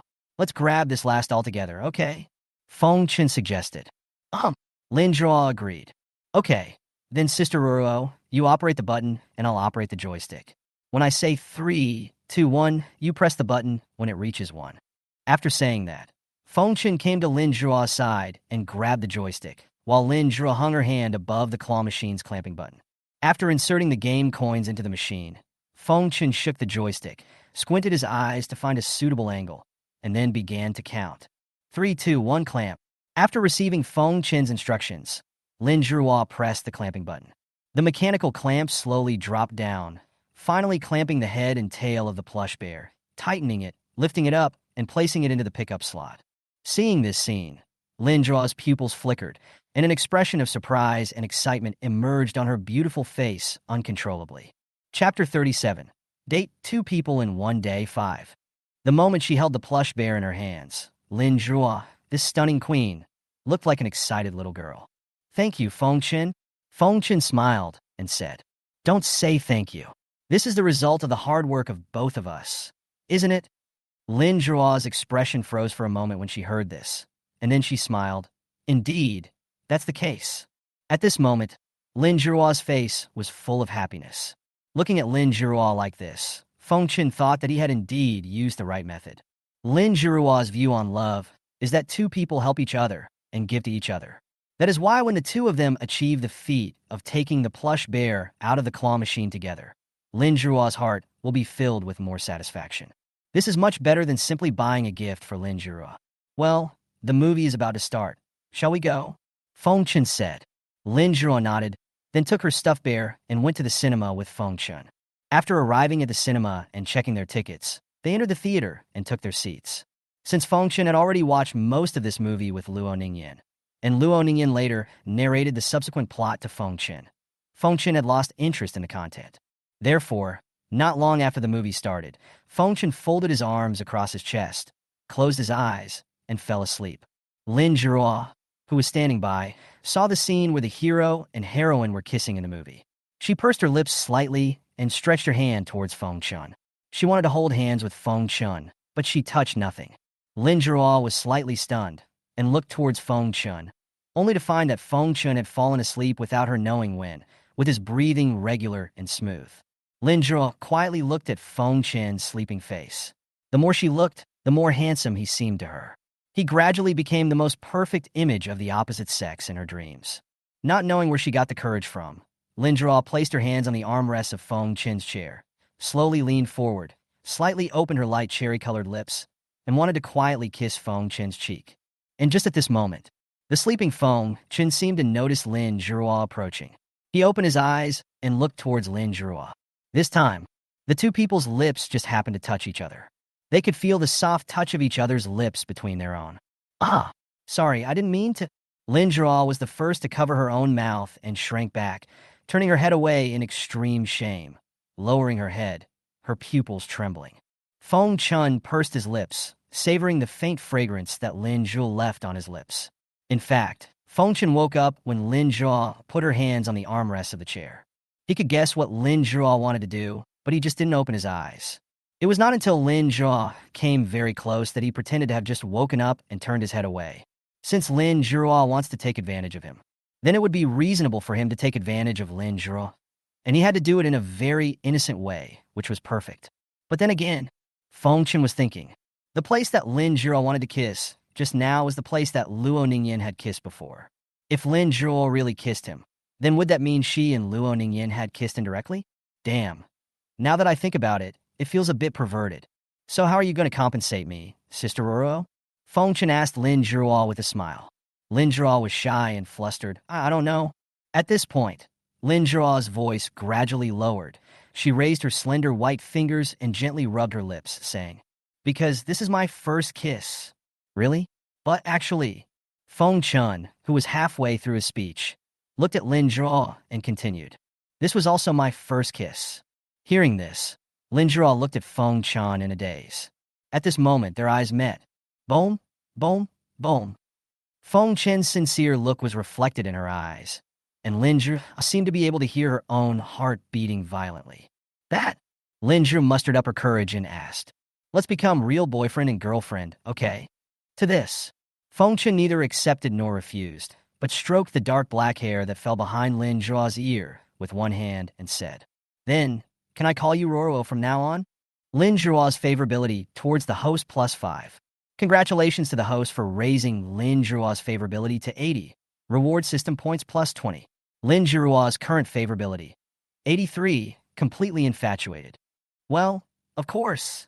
Lin Zhuo responded shyly. At this moment, the movie on the screen is far less attractive to Lin Zhuo than Feng Chun is to her. In Lin Zhuo's eyes, Feng Chen's warm smile was like midsummer, the moment she cherished the most. The throbbing in her chest was so real that it gave Lin Zhuo the illusion that she had not been truly alive until this moment. When the two looked at the movie screen again, their hands were already held together, with their fingers interlocked. At the end of the movie, at the final scene, Lin Zhuo clenched her hands slightly, feeling the warmth of Feng Chen's palms, with tears in her eyes. "Does it look good?" Seeing the lights in the cinema come back on, Lin Zhuo asked Feng Chen. "Haha, the movie is good, but you are prettier." Feng Chen smiled lightly, then looked at Lin Zhuo seriously and said, Lin Zhuo's favorability towards the host +2. In the mall. After watching the movie, the two walked side by side. Lin Zhuo put her arm around Feng Chen, her voice as sweet and warm as if sugar was added, and asked, "Feng Chen, where are we going to eat tonight?" Feng Chen thought for a moment and said, "How about going to a little cafe? It's quiet and relaxing, just the two of us." Lin Zhuo, who originally wanted to be alone with Feng Chun, heard this and nodded slightly with a faint smile on her lips. 6:30. Feng Chun brought Lin Zhuo to a cafe with a great atmosphere. The two of them sat side by side, chatting slowly and enjoying their meal. "Roro, why did you choose to be a fitness coach?" Feng Chun asked softly. "It may be a bit long. Feng Chun, do you want to listen to me?" Lin Zhuo leaned on Feng Chun's shoulder and said. Feng Chun chuckled and said, "Of course I would if you'd like to say it." Lin Zhuo lowered her eyelids and said, "Well, I told you. Actually, when I was a kid, I was always bullied by other girls in my class because my breasts developed early. Some boys also kept staring at my breasts and approached me like a fly, which annoyed me a lot. Later, in order to protect myself, I started exercising. When my physical ability improved, no one bullied me anymore, and I also fell in love with fitness at that time. The feeling of being able to sweat freely was really free and comfortable." Chapter 38, Luo Nan's Rebuttal. Lin Zhuo opened her heart to Feng Chun and told him all the reasons and motivations behind her becoming a fitness coach. Feng Chun listened quietly and gained a general understanding of Lin Zhuo's past. I have to say, Lin Zhuo's experience is still very inspiring. She has never relied on anyone and never let any man who has ulterior motives towards her get close to her. In modern society, women who are independent, strong, and dare to pursue their favorite careers are particularly worthy of respect. Feng Chen did indeed have a better impression of Lin Zhuo. Certainly, this good impression not only includes Feng Chen's appreciation for Lin Zhuo, but also his expectations for Lin Zhuo. What to expect? Lin Zhuo dares to pursue what she loves, does not care much about other people's views and opinions, and has a highly malleable outlook on life. Therefore, perhaps Lin Zhuo will be the first consumer to accept multiple relationships. Feng Chen thought. After coming out of the cafe, Feng Chen took Lin Zhuo to the parking lot and got into his Koenigsegg. Along the way, Feng Chen chatted a lot with Lin Zhuo, and their relationship became closer. When Feng Chen sent Lin Zhuo downstairs of her home, Lin Zhuo did not get out of the car immediately. Instead, she unbuckled her seatbelt and slowly leaned her head towards Feng Chen. Her autumn water eyes were shining, and her face was slightly rosy. Feng Chen did not dodge and let Lin Zhuo kiss him, their lips rubbing against each other without any gap. See you next time, Feng Chen. When their lips parted, Lin Zhuo breathed in the faint fragrance of orchid, looked closely into Feng Chen's eyes, and spoke softly.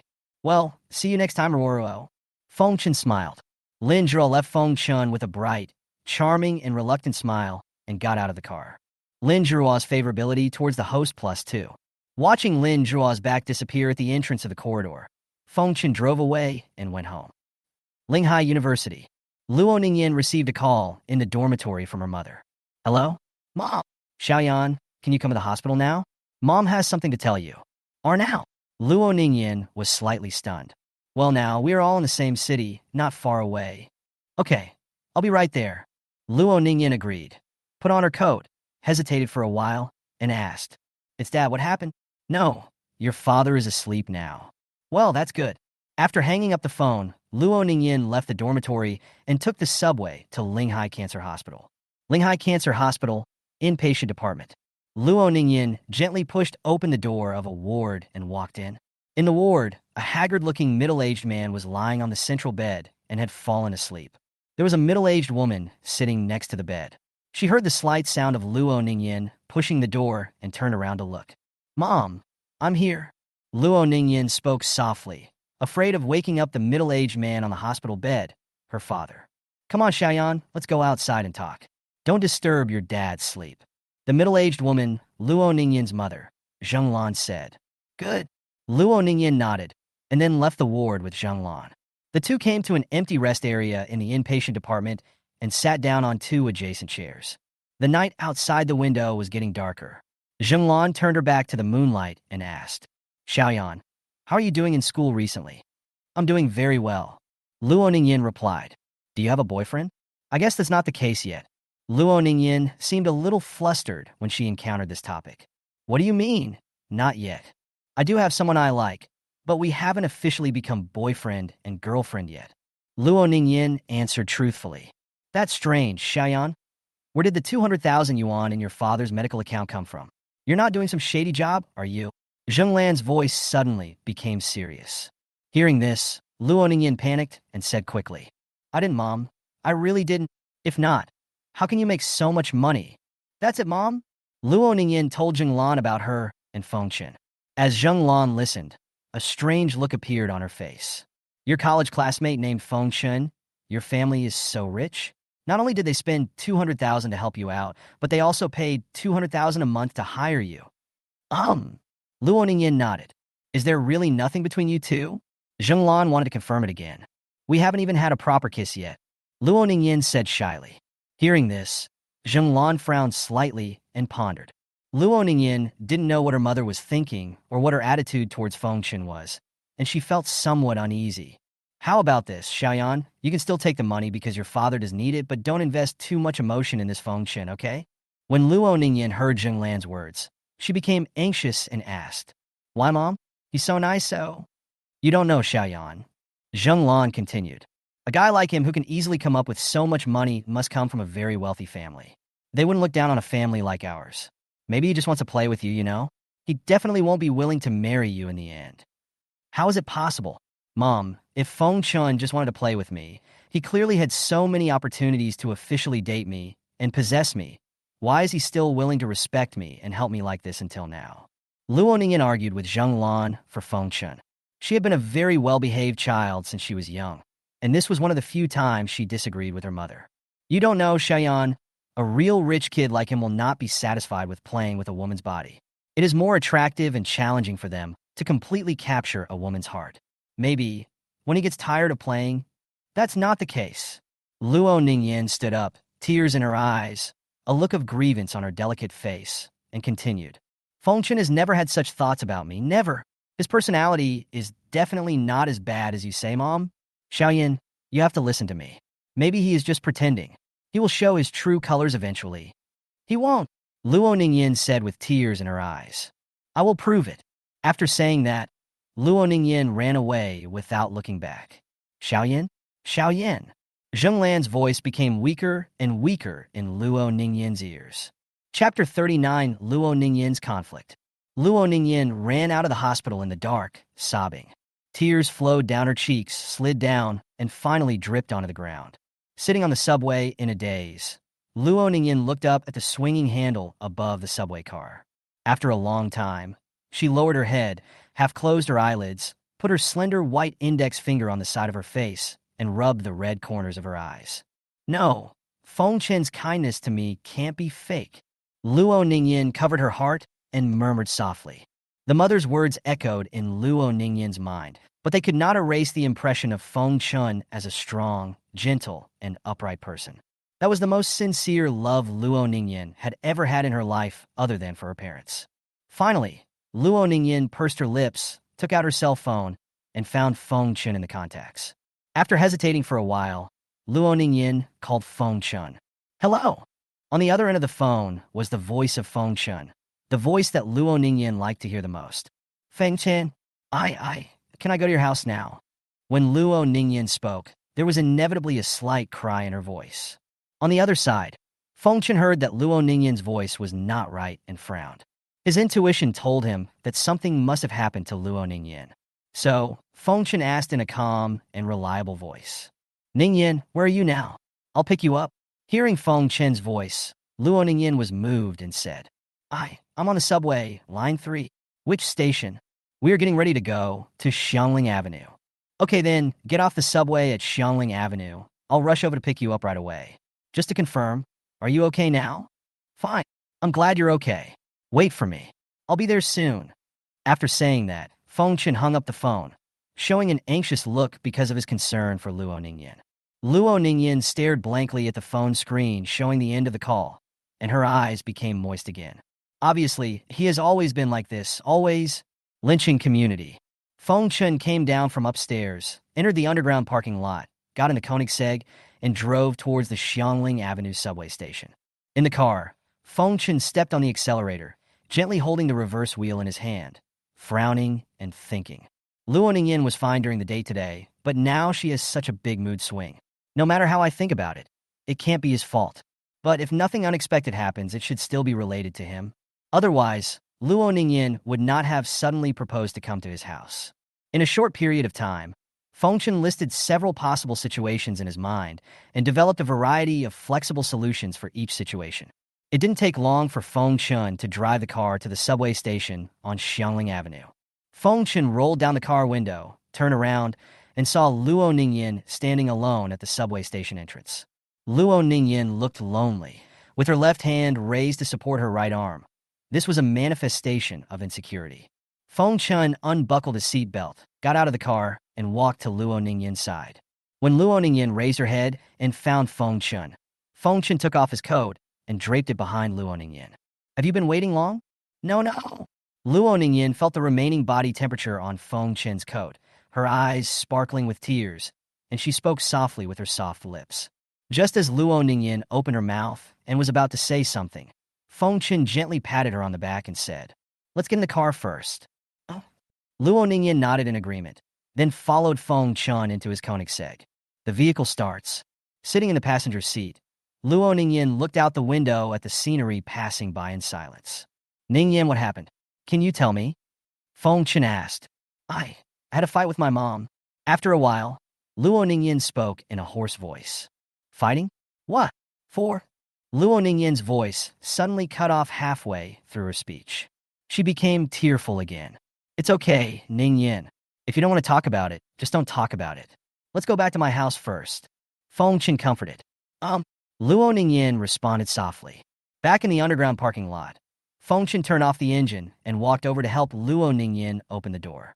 Luo Ningyin slowly got out of the car, feeling slightly warmed in her heart by Feng Chen's thoughtful gesture. Feng Chen brought Luo Ningyan to his home, opened the door, and let Luo Ningyan go in first. After changing shoes, Luo Ningyan sat down on the sofa under the guidance of Feng Chen. Feng Chen poured a glass of water for Luo Ningyan, put it in her hands, and said, "You must be thirsty, right? Drink some water first." Luo Ningyan raised the glass and slowly drank all the water in it. After drinking the water, Luo Ningyan put the cup on the coffee table and said softly, "Thanks."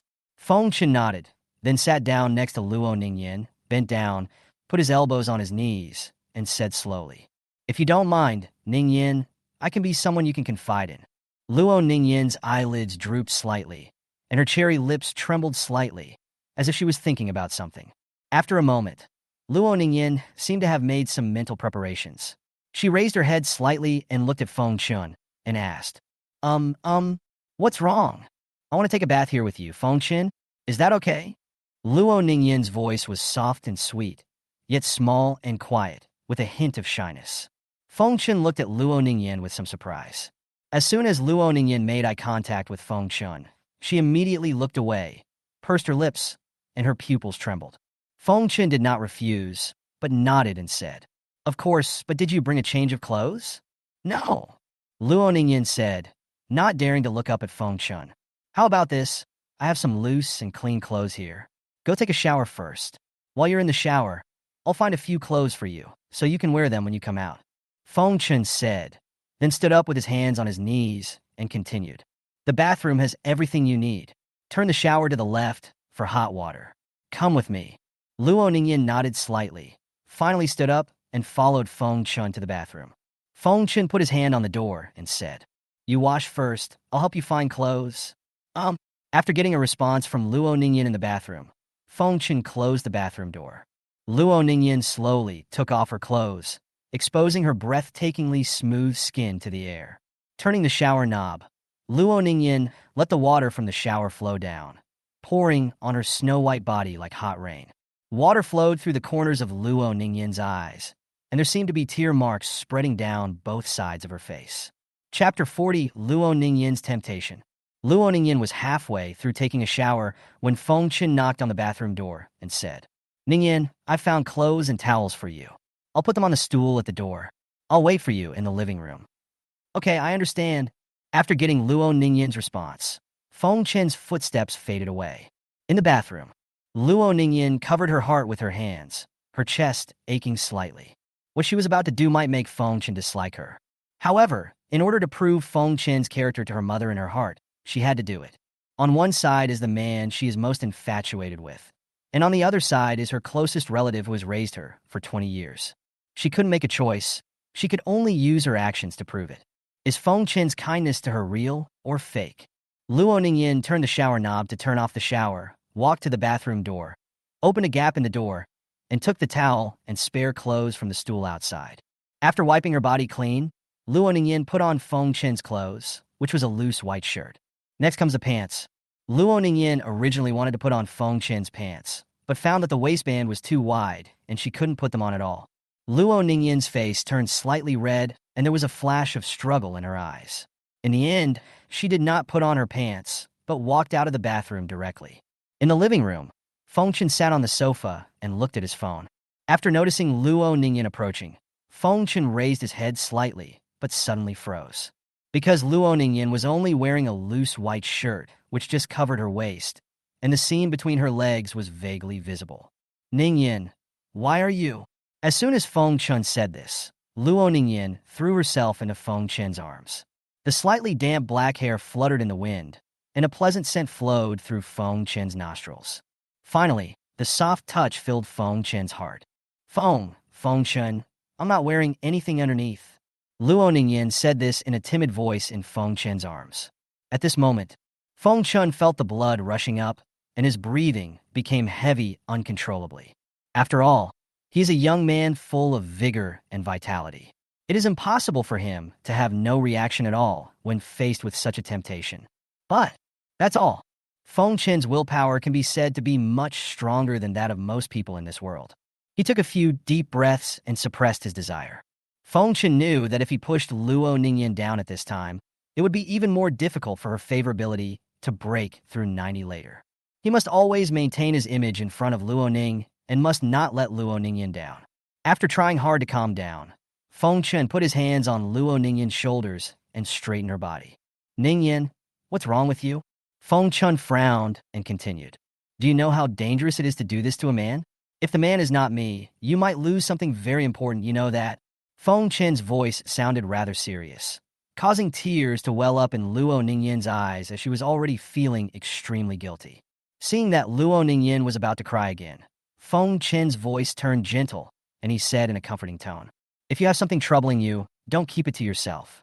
I am willing to be your listener and share your sorrow. In the face of difficulties, let's work together to find a solution, okay? After saying that, Feng Chen raised his hand and wiped away the tears from the corners of Luo Ningyan's eyes. Luo Ningyan stared at Feng Chen in a daze. You know what? Ningyan, actually from the first time I dated you, I saw that you were a kind-hearted and pure girl.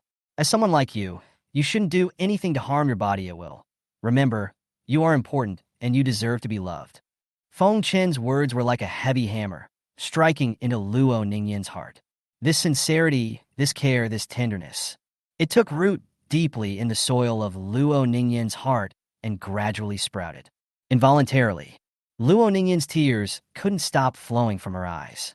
She wanted to stop them, but she couldn't. Well, whoa. I will Feng Chen, I'm sorry, Luo Ningyan buried her head in Feng Chen's chest, her tears soaking Feng Chen's clothes. Ah, I was right. Feng Chen has always been a gentle, upright, and resolute man. And in order to verify my mother's statement, I still used this method, a method that he should have hated, to test him. But Feng Chen not only did not hate me, but corrected me, was willing to listen to me, and was willing to encourage me. Luo Ningyan's favorability towards the host +2. Congratulations to the host for breaking through Luo Ningyan's favorability to 90. Reward system points +40. Current Luo Ningyan's favorability, 91 unforgettable. Note, when the favorability of the consumer reaches 90, it will not decrease unless the host is seriously betrayed. Really, Feng Chen thought, this is the most critical opportunity to break through the favorable impression. The reason why Luo Ningyan quarreled with her mother might be about the 200,000 yuan he gave to Luo Ningyan. Luo Ningyan's mother probably thought that he was a wealthy young man with a lot of money, who wanted to disguise his true nature and play with Luo Ningyan's body and mind.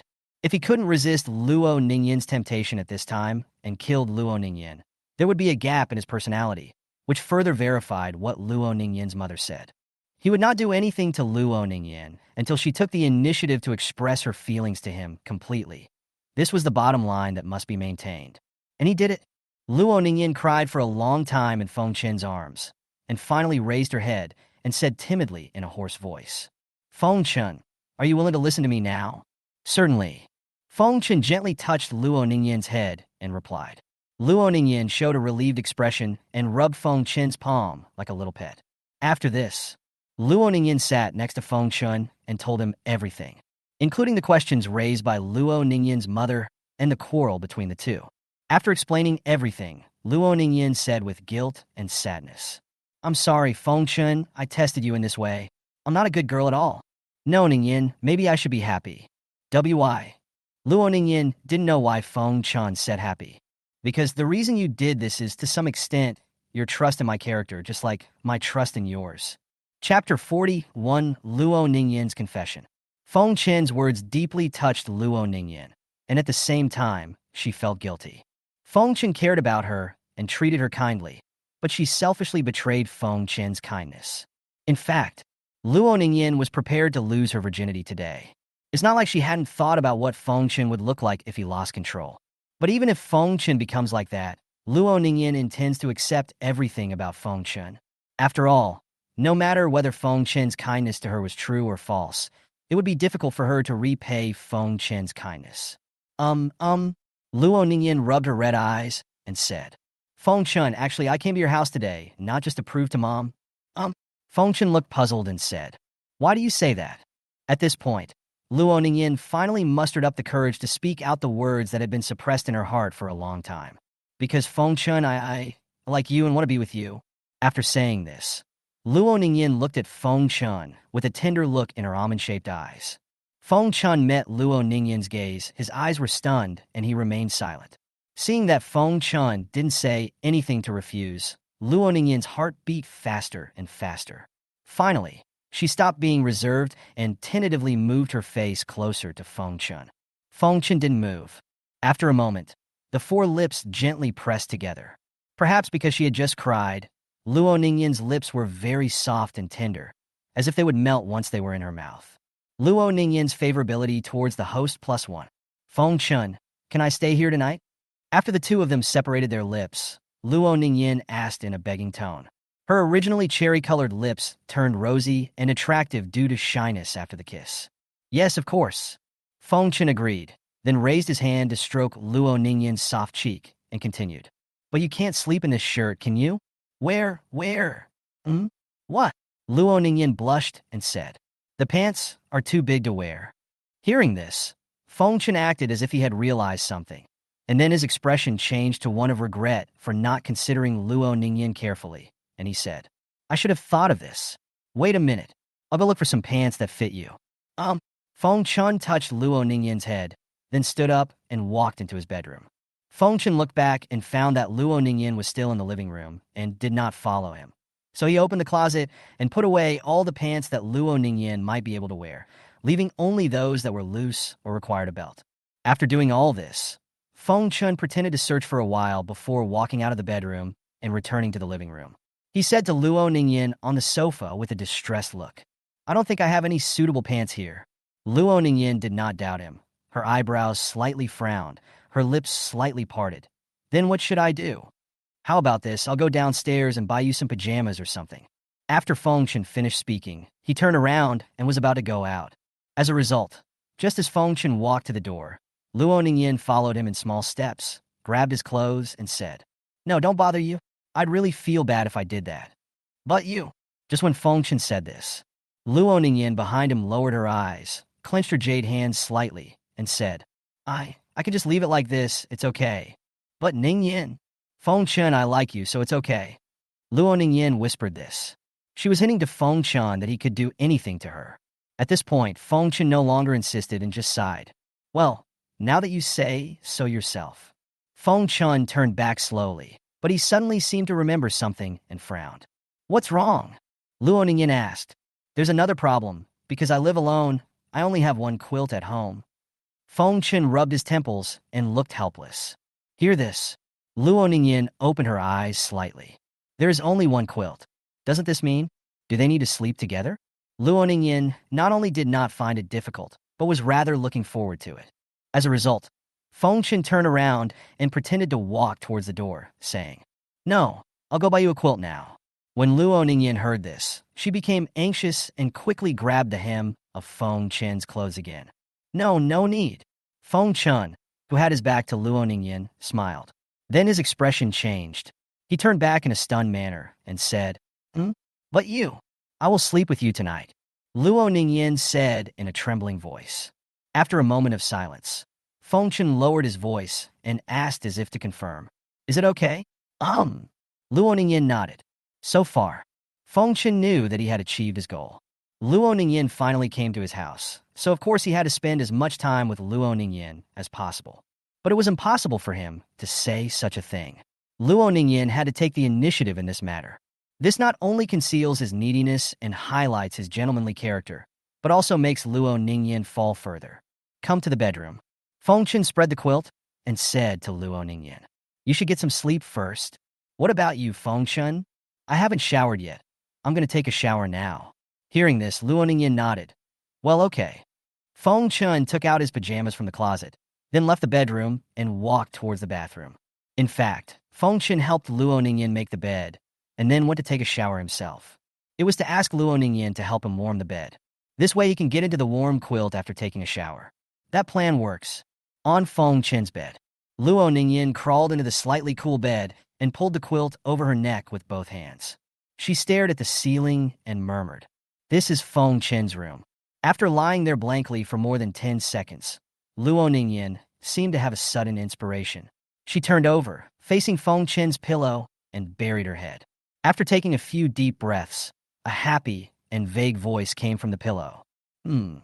The The taste of Feng Chun. Sniff. Sniff, sniff, sniff. The more Luo Ningyin smelled it, the more addicted she became. Luo Ningyin's favorability towards the host +1. Chapter 42. Luo Ningyin's sleeping together. After taking a shower, Feng Chen put on his pajamas and came out of the bathroom. Returning to the bedroom, Feng Chen saw Luo Ningyin sleeping on her side in the quilt, facing towards him, her beautiful eyes slightly closed, her dark brows relaxed, and her breathing soft and gentle. Feng Chen walked quietly to the bed, slowly opened the quilt, and lay down in the bed that had been warmed by Luo Ningyin. There was only one pillow on the bed, but fortunately, it was long enough to barely accommodate two people's heads.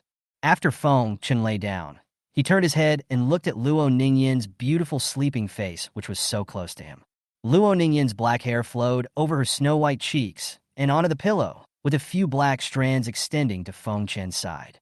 Feng Chen could faintly smell the mellow and sweet breath coming from Luo Ningyin's nose.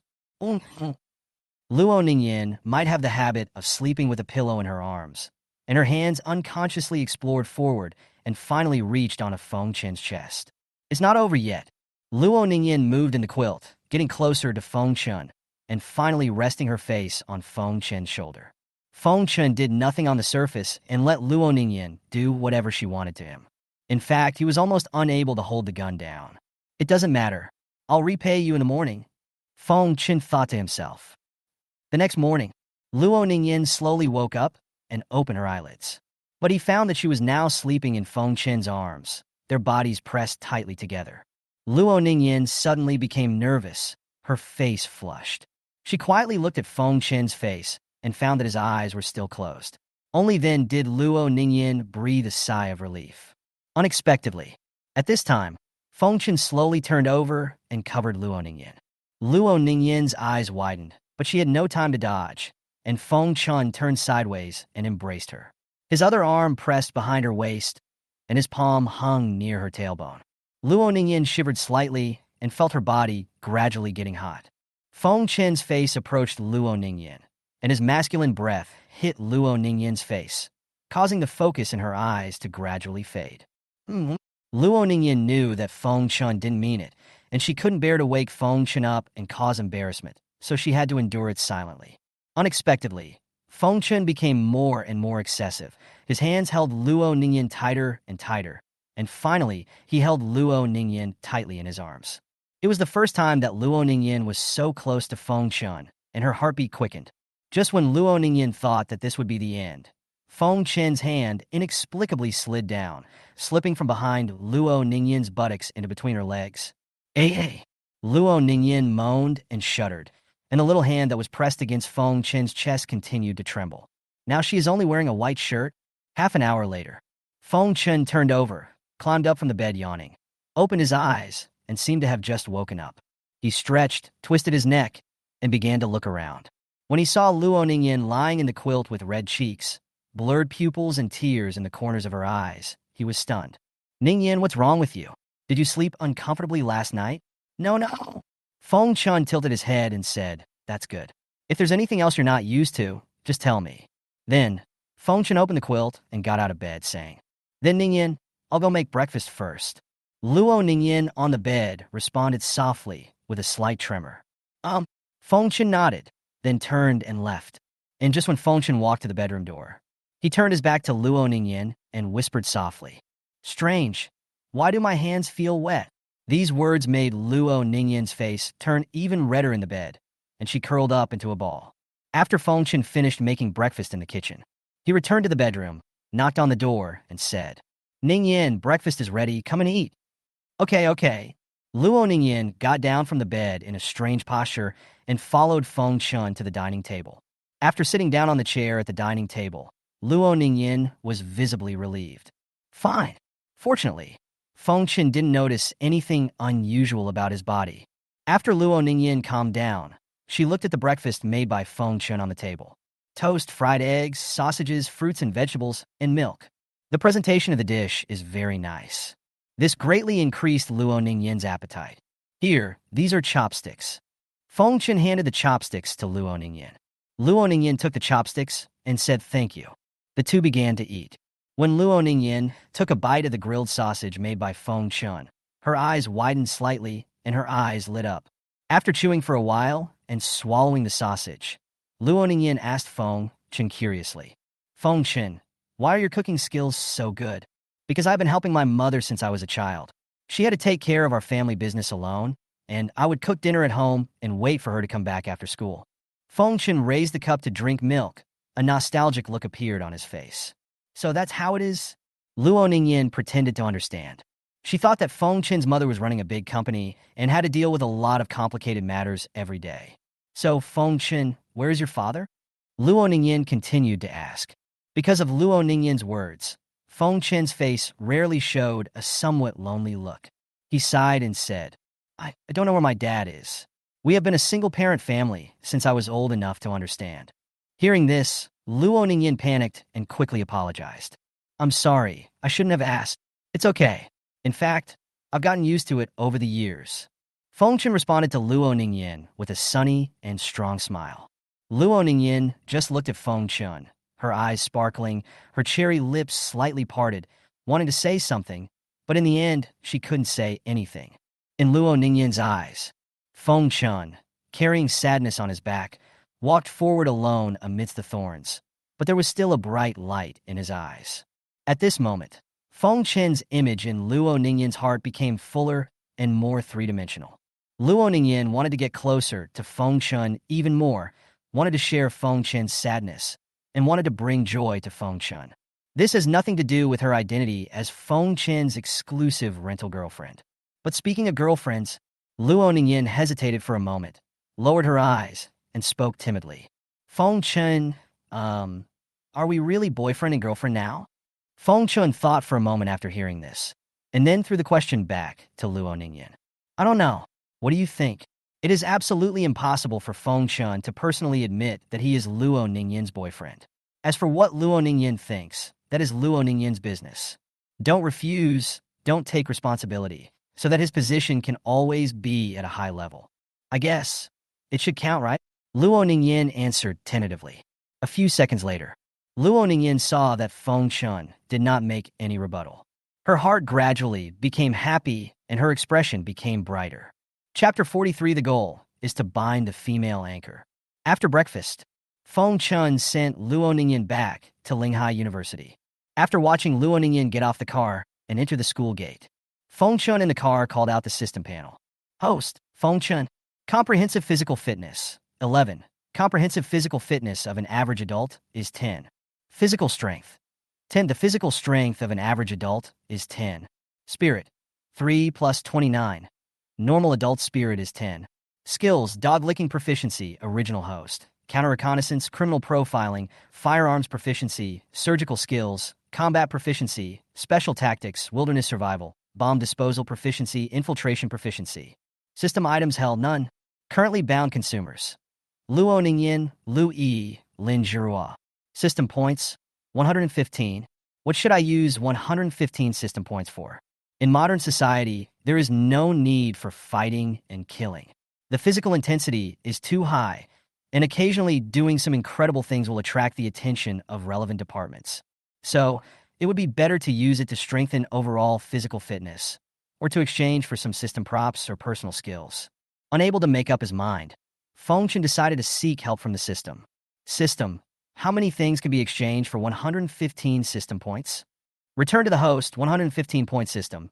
The host can choose to strengthen 115 points of basic attributes, exchange almost all personal skills and a small part of system props. Feng Chen pondered for a moment.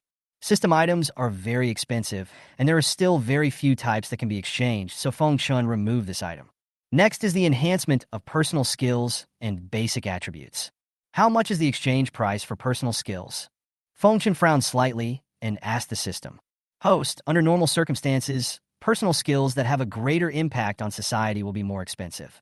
The exchange price of these personal skills will be above 60 system points, while the exchange price of skills that enhance personal abilities generally does not exceed 40 system points.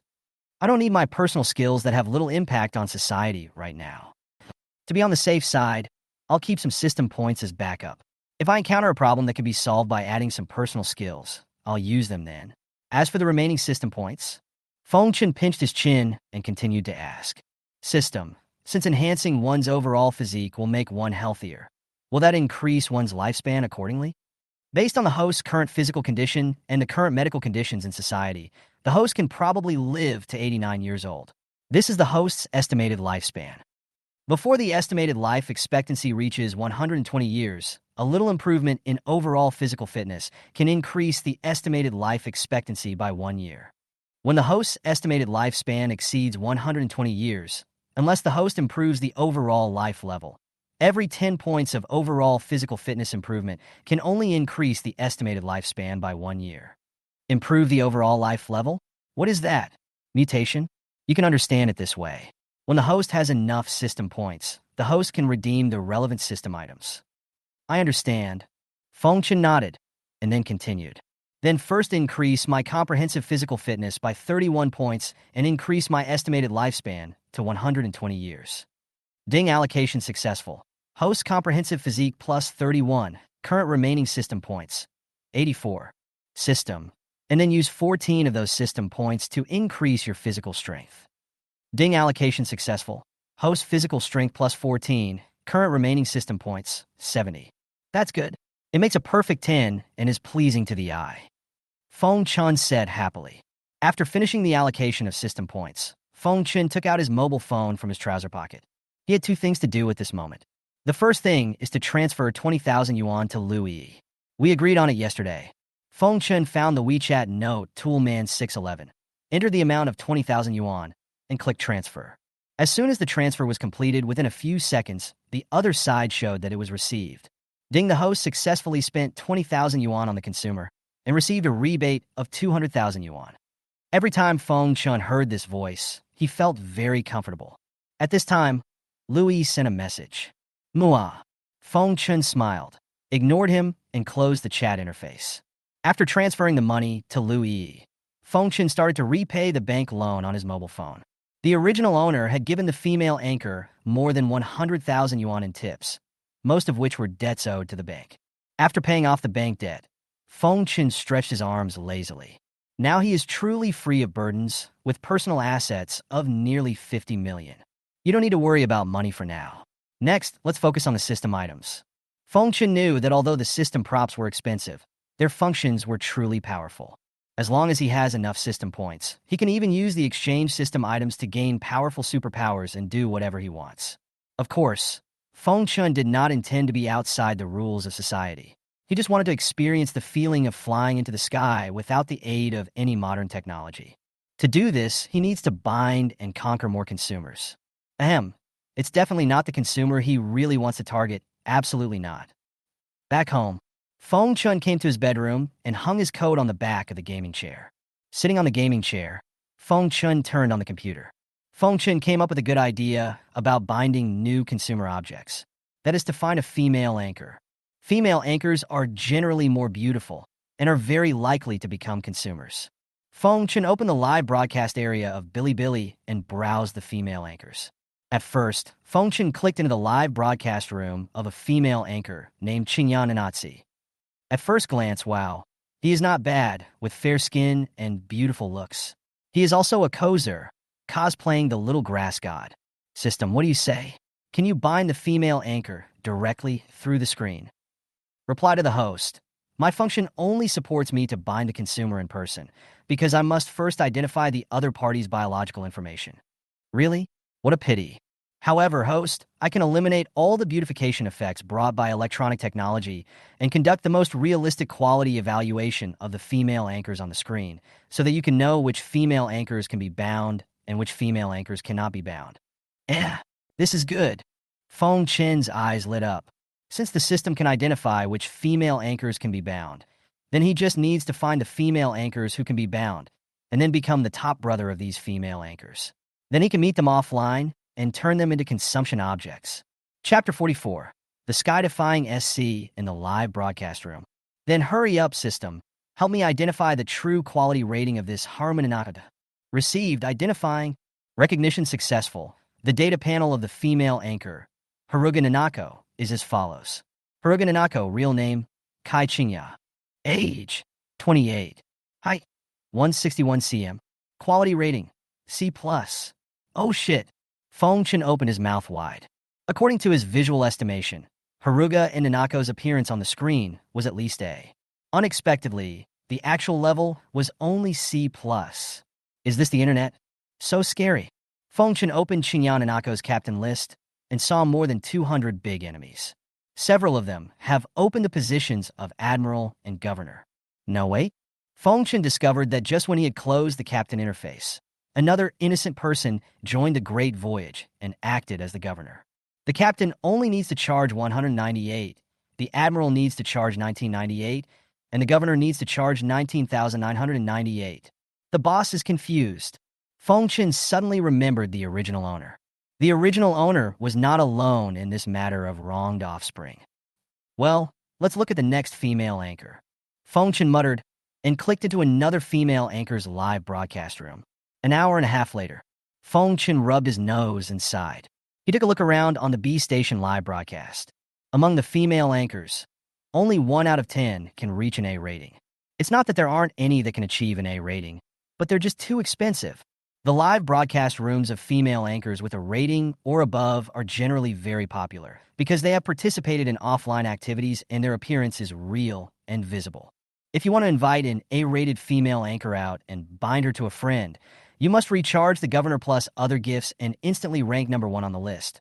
Otherwise, she won't even look at you.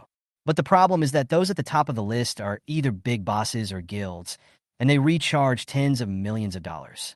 Considering Feng Chen's current personal assets of 50 million, this amount of money is really not a small sum. Moreover, he might just rush to the top of the list in the last second and be pushed back by those big bosses and guilds in the next second. Now, Feng Chen suddenly felt that the money was not enough. Even to get to the top of the list in 1 second, you need to be careful with your budget.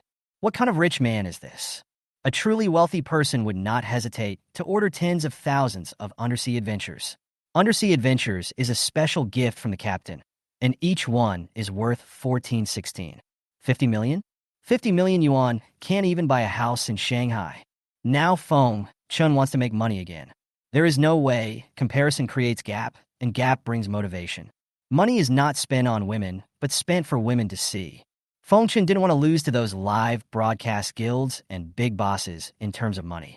Otherwise, why would he need the system? Why don't I just let Luo Yi do the live broadcast, and then I'll give her the money? Suddenly, Feng Chen came up with a good idea. If you give rewards to bound consumers, you will only spend more and more money. How can those number 1 people on the list compare to him? The more Feng Chen thought about it, the more he felt it was feasible, and planned to ask Luo Yi out to discuss this matter another day. Anyway, Luo Yi was just his green tea tool, and he didn't plan to spend time conquering her. Therefore, he didn't need to explain to Luo Yi anything he did. Luo Yi just had to obey his orders. As long as he gets a lot of money by giving rewards to Luo Yi and receiving rebates, he can use this money to reward other female anchors and make appointments with them. If he encounters those big bosses who snatch the number 1 position from other female anchors, then he only needs to continue to give money to Luo Yi to replenish the war reserve funds and then snatch the number 1 position back. This is a perpetual motion machine. After making these plans, Feng Chen felt much more relaxed, but there is still some time until evening. Feng Chen simply continued to hang out in the live broadcast area, having some fun before logging off.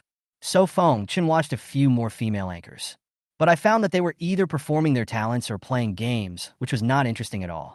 How about going to see the virtual anchor?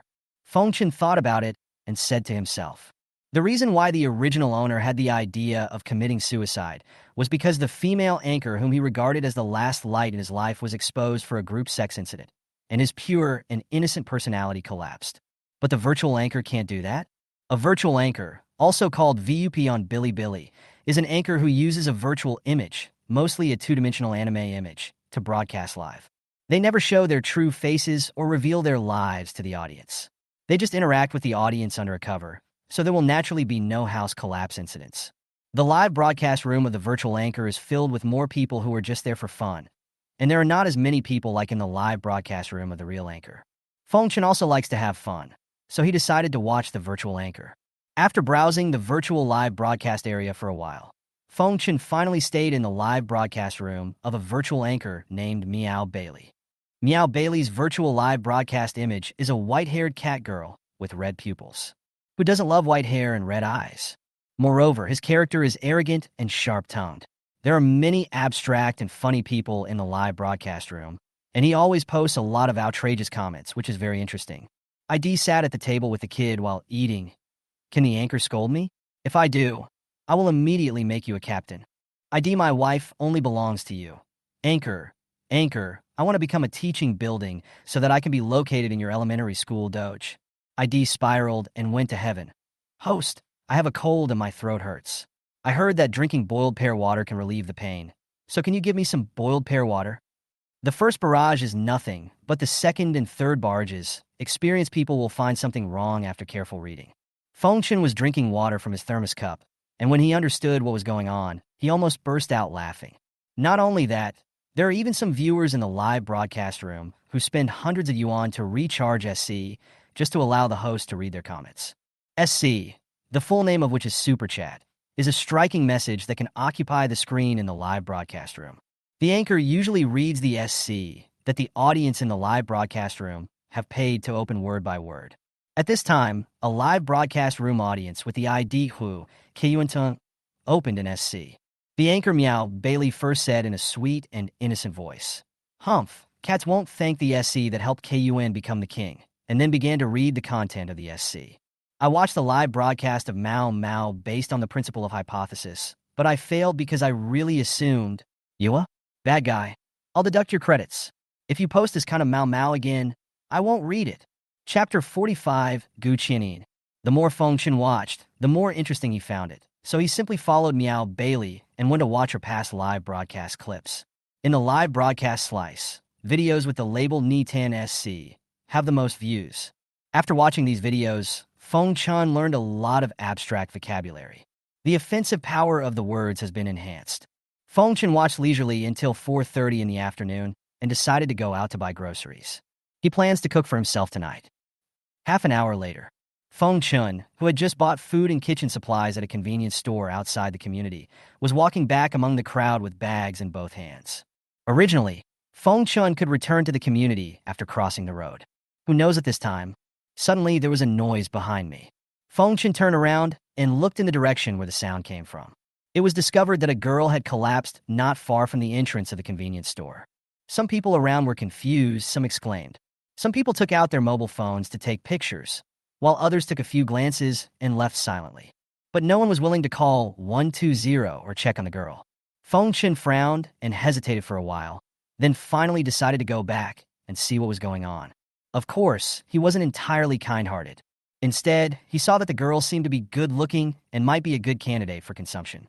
Fengchen came to a place not far from the girl lying on the ground, stopped, and looked down carefully. The girl's black hair bloomed on the ground like a black lotus. Her eyes with long eyelashes were closed, and her small, shiny, and soft lips were pale. She has a delicate face, fair skin, and a slim and petite figure. The girl seemed to have been blessed by God. Her appearance was so stunning that she had a kind of fragile and lovable beauty. Ding consumption object binding is successful. System points +5. Host, would you like to view the consumption object detailed information? Check. Opening detailed information of object for host. Consumer. Gu Qianin. Age, 19. Height, 161 cm. Quality rating, A+. Favorability towards the host, 0. Have not met yet. It turned out to be A+. After binding the girl, Gu Qianin, Fengchen immediately put down the shopping bags in his hands. Then he came to Gu Qianin's side, knelt on one knee, called her tentatively, but found no response. Fengchen acted quickly and pressed Gu Qianin's upper and lower sockets, but found there was still no response. He immediately determined that Gu Qianin was in a coma. Fengchen slightly tilted his waist and observed Gu Qianin's chest and abdomen. Noting that there was no rise and fall or breathing movement, his eyes suddenly became solemn. Then he reached out and touched Gu Qianin's carotid artery, but could not feel any pulsation. Fengchen lowered his head again and put his ear to Gu Qianin's chest, but still could not hear any heartbeat. At this point, it could be determined that what Gu Qianin experienced was cardiac arrest. Fengchen raised his arm, pointed his finger at the young man who was filming him with his phone, and shouted, "Quick, call an ambulance." The young man lowered his phone slightly, revealing his eyes behind the phone, and asked with a frown, "Call an ambulance. Why don't you call one yourself? This is fucking cardiac arrest. If I take the time to call an ambulance, it will be too late." As he said this in a grim voice, Feng Chen's eyes became as tough and sharp as steel. His strong and powerful aura immediately frightened the young man so much that he took 2 steps back and almost dropped his phone. Feng Chen didn't have time to care about what the young man did next. After he finished speaking, he immediately turned around and gave Gu Qianin first aid. He pressed his left palm against Gu Qianin's chest, overlapped his hands, raised the 5 fingers of his left hand, stretched out his arms, and used the strength of his upper body to press down continuously. Gu Qianin's chest sank and then bounced back over and over again. After pressing dozens of times, Feng Chen bent down, covered Gu Qianin's mouth, gave her artificial respiration, and then continued to repeat the chest compressions. However, at this critical moment, the young man next to him not only did not call the emergency number, but snorted coldly, raised his mobile phone again, and continued to film. Fortunately, a middle-aged woman next to the young man was already talking to the operator at the emergency center. After Feng Chen's standard and correct first aid measures, Gu Qianin's lips, which were lying on the ground, gradually regained a hint of color, but she still did not wake up. Feng Chen measured Gu Qianin's pulse again, and after confirming that Gu Qianin's weak heartbeat had recovered, he breathed a sigh of relief and then looked around. At this moment, Feng Chen discovered that the young man next to him was still holding up his mobile phone to take pictures, and his heart, which had originally been relieved, was lifted again. He had been concentrating on performing CPR and artificial respiration on Gu Qianin and had not paid any attention to the situation around him. Didn't the young man call an ambulance? Feng Chen took 2 steps to the young man, grabbed his collar, and asked seriously, "Did you call an ambulance? What are you doing? Let me go." The young man still refused to put down his phone, but struggled and shouted with a red face. The young man didn't expect Feng Chen to be so strong.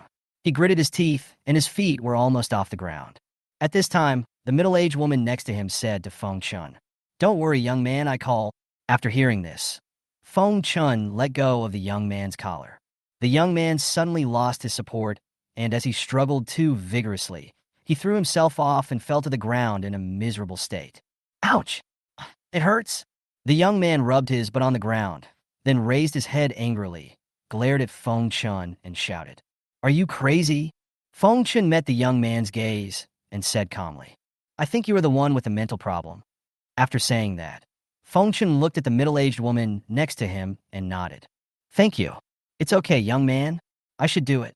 The middle-aged woman was still smiling when she spoke to Feng Chen. After she finished speaking, she looked at the young man sitting on the ground with a look of disdain. "But the young man asked you to call the emergency number just now. Why didn't you call the emergency number?" "Why should I call the emergency number? What does it have to do with me?" The young man sneered and slowly stood up. "You." The middle-aged woman raised her finger and pointed at the young man, feeling very angry but helpless. Not long, an ambulance arrived at the scene. While waiting for the ambulance, Feng Chen continued to perform chest compressions and artificial respiration on Gu Qianin to ensure that her symptoms would not worsen again. When the medical staff got off the ambulance and arrived at Gu Qianin's side, Feng Chen gave up the work in his hands and stepped aside. Watching the ambulance go away, Feng Chen picked up a shopping bag from the ground and left the scene. Gu Qianin. Since this girl appeared in a convenience store near the community, she is most likely a resident of the community. Feng Chen believed that they would meet again. When Feng Chen left the convenience store, the young man who had been holding up his mobile phone to take pictures, Zhao Ninja, had a gloomy look on his face. He could not forget how Feng Chen had picked him up like a chicken. Recalling the scene of Feng Chen giving Gu Qianin artificial respiration and chest compressions, Zhao Ninja sneered to himself. "You took advantage of such a beautiful girl. I can make a fuss about it on social media and make you a dead person." "Huh?" Zhao Ninja lowered his head and watched the video recorded on his mobile phone, with a smile on his face. Chapter 46, Being Cyberbullied, Exchanging Hacker Skills. When Zhao Ninja returned home, he immediately turned on his computer and, according to his plan, used the internet to take revenge on Feng Chen. He first uploaded the video from his mobile phone to his computer and then edited the video using editing software. Zhao Ninja cut out the sentence where Feng Chen said, "This is fucking cardiac arrest. If I waste time calling an ambulance, it will be too late," and the previous part, leaving only the scene of Feng Chen performing chest compressions and artificial respiration on Gu Qianin. Zhao Ninja deliberately magnified the movements of Feng Chen's hands when he was doing chest compressions, and the same was true for his mouth during artificial respiration. Of course, Zhao Ninja did not forget to enlarge Gu Qiannin's face. The fact that Gu Qiannin is a beauty is very important. Zhao Ninja did not exaggerate the content of the video because, as a legal expert, he knew that doing so would likely lead to him being charged with defamation. Instead, after releasing the video, Zhao Ninja immediately hired internet trolls to accuse Feng Chun of taking advantage of a beautiful woman in the name of artificial resuscitation in the comment section of the video. Chest compressions are referred to as chest touches, and artificial respiration is referred to as kissing. In addition, there were also accusations that Feng Chen's first aid measures were not standard. This is not the end yet. When the popularity of this video just began to ferment, Zhao Ninja immediately released a second video about this matter. In the second video, Feng Chen rushed up in 2 or 3 steps, grabbed Zhao Ninja by the collar, and then knocked Zhao Ninja down. All of this had been recorded by Zhao Ninja's mobile phone before. In this second video, Zhao Ninja also did not put any inflammatory text in it, but continued to ask the internet army to criticize Feng Chen's behavior in the comment section. These include but are not limited to comments like, "It seems that this man was indeed taking advantage of the beautiful woman before. Otherwise, why would he rush up in anger and knock down the person filming the video?"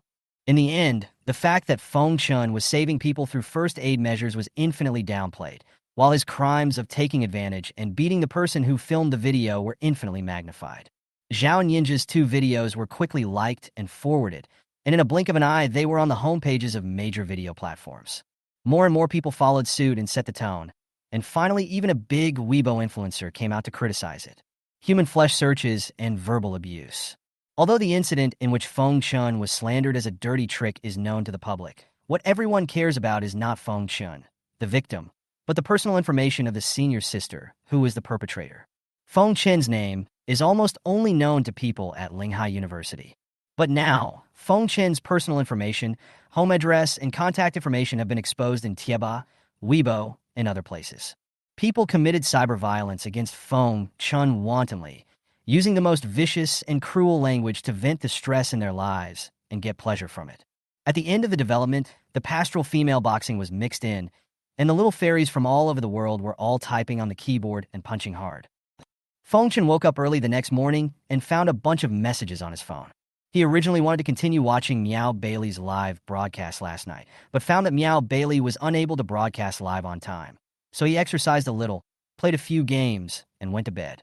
But he never thought that in just one night, there would be so many unread messages in his mobile phone.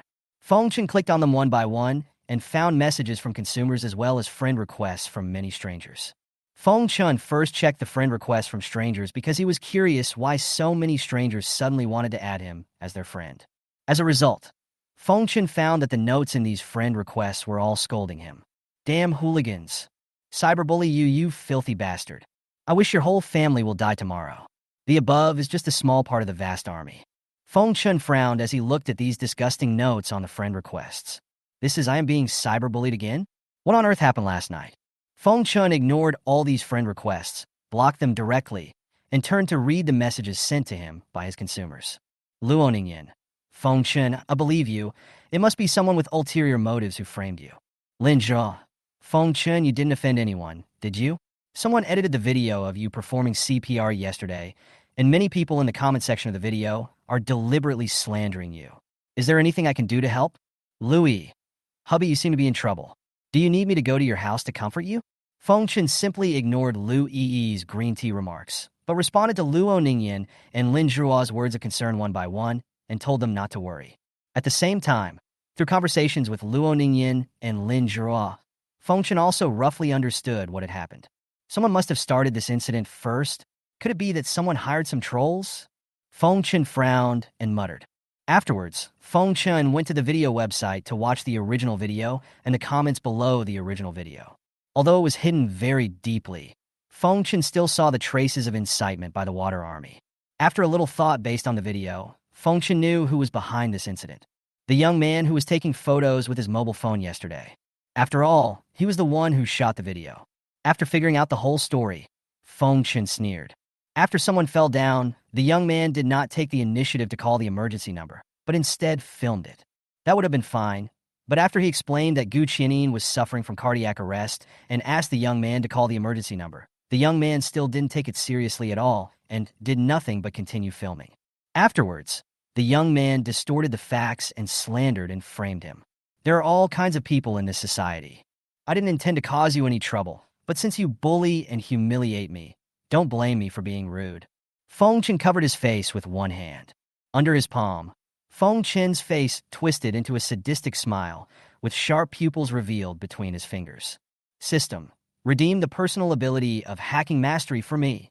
Ding personal skill, Hacking Mastery, has been successfully redeemed, consuming a total of 50 system points.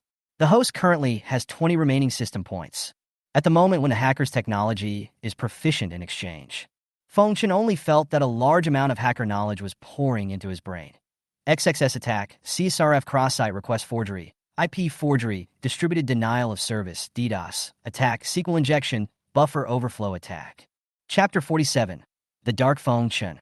After exchanging his hacking skills, Feng Chen took his laptop and went to school. Feng Chen went to school for two reasons. One was that he had classes today, Monday, and the other was that he could use the campus network to effectively cover up his personal traces when conducting hacker attacks and defenses. Feng Chen entered the campus amid all kinds of strange looks, sat down in the back row of the classroom, turned on his laptop, used the campus network to forge an IP, hacked Zhao Ninja's social media account, and obtained background information. During the class, many people quietly criticized Feng Chen because of the incident that fermented on the internet, but Feng Chen didn't care at all. Feng Chen took advantage of the 2-hour morning class to obtain Zhao Ninja's identity information, from his ID number to his home address, and even his account passwords for all the chat software he owned. Using the account and password of the chat software owned by Zhao Ninja, Feng Chen secretly logged into Zhao Ninja's WeChat and Penguin account and intercepted the chats and transfer records between Zhao Ninja and the leader of the Water Army as evidence. These alone are enough to make Zhao Ninja very upset. But it's not over yet. In order to make Zhao Ninja completely despair, we must repay him with an eye for an eye and a tooth for a tooth.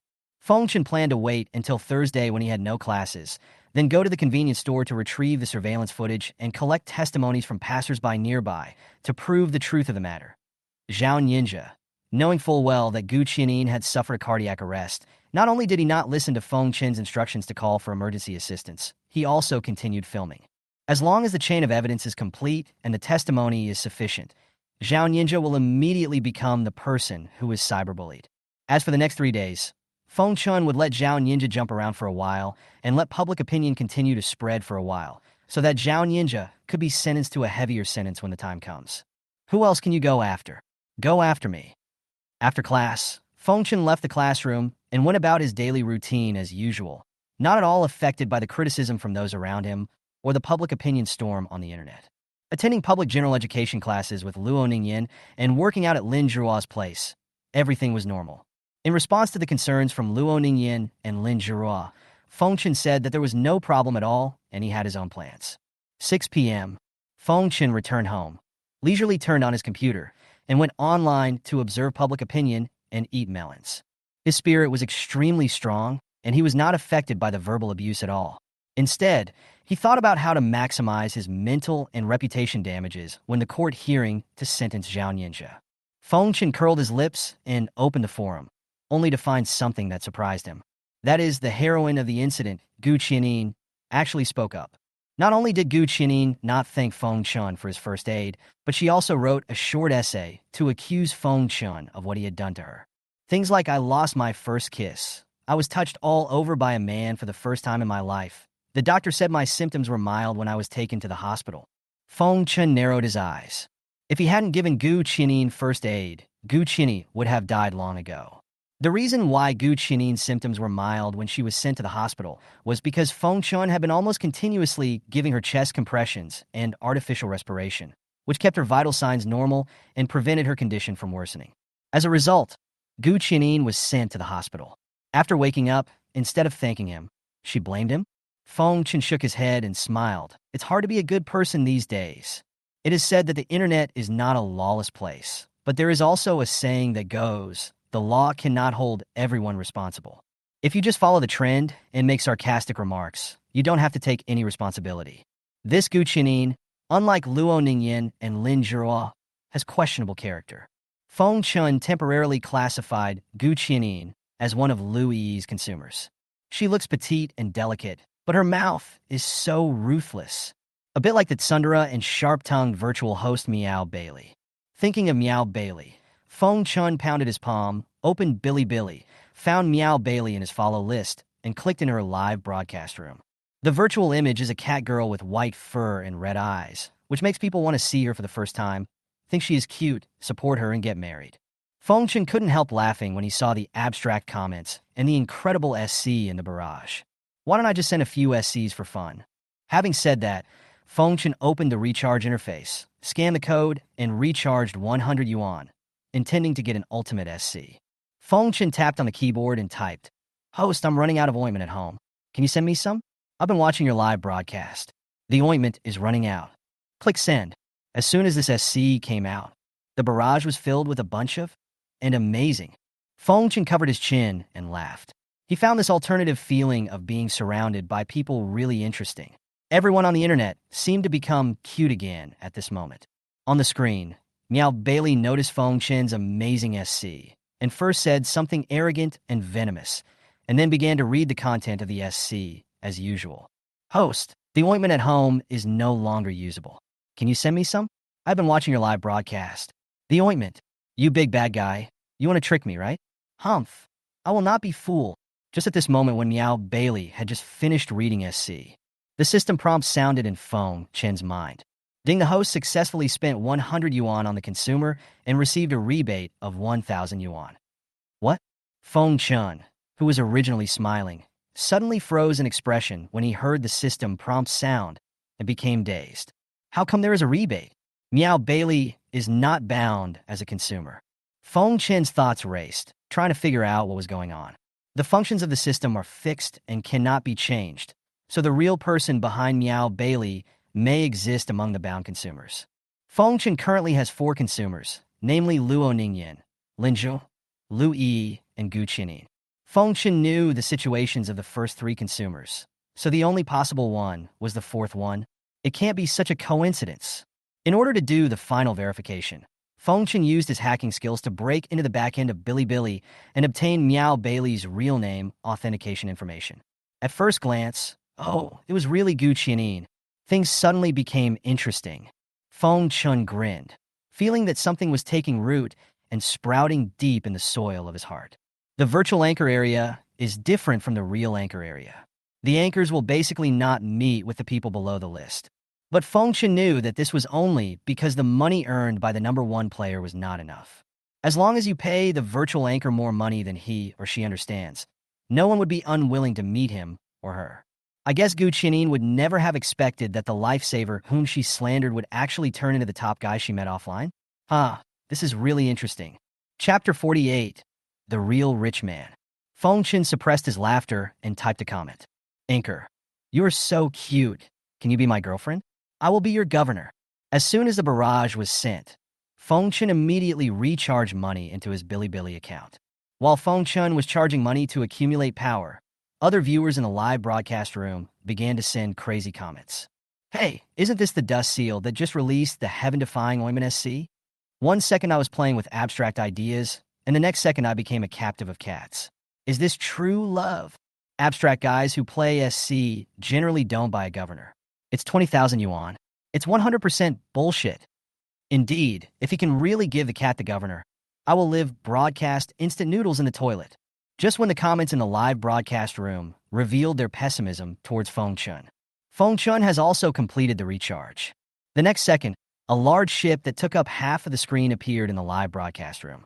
The atmosphere of the entire live broadcast room was suppressed by this special effect, and the 4 big words "Governor takes office" appeared in the upper left corner of the ship. Fuck, Brother Ointment really became the governor? The boss is generous. The boss is confused. The guy who just said he wanted to use the toilet to make instant noodles. Give me a sip. At this time, the anchor Meow Bailey, Gu Qianin, was also stunned by Feng Chun's arrogance. Although she is a virtual anchor with hundreds of thousands of fans, she really doesn't have many governors. Originally, she didn't believe that the audience in the live broadcast room, named Chun Feng, could make her the governor, because not only did Chun Feng not have her fan card, but the only interaction was the incredible SC just now.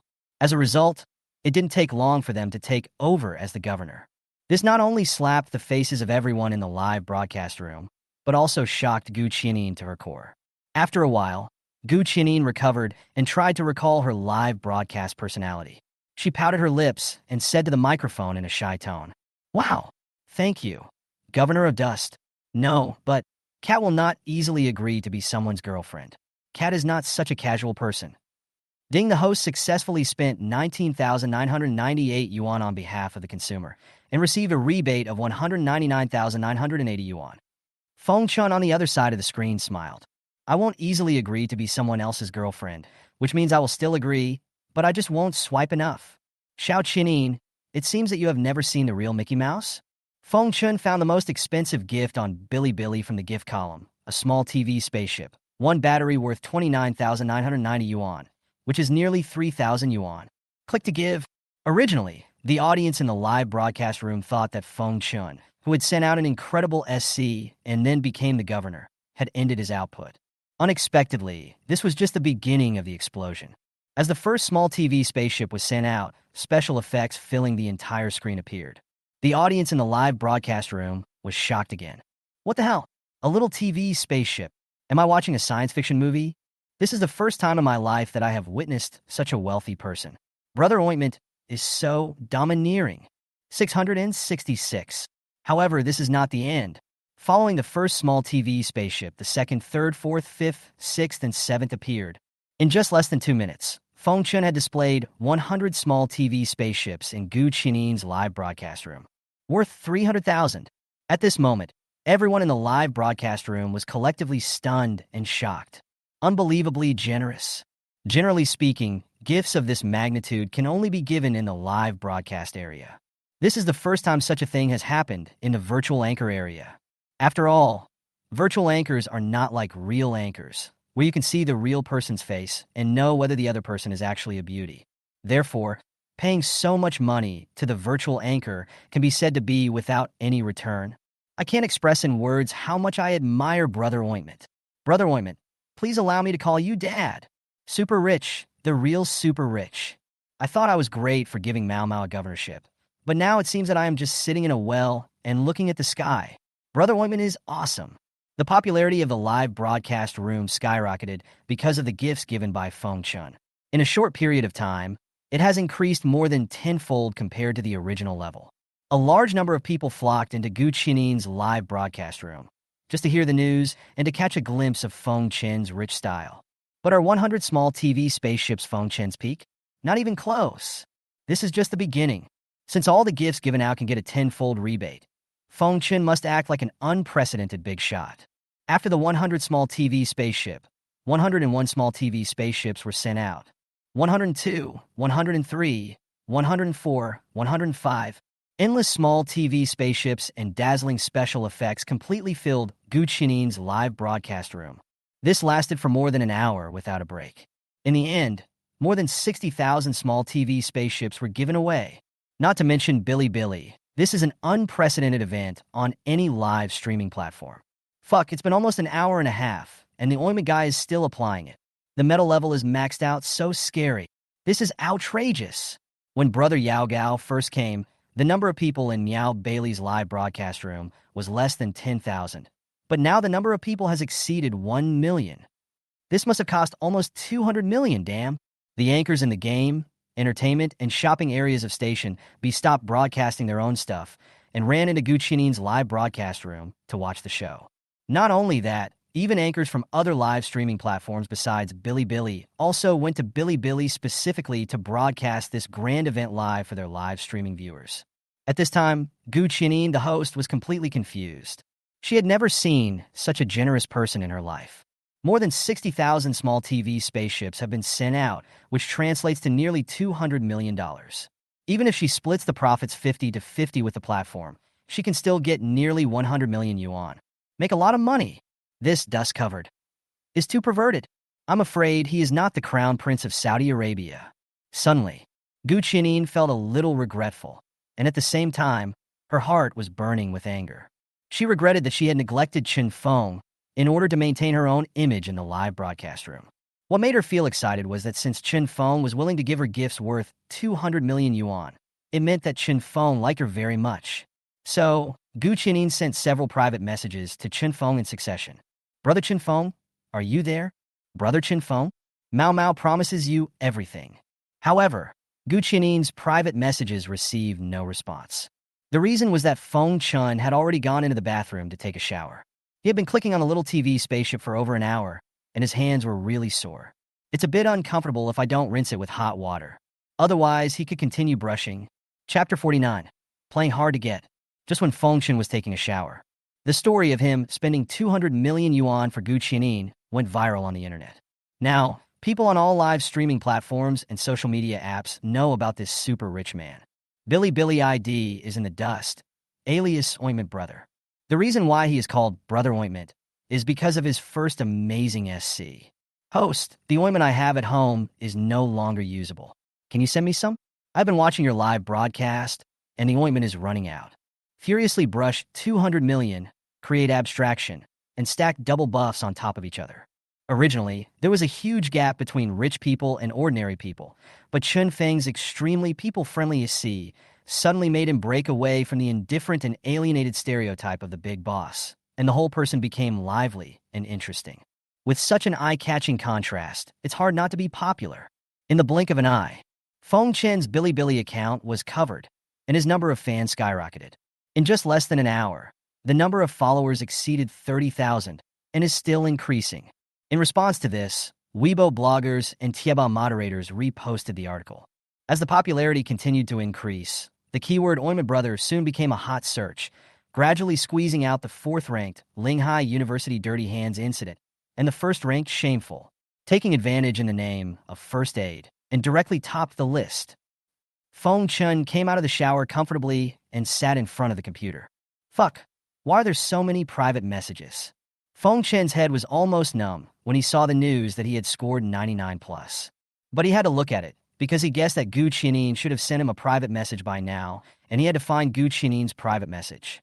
When you open the message interface, there are formal private messages seeking business cooperation, requests for support from other female anchors, and affirmation from people who just want to have fun. Feng Chen skimmed through these private messages one by one and finally found the content of the private message that Gu Qianin sent him. As soon as he saw it, Feng Chen laughed. Xiao Qianin, where is your tsundere and sharp-tongued self in front of others? Why do you call me Brother Chen Feng all the time now? After having fun for a while, Feng Chen put his hands on the keyboard and started typing. Apart from his personality, Feng Chen actually doesn't dislike Gu Qianin. Why? Because Feng Chen received nearly 2 billion yuan in rebates from her. I have so much money that I am too lazy to continue swiping. It's so refreshing. Feng Chen, in a mischievous mood, sent a message to Gu Qianin. Xiao Bailey, add my WeChat ID, and we can chat there? After a while, Gu Qianin replied. Hello, Brother Chen Feng. Feng Chen opened his WeChat, copied the WeChat ID, pasted it, and sent it to Gu Qianin. Soon, Feng Chen received a friend request. Click pass. Gu Qianin. Hello, Brother Chen Feng. The cat is Meow Bailey Meow. Feng Chen stopped playing around and got straight to the point, typing. Let's find a time to meet offline? The other side. Gu Qianin was originally immersed in the intoxicated joy of earning hundreds of millions a day, smiling happily. But after seeing the private message Feng Chen sent her, the expression on her face gradually froze. Gu Qianin hesitated, because she knows that 9 out of 10 virtual anchors who met the Big Brother offline have graduated and stopped broadcasting. Now she has just made a name for herself through a series of events. Wouldn't it be a pity if I gave up this career just like that? And Gu Qianin also didn't know what kind of person Chen Feng actually was. What if it's that greasy and ugly uncle? If the other party proposed to do that kind of thing with her, would she be able to accept it? Final. Gu Qianin pursed her lips, frowned slightly, and replied to Feng Chen. Mao Mao and Brother Chen Feng have just met. This is not a good idea. In fact, Gu Qianin did this because Feng Chen had expressed his affection for her before. If he is willing to spend 200 million without ever meeting each other, wouldn't he be able to get more from the other party after a little development? Once the greed of many women is aroused, it is almost endless and without bottom line. They look down on those men who are willing to lick them humbly and devote themselves to them all the time. They treat those men like dogs in their hearts, but they take it for granted to enjoy the giving and dedication of those men. The same is true for Gu Qianin. It is difficult to unify the measure of emotions, and the party that is servile will be squeezed out of the last inch of its foothold. At this time, Feng Chen sighed. He saw the pretentious reserve in Gu Qianin's words, and the smile on her face, which could not be called kind in any way, gradually became more intense. Yes, that's it. Like this when I'm playing with you hard. There won't be any guilt. Step 2. Playing hard to get. Feng Chen muttered to himself, closed the private message interface, and switched to the live broadcast room of another virtual anchor named Bougie Yuanshan. The moment he entered the scene, the entire live broadcast room was in an uproar. Shit, Ointment brother. Welcome, welcome. That man, he's here. Feng Chen first spent 100 to create a heaven-defying SC. My dear, I really want to be the monitor of your computer so that you can set my proportions. As soon as this SC came out, the live broadcast room exploded before Yuan Chen even had time to read it. Various barrages of comments such as amazing, 666, and it has to be you directly filled the screen. I thought the ointment had already reached its peak, but I didn't expect this wave to reach another peak, 6. It must be said that sparrows peck at cows' buttocks, and sparrows eat cows. Now we have the material for slicing. Shit, familiar routine. Is he going to attack the governor next? Seeing that the atmosphere was getting heated, Feng Chen followed a similar process and commented, Master, I like you, can you date me? I'll give you the governor. The barrage has just been sent out. Without waiting for Yuan Chen to respond, Feng Chen directly gave him the title of governor. As the 4 big words governor takes office flashed in the live broadcast room, the emotions of all the audience in the live broadcast room were once again aroused to a climax. And that's not all. Feng Chen did the same thing to Gu Qianin and swiped the small TV spaceship frantically to Bu Ziyuanshan. 1, 2, 3, 4, 5, 6, 7, 8. In the end, I had swiped more than 80,000. That's nearly 20,000 more than what I got from Gu Qianin. Converted into cash, it's more than 200 million. This time, those who originally paid attention to Gu Qianin because of Feng Chen now came to pay attention to Bu Ziyuanshan.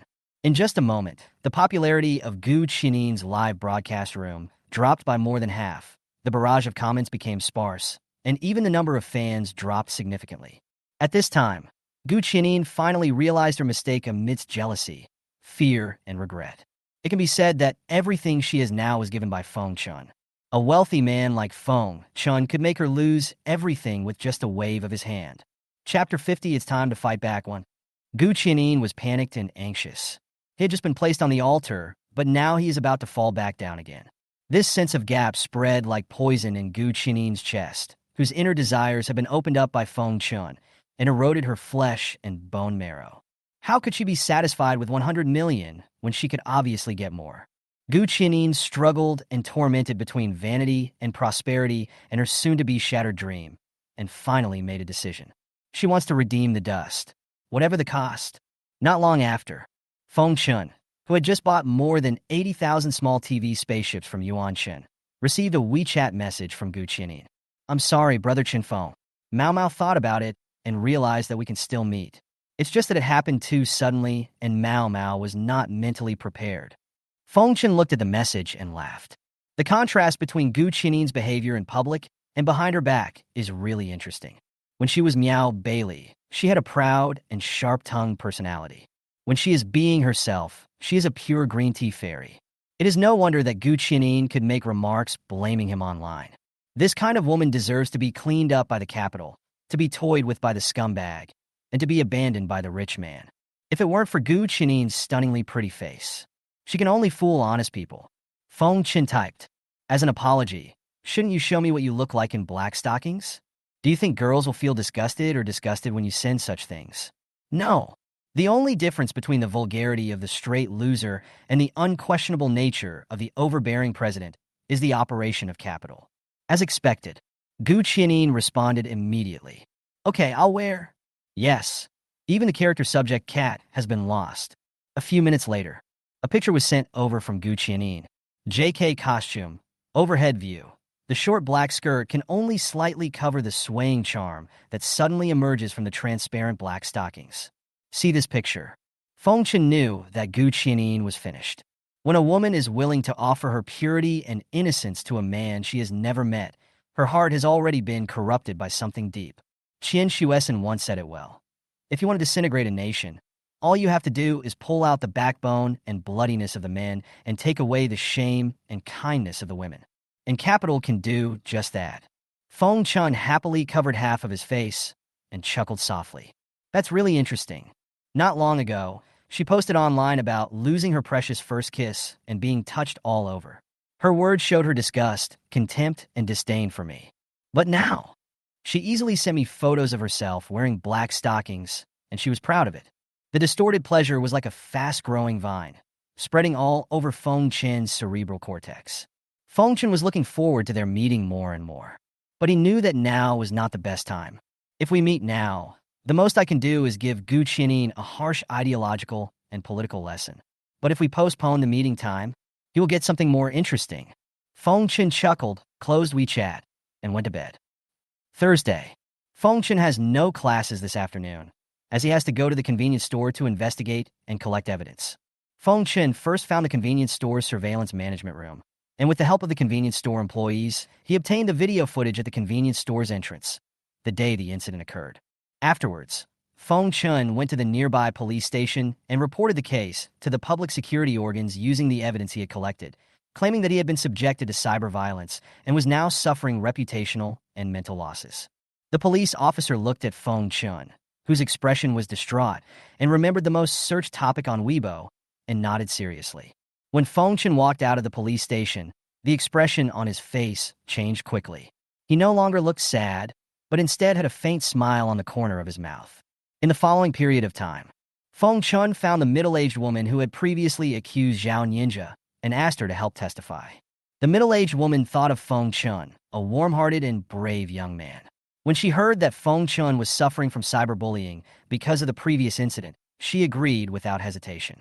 Now Feng Chen has one more chip in his hand. 7 o'clock in the evening.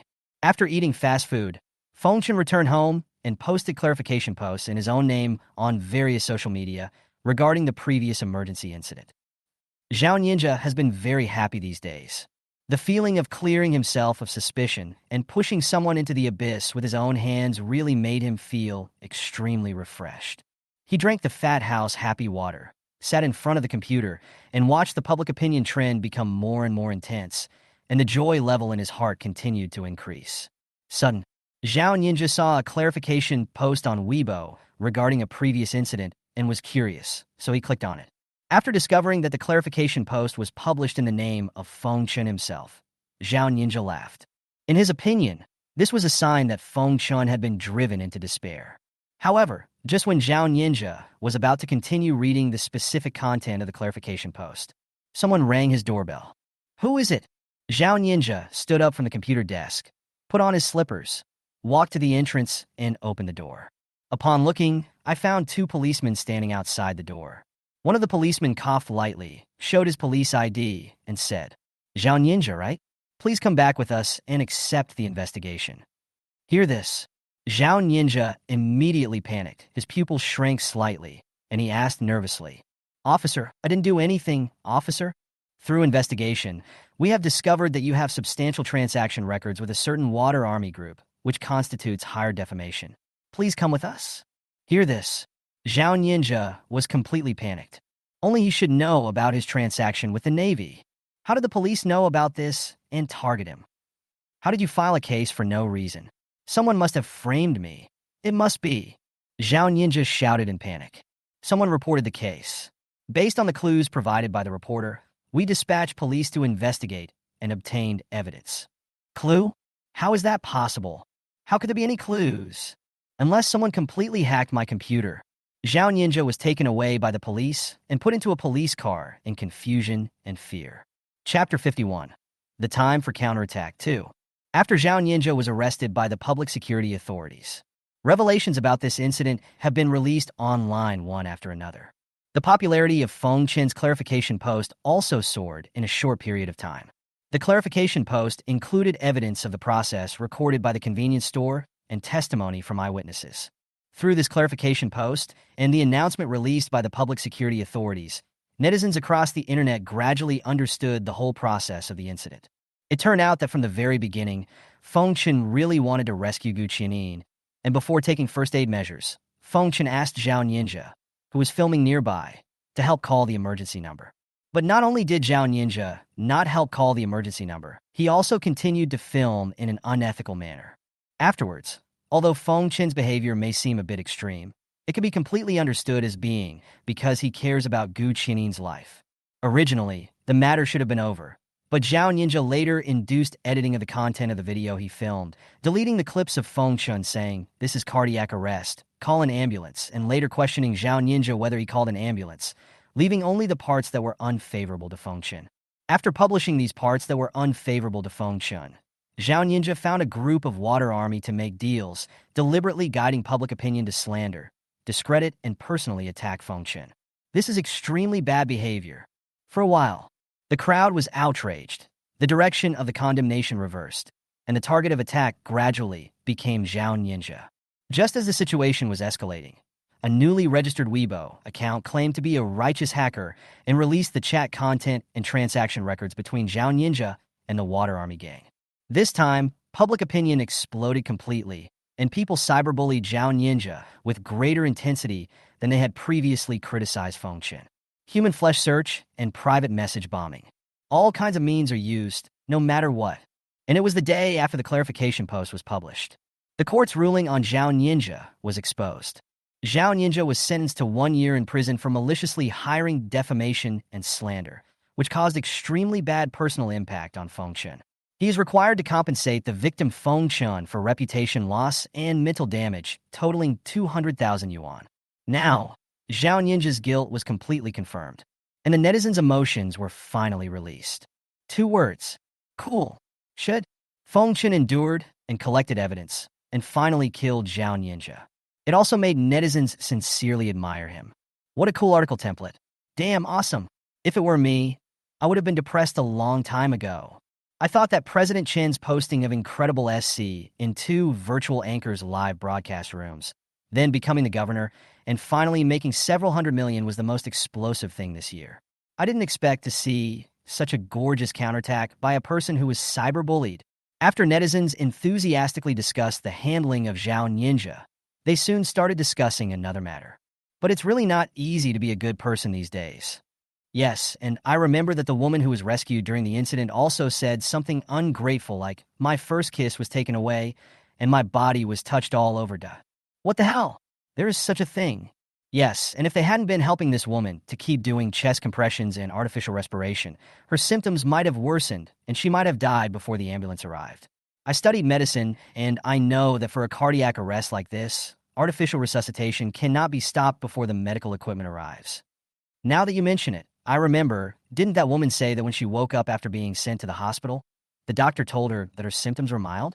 If they hadn't been giving her emergency treatment all the time, would her symptoms have been mild? Yeah, damn, this guy is such an ungrateful person. Instead of thanking the person for saving his life, he even criticizes him. And she's blaming the man for making her lose her first kiss? You're just a fairy. He can turn the tables to this extent. Awesome. I can feel the power of 30 years of skill in this punch. People gradually remembered the heroine in the emergency incident, Gu Qiannin. Gu Qiannin soon became the target of cyber violence after Zhao Ninja. The home address, personal information, and contact information were exposed. Although many pastoral feminists spoke up for Gu Qiannin, saying, "Isn't it possible that the man did nothing wrong in giving her artificial respiration?" But these voices were eventually drowned out by the tide of public opinion. Saturday afternoon. Gu Qiannin looked haggard with red eyes. Her petite and well-proportioned body curled up in the quilt, and her tears soaked the pillow. "I did nothing wrong. I was just deceived by false information. Why do you treat me like this?" Gu Qiannin's private message has completely exploded. In addition, various abusive calls kept coming into the phone.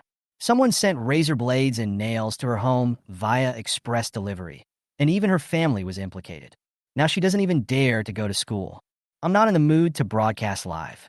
She felt that the whole world betrayed and denied her and hated her existence. Many victims of cyberbullying continue to feel insulted and hostile voices ringing in their heads after being bullied, especially when they are alone, such as when sleeping.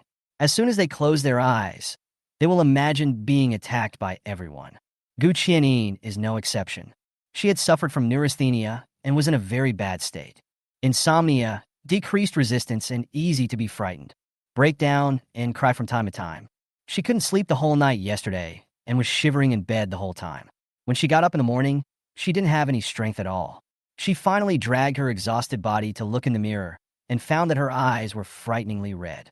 The malice from the whole world made everything she had be in a shaky and terrible situation, on the verge of complete collapse. Intense sadness, intense despair. The thought of leaving this world kept emerging from the depths of Gu Qianing's mind. She already wanted to commit suicide. Just at this moment, Gu Qianing's cell phone in bed suddenly rang. Gu Qianing raised her lifeless, tear-soaked eyes slightly, took out her cell phone, and looked at the screen. "I have a way to save you. A remarkable piece of news." Gu Qianing's pupils widened and her hands trembled. It was like when she was about to fall off a cliff. At that most helpless and desperate moment, someone suddenly reached out and grabbed her. Gu Qianing was almost extremely anxious. She unlocked the screen and checked the sender of the message. Dust covered. How could it be him? This kind of surprising thought could no longer appear in Gu Qianing's mind. Her spirit was almost completely destroyed, and she had almost lost all rational ways of thinking. Because now in her eyes, this is her only life-saving straw. Chapter 52, Gu Qianing's plea. "Really? Can you really save me?" Gu Qianing typed these words eagerly and clicked send. "Well, I can calm down this incident, but it depends on your sincerity, Xiao Bailey." This message came from dust covered. What should I do?" Gu Qianing's white jade hands trembled slightly as she typed. "We agreed to meet offline at 9 p.m., Linghai Huaqing Mingdu Hotel, room 1802. After Chen Feng sent this message, he never sent any more messages. No matter how Gu Qianing asked Chen Feng how to save her, Chen Feng did not respond. Now, Gu Qianing's fear and anxiety about the unknown were pushed to the extreme. But she had no choice. "Final. I'll go to this place. I will go." Gu Qianing didn't know what was waiting for her ahead, and she had no time to think about why Chen Feng knew her true identity. Go to the hotel that dust sent to her. This was the only ray of light she saw in this dark and muddy world when she was at her wit's end. Feng Chen sat in his cornerstone, the bustling night scene of Linghai City reflected in his eyes, turning into mottled light and shadows and fading away. The busy road extends towards Linghai Huaqing Mingdu Hotel. After getting off the car, Feng Chen walked into the hotel's magnificent lobby, where the noble style hit him in the face. There was no expression on Feng Chen's face, as calm as always. He had a very clear idea of what he was going to do tonight, and therefore, he was full of anticipation. After completing the check-in procedures at the front desk, Feng Chen took the elevator upstairs and entered the presidential suite that had been reserved in advance. "I'm already here. How about you?" Feng Chen did not close the door but covered it lightly, then dimmed the lights in the room to create a depressing and ambiguous lighting atmosphere, and took out his mobile phone to send a message to Gu Qianing. After a moment, Gu Qianing responded, "I'm already downstairs. Please wait for me." His words revealed earnestness and humility. A few minutes later, there were light footsteps at the door, sounding a little timid. Gu Qianing, whose makeup was sad and lovable, was filled with confusion and anxiety. On the way here, she had already anticipated several consequences. What price would she have to pay to let Chen Feng save her? Body, even personality, freedom. She was prepared for a hasty and fragile realization, and sought a dark and decadent destination in the face of the bloody reality. After confirming that the house number was correct, Gu Qianing gently pushed open the door. The light inside the door was dim, which immediately fostered her fear of the unknown. After the door was completely opened, Gu Qianing saw the man sitting beside the bed in the faint light. Half of the man's face was submerged in darkness, and it looked unreal. "Chun, brother Chen Feng?" Gu Qianing asked timidly. "Guoming, Xiao Baili." "No, perhaps I should call you Xiao Qianing." The dusty voice is rich and magnetic. Gu Qianing swallowed, took short steps, put her hands on her lower abdomen, and slowly walked in front of Chen Feng. And at this time, the dusty face gradually became clear in Gu Qianing's eyes. The moment Gu Qianing saw that familiar face, her breath caught in her throat. She was stunned and astonished, her delicate yet timid face full of disbelief, her eyes widened. You. How could you seal him off? How could it be you? How is it possible?"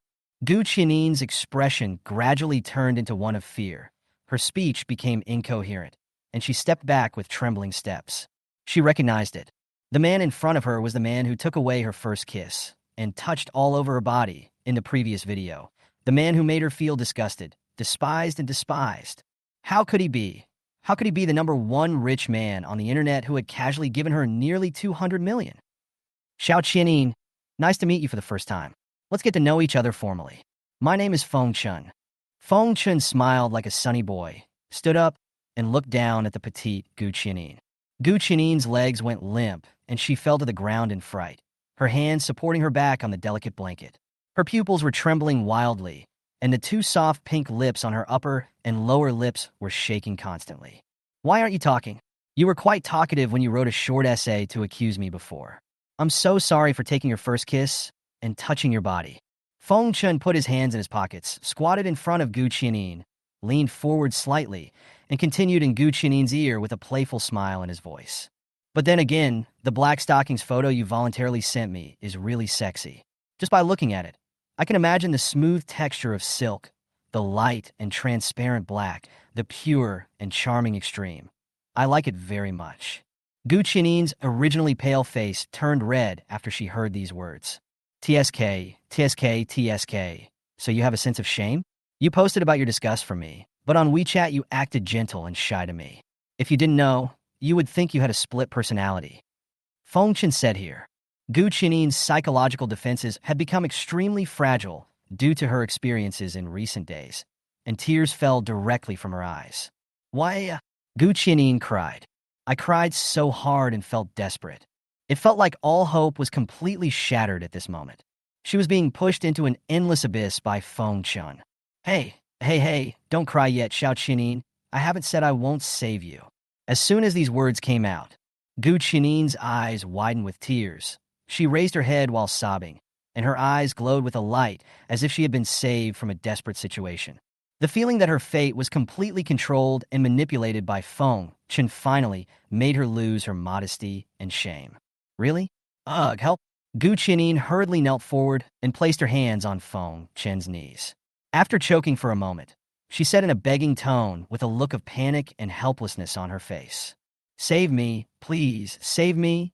Gu Qianin was already a little confused and unconscious. Well, it's not impossible to save you, but like I said before, it depends on your sincerity, Xiao Qianin. Feng Chun raised his hand and gently touched Gu Qianin's head, then slowly stood up. Well, I'm going to take a shower first. When I come out, I want to see your sincerity towards me. Do you understand? After saying this, Feng Chun turned and walked towards the bathroom. In Gu Qianin's tearful and dazed eyes, his back looked like a terrifying demon who enjoyed toying with people's hearts. Chapter 53, Gu Qianin's Sincerity. 5 minutes later, in the bathroom, Feng Chun was using hot water to wash off the foam on his body. In fact, Feng Chun had not taken the initiative to guide public opinion on the internet before. Everything just happens naturally.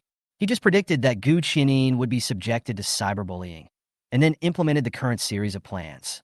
Of course, Feng Chun's main purpose in doing this was not to teach Gu Qianin a lesson, but it was to gain favor from Gu Qianin. When the whole world denied Gu Qianin, he was the only one willing to affirm Gu Qianin, extend a helping hand, and give her hope. The price is that Gu Qianin must show sincerity. When Gu Qianin gave up her freedom, loyalty, will, and bottom line to Feng Chun in order to be saved. Once she is separated from Feng Chun, she will not be able to survive on her own. At this time, Feng Chun fulfilled his promise again and saved Gu Qianin, showing that he could easily eliminate all despair for Gu Qianin. Gu Qianin will have an illusion that Feng Chun is extremely great and then develop admiration and endless dependence on him. At this time, as long as I please Feng Chun, I can live without despair and get his protection. This humble thought will be deeply imprinted in Gu Qianin's mind. In order to please Feng Chun, Gu Qianin will definitely continue to give, and give again. When the sunk cost reaches a certain level, Gu Qianin, who has devoted herself to it, will think that she is deeply in love with Feng Chun, and will get deeper and deeper into it like a gambler. At this point, it would be hard for Gu Qianin's favorability not to exceed 90, and Feng Chun will be able to receive a large amount of system points as rewards. This is somewhat similar to the Stockholm effect. When a person encounters a brutal killer who is unreasonable and ready to take his life at any time, the hostage will gradually entrust the right to his life to the killer. As time goes on, the hostage will feel that every bite of food, every sip of water, and every breath he takes is the terrorist's tolerance and mercy towards him. The hostage's fear of the kidnapper will first turn into gratitude towards him, then into a kind of admiration, and finally the hostage will subconsciously believe that the kidnapper's safety is his own safety. So to speak, just make good use of whip and sugar and manipulate psychology skillfully. Humans can be domesticated just like animals. Feng Chun dried his body, put on a loose bathrobe, pushed open the bathroom door, and walked out slowly. He was looking forward to the degree of sincerity that Gu Qianyin could show to him. However, when Feng Chen walked into the bedroom of the suite and saw Gu Qianyin's posture, even he was stunned where he was. Just see, Gu Qianyin, naked, knelt down towards Feng Chen, her head resting on the blanket with her hands on both sides of her head. Except for the thin black stockings, all of Gu Qianyin's clothes were folded together and placed aside. This overly explosive scene, reflected in Feng Chen's retina, brought a strong impact to his brain.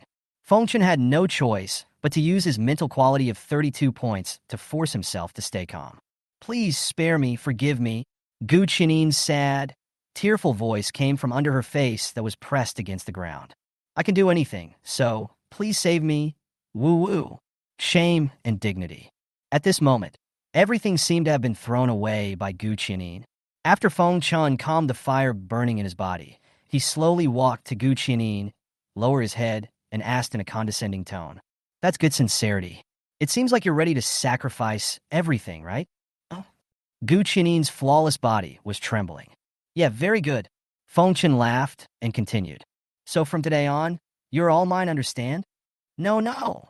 Gu Qianyin raised her head timidly. Her eyes that had lost their luster were faintly filled with fear. She looked at Feng Chen and begged, "Help me.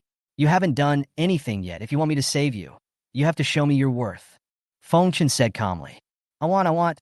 How do I do it? How do I do it?" Gu Qianyin straightened up, moved her knees to come in front of Feng Chen, raised her head, and grabbed Feng Chen's bathrobe with her hands like claws, her expression full of fear and hope. "It's simple. It's to fulfill your duty as my property." Feng Chen continued, "In the days to come, you will be my exclusive maid and serve me wholeheartedly without any complaints." "Okay, I'll do it. I'll do it." "Well, let's start with the title. As a maid, what should you call me?" "Host." It was too quiet. I didn't hear it. "Owner." Gu Qianyin said these two words with a blushing face. Snap, snap, snap. Feng Chen clapped softly. "Yes, you are very insightful. Next, as your master, I will give you orders. Are you ready?" "I'm ready, master." Gu Qianyin looked somewhat panicked and sad. She was ready to lose her purity and self. "Very good. Then I order you to give me your freedom from now on. Take charge of all my housework. Learn and perform the etiquette and cultivation of a maid. If you fail to do so, there will be punishment, okay?" Feng Chen said this with a smile. "Huh? What? Do you think I'm the kind of man who thinks with his lower body and would immediately make perverted and obscene requests?" "I'm not, I did not, master, I dare not," Gu Qianyin said hurriedly. "That's good. Now give me your ID card, cell phone, and everything else that can connect you to the outside world." "Well," Gu Qianyin, whose mental state was already very bad, did not think much about why Feng Chen did this. She quickly found her cell phone and ID card from the folded clothes on the side and handed them to Feng Chen. Anyway, she is bombarded with private messages every day, and her ID card information has also been exposed. Doing this from another perspective can actually give you a sense of security. Feng Chen took away Gu Qianyin's ID card and cell phone. The reason why Feng Chen did this was, when Gu Qianyin handed over all the tools she used for social activities to Feng Chen. This means that Gu Qianyin has basically lost the ability to survive independently in the world. She will become more dependent on Feng Chen and be willing to be controlled. Feng Chen's methods were like an invisible net, trapping Gu Qianyin inside. Chapter 54, Master's Punishment. Now stand up. Following Feng Chen's order, Gu Qianyin covered her chest with one hand and her lower abdomen with the other, and stood up from the ground with a timid expression and curved eyebrows, with her legs slightly turned inward. "Go. Use your body to warm the bed for me. Warm up every spot in the quilt. If you feel cold somewhere when I sleep in, you will sleep outside the quilt today." "How? How could this happen?" Feng Chen raised his eyebrows. "Yeah, yes. I'm sorry, master. I will do it." Gu Qianyin was almost scared to tears again. Well, that's good. If you do well, you will be rewarded. Feng Chun touched Gu Qianyin's head, and after being harsh, he gave her a little tenderness. Gu Qianyin's favorability towards the host +1. The next day, the sunlight shone on Feng Chen's face, and he slowly opened his eyes. A few strands of long black hair, carrying a faint fragrance, flowed over Feng Chen's neck. Feng Chen turned his head and looked at the other end of the pillow.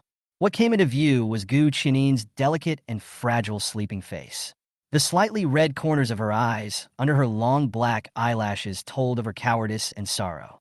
Below Gu Qianyin's swan-colored snow-white neck is an exquisite and graceful collarbone. Below the collarbone, the quilt wrapped Gu Qianyin's chest to reveal a soft, round, and convex outline, and the scenery beneath the snow-white valley was faintly visible. Feng Chun is also a hot-blooded man, and it would be hard for him to bear doing nothing. Therefore, he kicked Gu Qianyin out of the bed. Gu Qianyin rolled off the bed, wailing. "Ah, that hurts.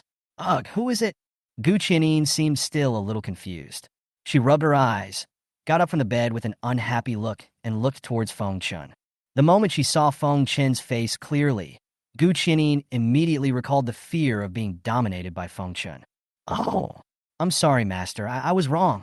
Gu Qianyin was so scared that tears welled up in her eyes. "Oh, Xiao Qianyin, tell me, what did you do wrong?"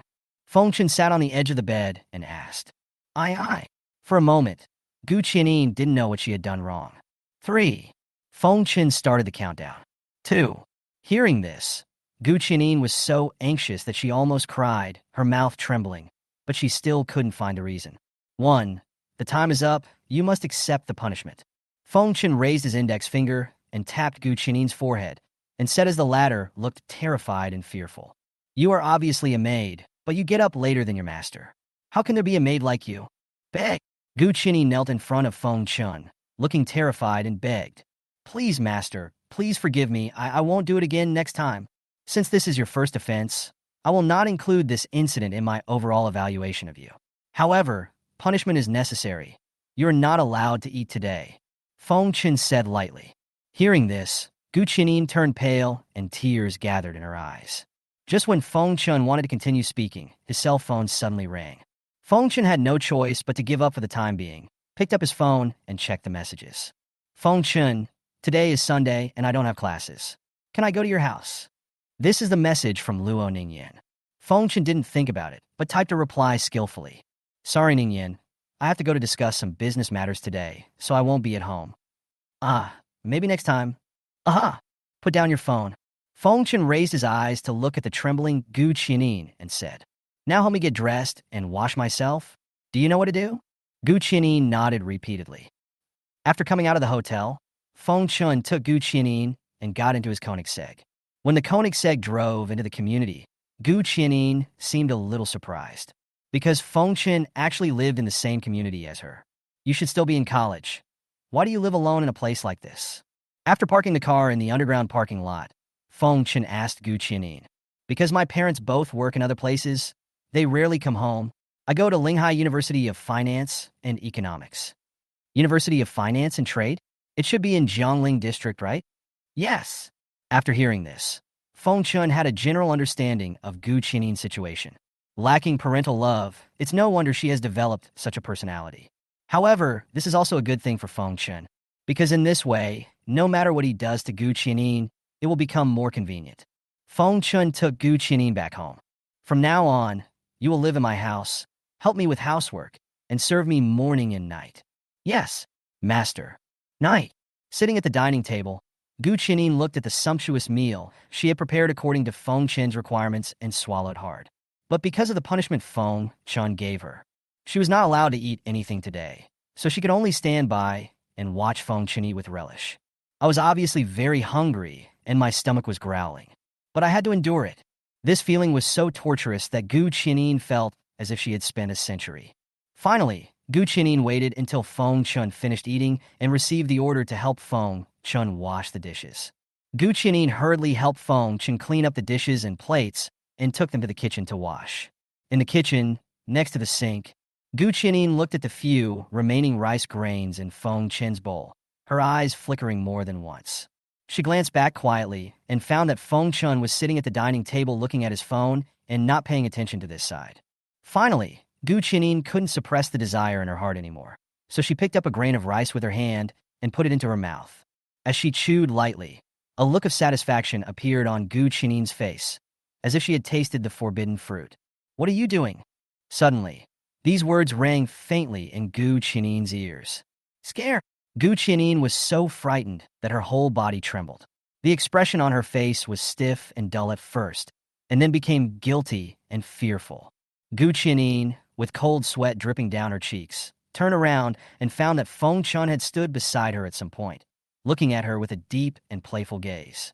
"No, nothing, master. I'm just getting ready to wash the dishes for you," Gu Qining replied hurriedly. "Ha, really?" Feng Chun smiled and continued asking. Gu Qining originally wanted to answer really, but after seeing Feng Chen's oppressive eyes, the strings in her heart involuntarily tightened to the extreme. Finally, Gu Qining lowered her head and replied in a trembling voice. "I'm sorry, master. I couldn't help but eat a grain of rice. But it's just... No buts. I don't want to hear any excuses from now on. Are you ready to accept your punishment?" Chapter 55, Whip and Sugar. Punishment? WH. What punishment? There was already a hint of fear in Gu Qining's voice. "Wash the dishes first. It's 6:54 now. If you don't wash all the dishes before 7 o'clock, your crime will be even more serious." Sorry, master. I'll do it right away." Gu Qining's pretty face turned pale. She didn't dare to say anything more and immediately started washing the dishes. 6:59. Gu Qining placed all the tableware in the designated places. Feng Chun took out a white plate, brought it close to his eyes and looked at it carefully, and finally nodded in affirmation. This made Gu Qining feel relieved. "When it's time for punishment, follow me." Feng Chun put down the plate and said, then turned and walked out of the kitchen. Gu Qining followed Feng Chun with an uneasy and timid look on her face. The two came to the bathroom. Feng Chun first asked Gu Qining to stand under the shower head, and then said, "You know what a maid is supposed to do when she's punished, right?" "Yes, I know, master." Gu Qining's body trembled, and then she slowly knelt down towards Feng Chun, with her hands placed awkwardly on her knees and the corners of her eyes tilted slightly downward, giving people a feeling of pitiful innocence, which made her very lovable. "Oh, you're surprisingly perceptive. Take off your coat now, or you'll catch a cold." Hearing this, Gu Qining was a little confused. The weather is very cold now. Logically speaking, if you take off your coat, you will catch a cold, right? But Gu Qining did not dare to disobey Feng Chen's orders, no matter whether Feng Chun was right or wrong. This is her duty and mission as a maid. Gu Qining gently bit her light pink lips with her pearly teeth and slowly took off her clothes. Abandon freedom, give up dignity, and put aside shame. This was the preparation that Gu Qining had already made in order to get Feng Chun to save her. I'm only talking about outerwear. You don't have to take off your inner clothes. I don't want to be 404 Ed. Gu Qining's movements paused, and she looked a little aggrieved. Feng Chun put the coat that Gu Qining handed to him on the hanger in the bathroom. Then, Feng Chun said, "Xiao Qining, do you know what the temperature is outside now?" Gu Qining shook her head, looking panicked. "I don't know. It's -3 degrees. If you put a glass of water on the balcony, it won't take long for it to freeze into ice." After saying this, Feng Chun reached out to the switch of the shower head above Gu Qining. Gu Qining saw this scene. I finally understood what Feng Chun wanted to do. She was immediately filled with panic and fear. Tears welled up in her eyes, and she begged for mercy. "Master, I know I was wrong. I will never disobey your orders next time. Please, woo-woo." Feng Chun ignored this and turned on the shower switch with an expressionless face, directing the water in the direction of cold water. The next moment, ice-cold water gushed out of the shower head and poured directly onto Gu Qining's body, wetting her black hair, pretty cheeks, and white neck in turn. It's cold? It's so cold. Well, no. Gu Qining's body shuddered suddenly, and then she curled up into a ball, hugging her upper body with her hands. She leaned towards the corner of the bathroom while wailing, her whole body trembling. Do you know? Regarding the self-cultivation of maids, there is a saying, when being severely whipped, even if you are beaten to the point of being unable to breathe, you cannot curl up your body, cannot beg for mercy, cannot dodge, and must endure the master's whipping and reflect on your mistakes. I see that you don't seem to be reflecting on yourself at all now. Feng Chen spoke slowly and opened the bathroom window to let the cold air outside blow in, making Gu Qianyin feel even colder. Gu Qianyin trembled all over and cried bitterly as she listened to Feng Chen's words. I'm sorry, Master. I won't do it again. I will never secretly disobey Master's orders again. What she said is good, but what about her actions? A maid who only talks but doesn't do anything will be disliked. Woo-woo, Master, I'm sorry I let you down. Gu Qianyin, who was almost naked, knelt with difficulty, her body trembling violently, and pretended to accept the punishment obediently, with dense and heavy drops of cold water pouring down on her head. Very good, just stay like this, continue to reflect, remember this pain, and imprint it into your mind and your soul. Feng Chen's voice was like the whisper of an ancient god, echoing in Gu Qianyin's ears. Gu Qianyin lowered her head and bit her lip, enduring the bone-chilling cold with great difficulty. I don't know how much time has passed. Gu Qianyin's body became increasingly colder as she was continuously washed by sub-zero cold water, and her consciousness began to become a little fuzzy. Her eyes were dull and out of focus, and she was almost forgetting why she was in this situation. The only thing that was clear was that she was being punished now, and she was being punished because she had made a mistake, violated her master's teachings, and offended her master's authority. Master? Gu Qianyin was confused for a moment. Under Feng Chen's constant psychological suggestion, Gu Qianyin's will has been affected unconsciously. Although the feeling in Gu Qianyin's subconscious mind is still very weak, she truly believes from the bottom of her heart that there is a master like Feng Chen. Master, I know. I was wrong. Gu Qianyin uttered this sentence weakly, subconsciously. And the next moment after these words were spoken, the cold water that was washing over Gu Qianyin was interrupted. Just as Gu Qianyin was puzzled by the sudden interruption of the biting cold and slowly raised her head, a bath towel was draped over her head. Immediately afterwards, a warm hand rested on the other side of the bath towel and helped Gu Qianyin wipe her hair and body. Gu Qianyin's sight gradually focused and she saw Feng Chen, whose face was familiar but whose expression was somewhat strange. Is that concern or care? I don't know why. A warm and comfortable feeling gradually rose from the bottom of Gu Qianyin's abdomen and slowly filled her chest. Raise your hand so I can wipe the water off, or you'll catch a cold. Feng Chen's deep and magnetic voice sounded like warm rain in 3 winter months to Gu Qianyin's ears, stirring her thoughts and emotions. Gu Qianyin's movements became more obedient, and she raised her fair and slender arms. Feng Chen passed his hand holding the bath towel under Gu Qianyin's armpit, helping her wipe away the cold water stains and bringing her warmth. Gu Qianyin's favorability towards the host plus 20. Chapter 56, Becoming a Real Maid. After helping Gu Qianyin dry her body, Feng Chen carried the weak Gu Qianyin on his back and walked out of the bathroom. Feng Chen's broad back made Gu Qianyin feel at ease. Come to the bedroom. Feng Chen gently put Gu Qianyin into the bed. Promise you won't do it again next time? Oh. Gu Qianyin huddled in the quilt and answered softly, with a begging beauty on her delicate face.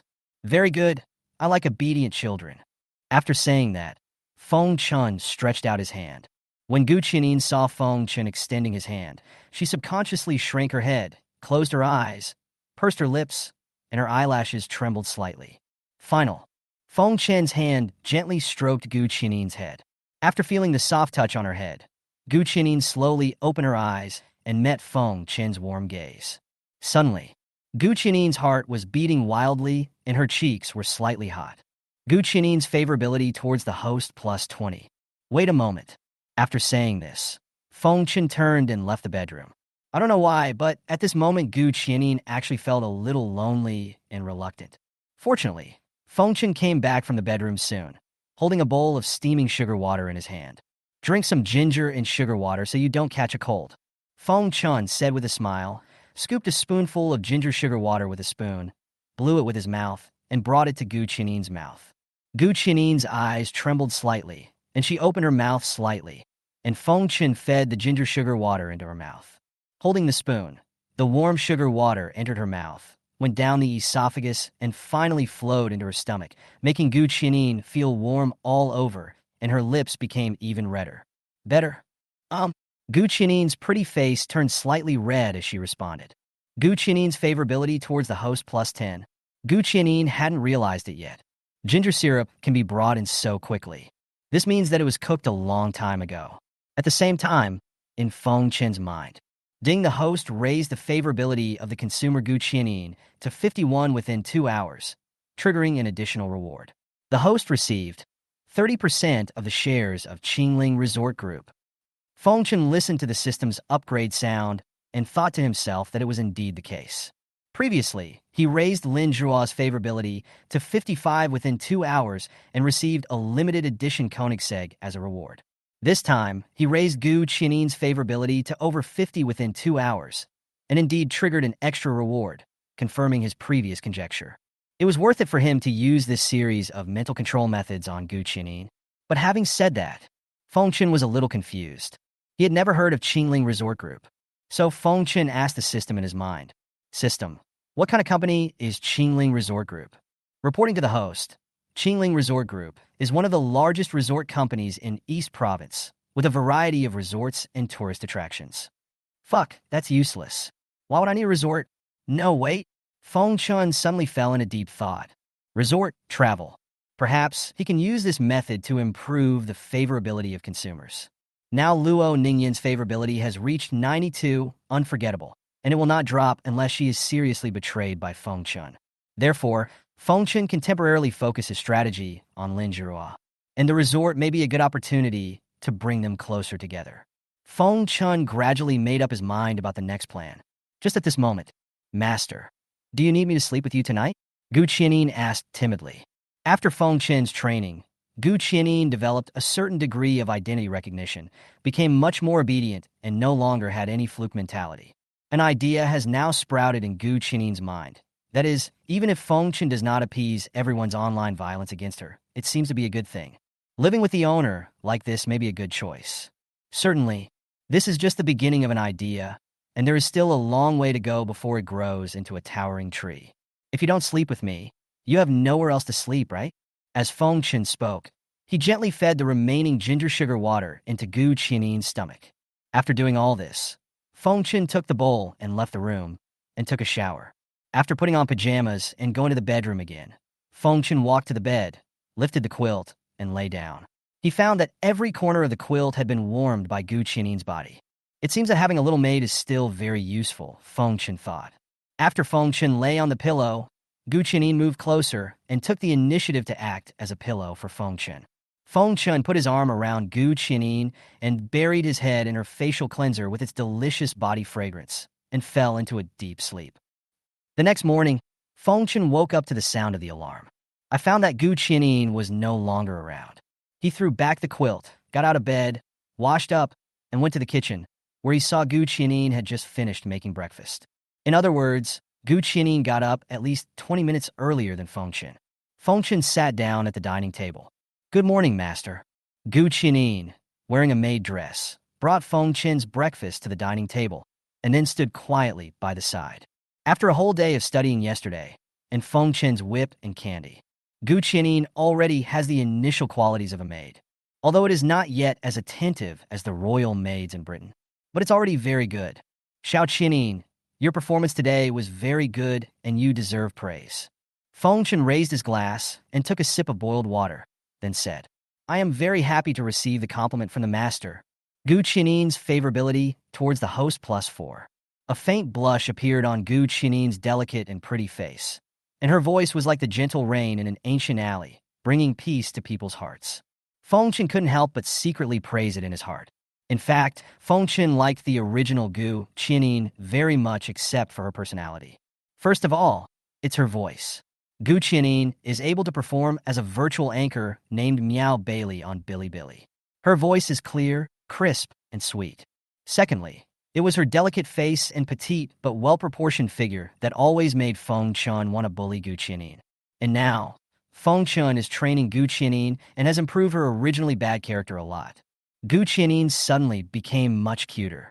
From this perspective, Feng Chen is truly a great kind person. Feng Chen believed that after his subsequent adjustments, Gu Qianin will become a rare masterpiece. Chapter 57. Luxury car privatization is popular these days. Please give good reviews and rewards. After Feng Chen finished enjoying the breakfast prepared by Gu Qianin, he wiped his mouth with a napkin on the table. "Excuse me, master, Do you have any instructions for me next? Gu Qianyin asked from the side. Help me clean the house today. I have to go to class. By the way, next time when you prepare breakfast, you don't have to bring it to the table so quickly. I usually go out for a morning exercise and then come back to eat. Got it, master. I'll be more careful next time. Gu Qianyin looked somewhat frustrated. This is because she felt that she had not done enough things for Feng Chun, which prevented Feng Chun from doing morning exercises as usual. Don't be so discouraged. It's already very good that you have achieved this level in just one day. I feel your sincerity. Feng Chun gave Gu Qianyin appropriate praise, but did not mention when he would help Gu Qianyin quell the online violence. Gu Qianyin's favorability towards the host +1. I'm going to class first. You stay home and tidy up. Yes, master. After leaving Gu Qianyin at home, Feng Chun went to Linghai University. After class at noon, Feng Chun and Luo Nan met in the cafeteria to have lunch together. After lunch, the two parted ways, and Feng Chun walked to the back of the teaching building and made a phone call to Qingling Resort Group. After Feng Chun revealed his identity, and it was confirmed, the people from Qingling Resort Group suddenly changed from being businesslike to very enthusiastic. After all, Feng Chun is a major shareholder of Qingling Resort Group. Boss Feng, do you have any needs? Well, I'm planning to go on vacation with my girlfriend next weekend, so I'd like to ask if there are any suitable vacation projects under our group. Yes, Mr. Feng. We have several resorts in Linghai City, and the largest one is a hot spring hotel located in Qingshan Mountain on the outskirts of the city. It's winter now, and people's activities are reduced, which can easily cause blood stasis and block meridians. So, Mr. Feng, taking your girlfriend to a hot spring can enhance blood circulation, soothe emotions, relieve stress, and enhance metabolism. It is undoubtedly the best choice for relaxing the body and mind. You must have memorized it beforehand. How come you are so proficient in it? Boss Feng, this is what our profession requires, huh? Okay, help me organize an online event with prizes. And the first prize is 2 coupons for free consumption at Qingshan Hot Spring Hotel. Feng Chun had his own considerations for asking Qingling Resort Group to get a free voucher for consumption instead of taking Lin Zhua directly to pay for her. Lin Zhua's view on love is a two-way relationship. Rather than getting consumption from Feng Chun unilaterally, she prefers that both of them benefit together. The free coupons for hot spring hotel consumption are undoubtedly a good choice. Feng Chun only needs to pretend that he won a coupon for a hot spring hotel free of charge when participating in a prize-giving event online, and then share the coupon with Lin Zhua, and Lin Zhua will not have any psychological burden about it. After discussing the matter of free coupons for all consumption with the people from Qingling Resort Group, Feng Chun put his phone back in his pocket, returned to the teaching building, and continued his afternoon classes. After class in the evening, Feng Chun went to Wee Gym, intending to tell Lin Zhua about the free coupons and invite her to the hot spring hotel on the weekend. As a result, when Feng Chun just arrived at the gym, he found someone harassing Lin Zhua. Ms. Lin, I really admire you. If you quit your job at the gym, I'll pay you $100,000 a month, and you can be my exclusive fitness trainer. Okay. At the entrance of the gym, a middle-aged man who looked a little fat said this to Lin Zhua with a smile. From this statement, anyone could see that this middle-aged man wanted to support Lin Zhua. Why is it so popular to privatize luxury cars these days? Mr. Zhou, please stop. I won't agree to your request. Lin Zhua said coldly, looking very impatient. After all, she was not the kind of woman who would be corrupted by money. 100,000 is not enough. How about 150,000? The middle-aged man, Zhou Yinhua, had a shy smile on his face and thought that Lin Zhua thought the money he gave was not enough. 15,000 a month. This is far beyond the market price of mistresses in Linghai City. However, Zhou Yinhua thought that for a woman like Lin Zhua, who had an extremely fit and hot body, and whose appearance and temperament were both top-notch, the 150,000 was totally worth it. If ordinary beauties drive BMWs and Mercedes-Benz, then Lin Zhua drives a limited edition Koenigsegg. It can be encountered by chance, but not sought after. Mr. Zhou, you don't understand. This is not a matter of money, but a matter of principle. If you continue like this, I will no longer be your personal trainer. You should find someone else. Lin Zhua shook her head. When Zhou Yinhua heard this, his face immediately darkened. Why, 150,000 isn't enough. Let me tell you, many people want to be supported by me, but it's still too late. Zhou Yinhua spoke in a cold voice and explained his thoughts directly. Lin Zhua ignored Zhou Yinhua and turned around to walk back into the gym. Zhou Yinhua usually threw money in women's faces, and the women would crawl over to him with a smile when they were hurt. But today, when he saw Lin Zhuo's contemptuous attitude of ignoring him, how could he bear it? He took 2 or 3 steps forward and wanted to grab Lin Zhuo's hand from behind. And at this moment, don't you see that she doesn't want it anymore? A strong hand reached out and grabbed Zhou Yinhua's hairy, broad arm. Ah! The force of this hand was so strong that Zhou Yinhua screamed in agony. At this moment, Lin Zhuo in front also turned her head because of the movement behind her and saw the man holding Zhou Yinhua's arm. Feng Chun. Feng Chen, I thought you would have come at this time normally. After showing her cold attitude towards Zhou Yinhua, Lin Zhuo showed her tenderness and affection towards Feng Chun. Then, Lin Zhuo noticed that Feng Chun was holding Zhou Yinhua's hand, and she realized what had happened. A look of gratitude appeared on her face, bright and charming. Who are you? Why are you grabbing my hand? Of course, Zhou Yinhua saw that Lin Zhuo had completely different attitudes towards him and Feng Chun, and he was almost twisted out of jealousy. You don't need to know who I am, but if your hand touches Ruo, I will be very unhappy. Feng Chun showed his dominance just right, which made Lin Zhuo's expression suddenly become shy and happy. If a girl doesn't like you and you act domineering, she may think you are a straight male chauvinist. But if a girl likes you, or if you have the capital to make her like you, then this domineering attitude is likely to make her heart beat fast. Chapter 58 audience members, please give some positive comments. Acting cute, rolling. Lin Zhuo's favorability towards the host +2. Currently, Lin Zhuo's favorability towards the host has reached 89 and is about to break through 90. Please keep up the good work. Then do you know who I am? I am the director of Linghai Construction Group, Zhou Yinhua. Zhou Yinhua's face turned extremely ugly, and he said this to Feng Chun. Feng Chun was delighted when he heard this. Construction group? The bigger the waves, the more expensive the fish. Zhou Yinhua was stunned for a moment, then continued calmly. It doesn't matter if it's big or small or expensive. I'm warning you, young man, if you continue like this. Before Zhou Yinhua finished speaking, Feng Chun let go of his hand and said calmly, I'm not interested in listening. Go away and don't bother Ruo again. Seeing Feng Chun let go so quickly, Zhou Yinhua thought that Feng Chun was afraid and immediately put on a sneer on his face. It seems that the name of my construction group is still useful. The reason why I let go of your hands so quickly is because your hands are too greasy and it's uncomfortable for me to touch, uncle. A smile also appeared on Feng Chun's face. This made Zhou Yinhua very angry. But he had no reason to get angry, so his face could only get redder and redder. Feng Chun and Lin Zhu entered the gym, leaving Zhou Yinhua alone at the door. Zhou Yinhua couldn't swallow this breath, so he walked to the front desk and asked the lady at the front desk in a heavy tone, Who is the young man who went in with Lin Zhuo? Front desk lady. He is the global supreme member of our group. When Zhou Yinhua heard this, his face turned from red to pale. In the gym, 2 coupons for free use of Aoyama Hot Spring Hotel. Yes, I was just drawing for fun in this prize-giving event, but I didn't expect to win the first prize, so I want to invite you to go to the Hot Spring Hotel with me this weekend. Ruo. Feng Chun said this as he squatted with a barbell, looking very relaxed. Generally speaking, it would be difficult for people to speak when doing anaerobic exercises such as barbell lifting and squats, but Feng Chun's face did not turn red and his voice was not suppressed, and he could be said to be at ease. Lin Zhuo was often surprised by Feng Chun's strong physical fitness. Since you invited me, of course I will go. Lin Zhuo looked very happy. She had previously taken the initiative to invite Feng Chun to go to the movies with her, but the two of them were unable to progress to the final step, which was always a little regrettable. This hot spring hotel may be a good opportunity. It's settled then. Lin Zhuo responded happily. Feng Chun put down the barbell in his hand, and then stretched his legs with the help of Lin Zhuo.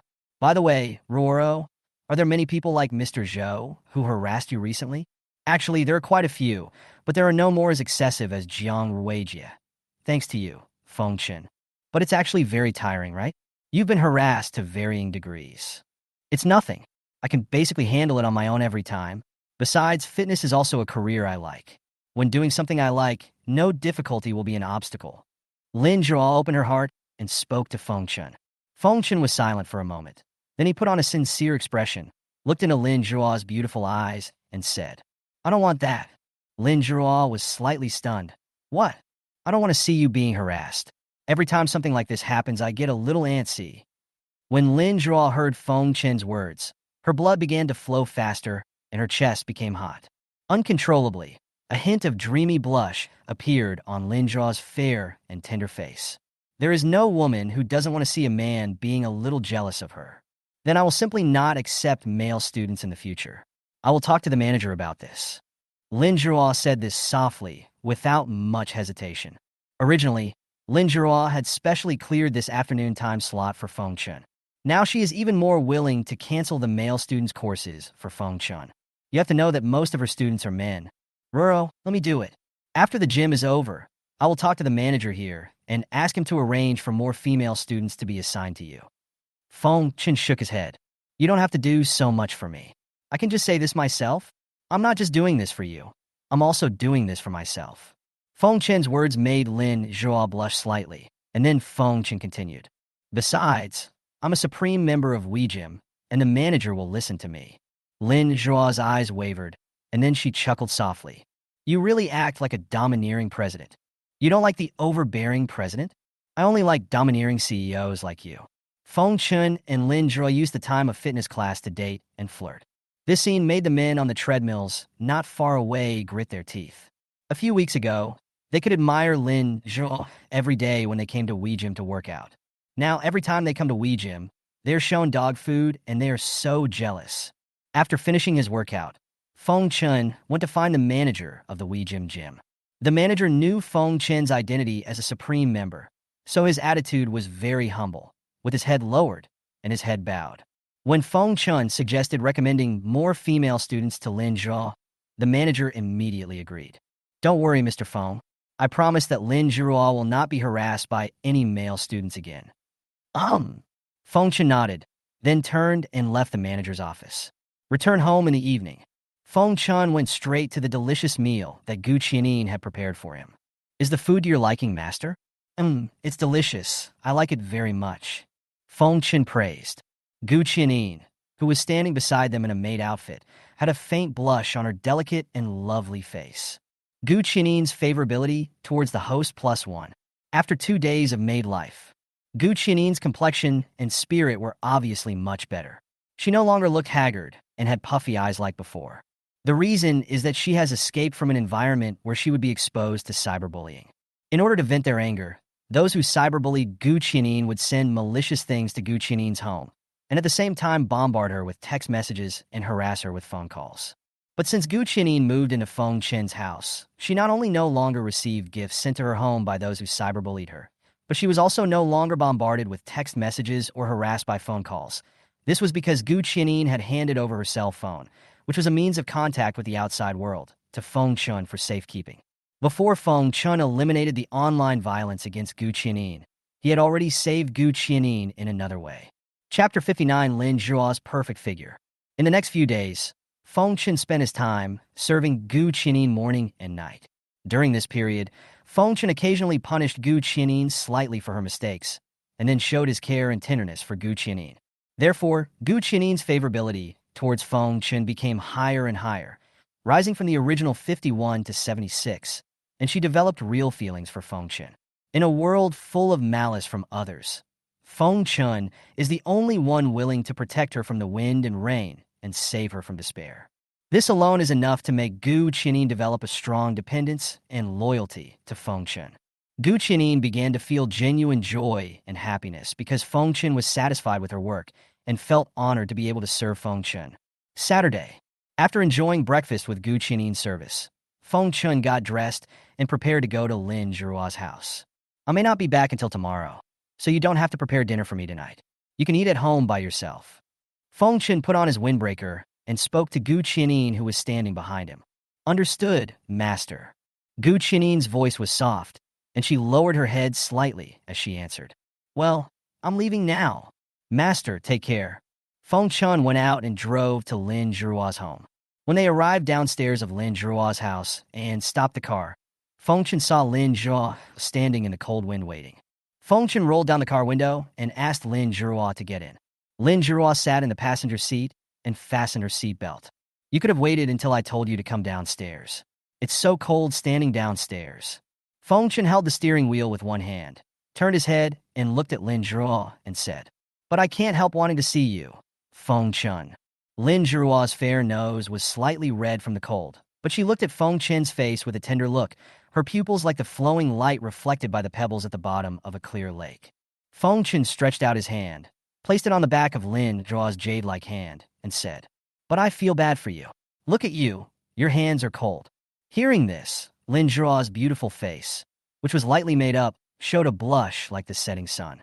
The concern that Feng Chen showed to Lin Zhirao was like the warm sunshine in winter to her, making her feel comfortable and intoxicated, and causing waves of tenderness to flow through her chest.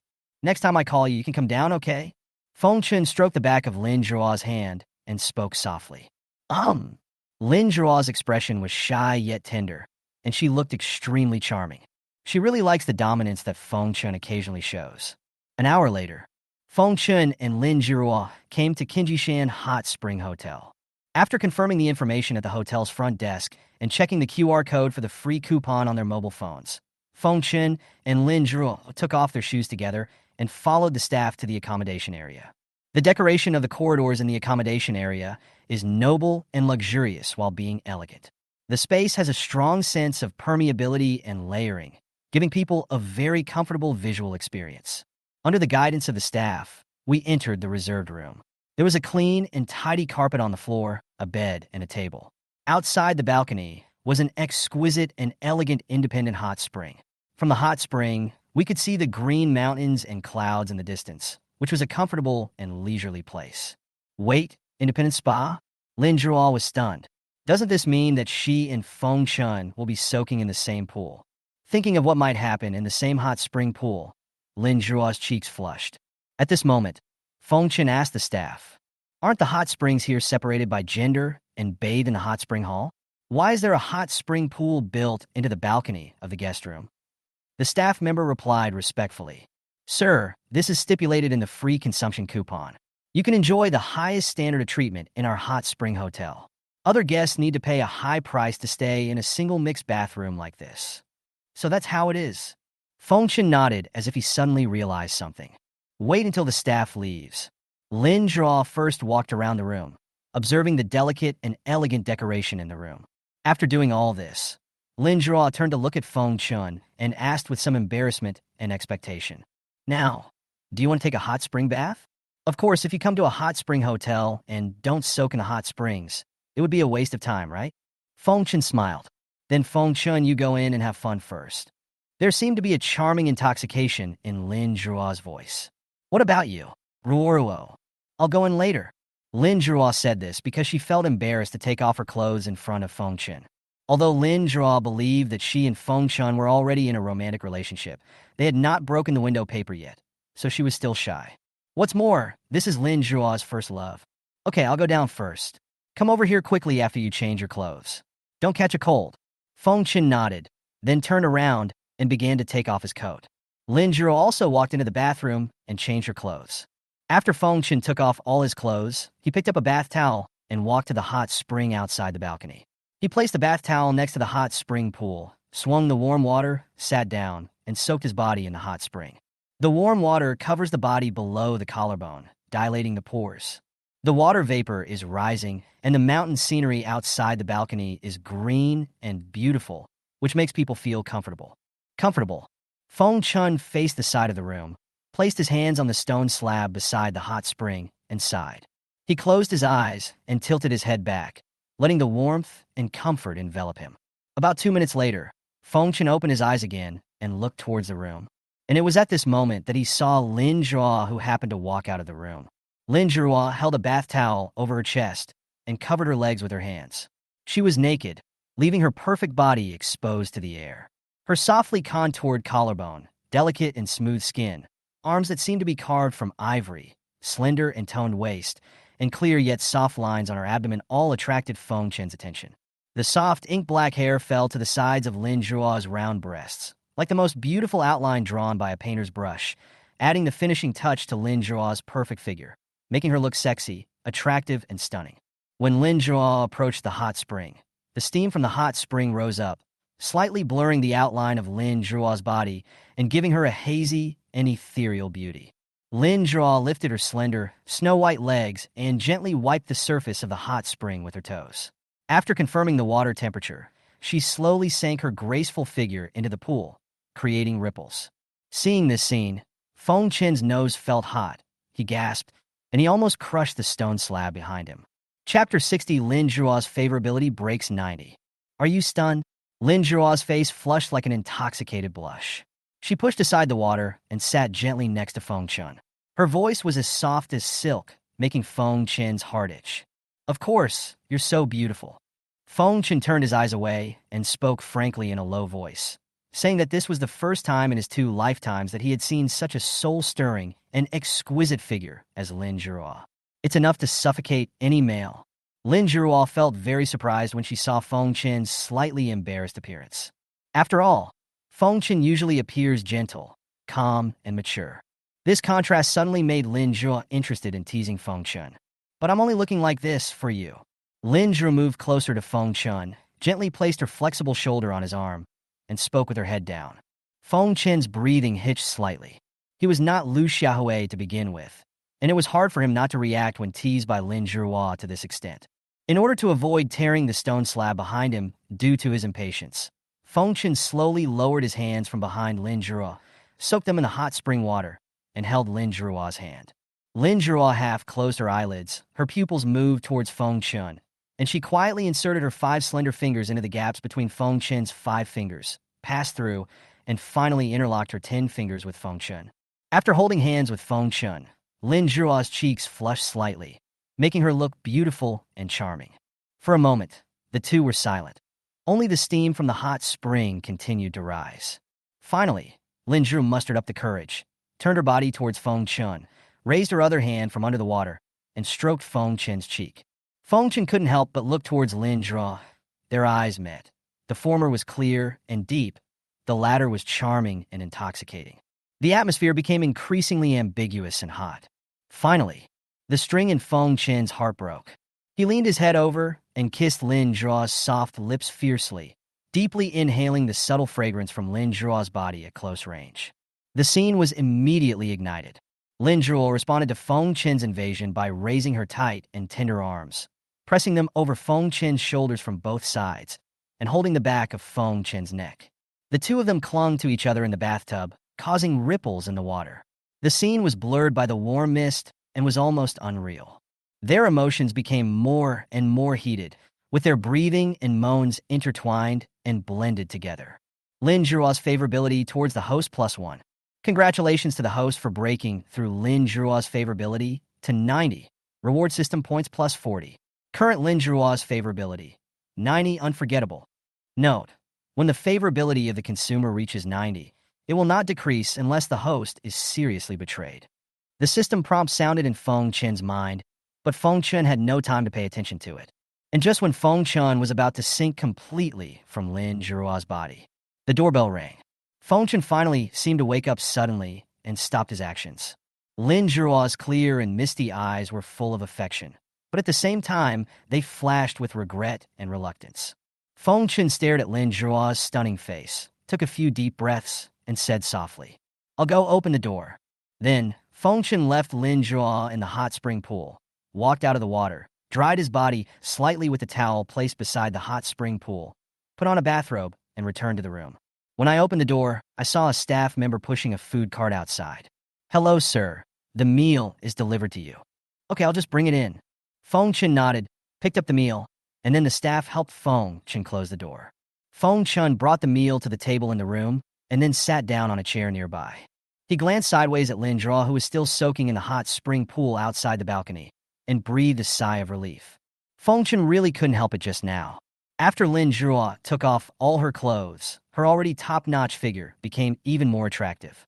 She even left behind her usual cold and aloof demeanor and displayed a charming and proactive attitude.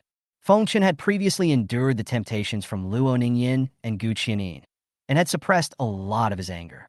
However, Lin Zhuo's temptation became the last straw that broke Feng Chen's defense line, making Feng Chen unable to suppress the desire in his heart any longer. If there were no interruptions from the delivery staff, Feng Chen might have been completely captured by Lin Zhuo's lust at this moment. Feng Chen sighed quietly and rubbed his eyebrows. For him, now is not the time. Lin Jia did have a deep love for him, but it was not to the point where she could not live without him. Once what he is doing is exposed, he is not 100% sure that he can keep Lin Jia. And if Lin Jia had been deprived of the most precious thing when she left him, it would inevitably leave her with hurt and regret, and even affect her entire life. Feng Chun has his bottom line and principles. He will not do such a thing as abandoning someone after having sex with them. Once you cross the last line of defense, you will be held responsible to the end. Therefore, Feng Chun must make Lin Jia reach the point where she cannot leave him no matter what before taking the final step with Lin Jia. Only in this way can both parties finally reach an outcome without any regrets. Feng Chun, aren't you going to soak anymore? Lin Jia, wearing a bathrobe that wrapped her graceful and beautiful body to create a stunning silhouette, walked in from the balcony. She lifted her wet black hair from one side of her cheek to behind her slightly red ear and asked Feng Chun softly. Feng Chun shook his head slightly and pointed at the food on the table with his thumb. No, I'm a little hungry. Lin Jia pulled a chair and sat next to Feng Chun. Then I'll eat with you. Then, the two began to eat. I have to say, the food here is pretty good. As Feng Chun ate, he soon diluted the evil fire in his chest with his ever-increasing appetite. After enjoying the meal, the ambiguous and intense atmosphere between the two has dissipated. But when Lin Jia looked at Feng Chun, the love in her eyes was even more affectionate and obsessed. Therefore, Feng Chun can say that the trip was worthwhile. After a short rest, Feng Chun and Lin Jia left the room together and went to the massage area of the hot spring hotel for a spa. There were two female technicians helping Feng Chun and Lin Jia with the spa. Lying on the bed, taking off the clothes on her back and enjoying the full body massage, Lin Jia murmured and panted softly, but she realized something because of her own behavior and looked towards Feng Chun. After seeing the physical contact between the female technician and Feng Chun, Lin Jia couldn't help feeling a little jealous, and her heart felt a little bitter. After the spa, the hotel corridor. Do you feel lighter? Feng Chun asked Lin Jia, who was walking side by side with him. Not lightly. There was a hint of jealousy in Lin Jia's cold voice, as if she was upset. Jealous? So you knew it. Then why didn't you call a halt? Feng Chun asked with a smile. You bad guy. If I say stop, it will make me look petty. I don't want you to lose face. Lin Jia gently pinched Feng Chun's index finger with her slender hand. Chapter 61, Witnessing the Crime Scene. You're so cute. Then don't bully me just because I'm cute. After saying that, the two looked at each other and then laughed in unison. I won't bully you. How can I bear to bully you? Feng Chun smiled, picked up the hair flowing on Lin Jia's shoulders with one hand, and put it in front of his nose, as if he was tasting a cup of tea. I hope you'll keep your promise. Lin Jia leaned towards Feng Chun's arms intentionally or unintentionally. To her, the latter was like a warm stove in a winter night. Then, Feng Chun and Lin Jia went to the micro-cinema room of the hot spring hotel to watch a movie. The space of the micro-cinema hall is relatively small, and the seats are not arranged in a step manner. Instead, there are cushions placed one by one on the flat ground. When watching a movie, one can sit cross-legged or lie on the cushions, and the posture is very free. In addition to Feng Chun and Lin Jia, there were 2 or 3 couples in the micro-cinema room. They leaned against each other tightly while watching the movie, occasionally making some ambiguous and intimate movements, and laughter could be heard from time to time. Influenced by this atmosphere, Lin Jia sat in front of Feng Chun, leaned back on his chest, and felt the outline of Feng Chun's collarbone and chin. Feng Chun put one hand around Lin Jia's slender waist from behind and interlocked his fingers with hers with the other hand. You smell so good, Feng Chun whispered. Lin Jia's ears turned slightly red. She rubbed the back of Feng Chun's hand with her fingertips and asked, So skilled. Have you said this to other girls? No. Really? Perhaps there is. Who is it? Your past life. Feng Chun's voice, like willow catkins, brushed across the side of Lin Jia's face, making her feel slightly itchy. Well, you're annoying and glib. But I only do this to Sister Roro. Feng Chun put his lips gently against Lin Jia's ear and spoke. Lin Jia couldn't stand this kind of attack, and soon Feng Chun made her eyes blurry and her heart beat faster. Until the end of the movie, Lin Jia was still reluctant to leave and almost didn't want to get up from Feng Chun's arms. Out of the micro-cinema hall, Feng Chun originally planned to take Lin Jia to the viewing area of Qingye Mountain Hot Spring Hotel to see the mountain scenery of Qingye Mountain. But just as he entered the viewing area, Feng Chun received a phone call. Feng Chen picked up the phone in front of Lin Zhihua. When I opened it, I saw the caller's note was Mr. Luo. Please go inside the viewing area first. I have a phone call to make about business. Feng Chen did not answer the call from Mr. Luo immediately, but said this to Lin Zhihua. Looking at the caller note of Mr. Luo, Lin Zhihua did not suspect anything and walked into the viewing area first. Seeing Lin Zhihua walking away, Feng Chen answered the phone and put it to his ear. Hello? Ning Tian. Feng Chen, you didn't have time last Sunday? Can I come to your house this Sunday? Listening to Luo Ningyan's words, Feng Chen thought about it. He had politely declined Luo Ningyan's request last week. If I reject Luo Ningyan again this week, it would really spoil her fun. Although Luo Ningyan's favorability has reached over 90, it will not drop easily. However, if Luo Ningyan is left alone all the time, it will not be conducive to the subsequent improvement of Luo Ningyan's favorability. Think of this. Feng Chen opened his mouth and answered towards the other end of the phone. Okay, come to my house tomorrow, and I'll treat you well. That's great. Feng Chen could feel Luo Ningyan's shyness and excitement through the phone. He thought that she should be rolling around on the bed now. At the same time, on Lin Zhihua's side, while Feng Chen was on the phone, Lin Zhihua came to a secluded platform in the viewing area. The air here is fresh and slightly cool, with a slight hint of moisture unique to the mountains and forests. Putting her hands lightly on the guardrail at the edge of the viewing area and gazing at the mountains in the distance, Lin Zhihua felt comfortable and relaxed, enjoying herself to the fullest. Just when Lin Zhihua was about to turn around and leave the guardrail, she saw a scene happening on the cliff in the distance, then frowned and stopped turning around.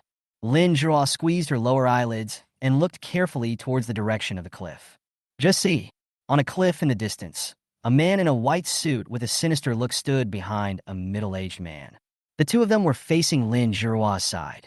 The man with a sinister face quietly put on white gloves while the middle-aged man had his back to him. Just when the middle-aged man was about to turn around, the sinister-looking man took a step forward and put his hands on the middle-aged man's back.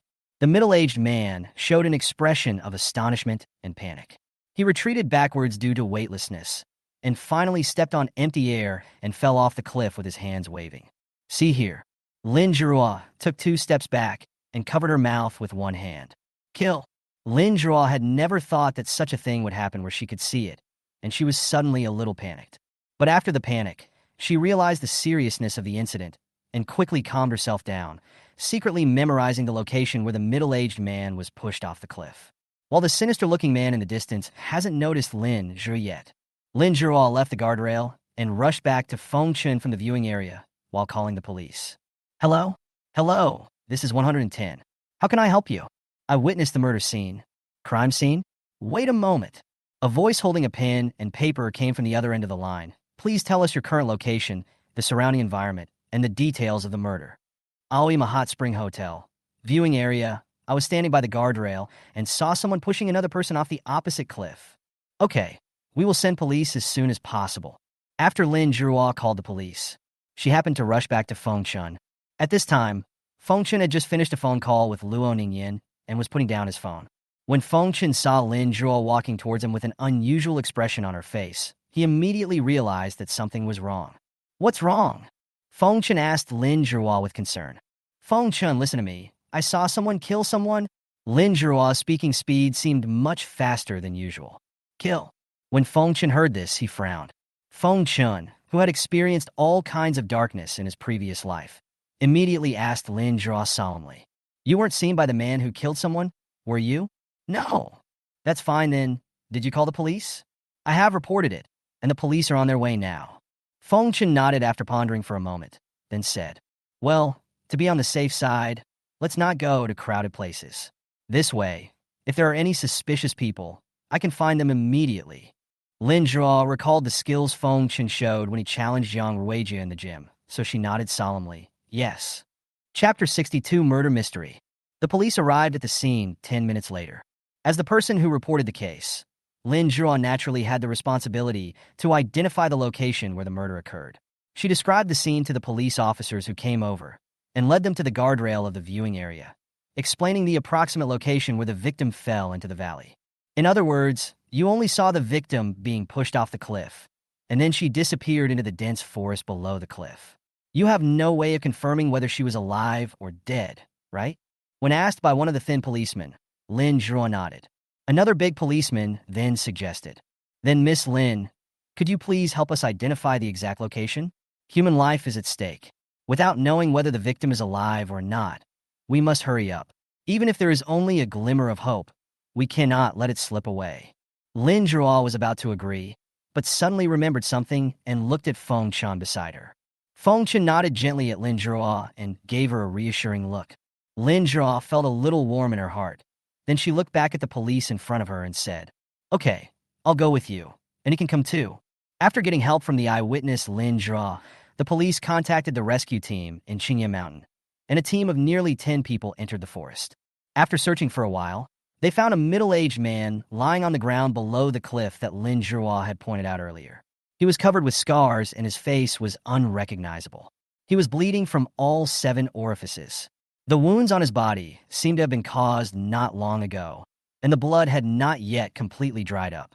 The medical staff of the rescue team walked forward, knelt on one knee, put his hand on the side of the middle-aged man's carotid artery, then turned back and shook his head at the police. "It's still a step too late after all." The skinny policeman sighed.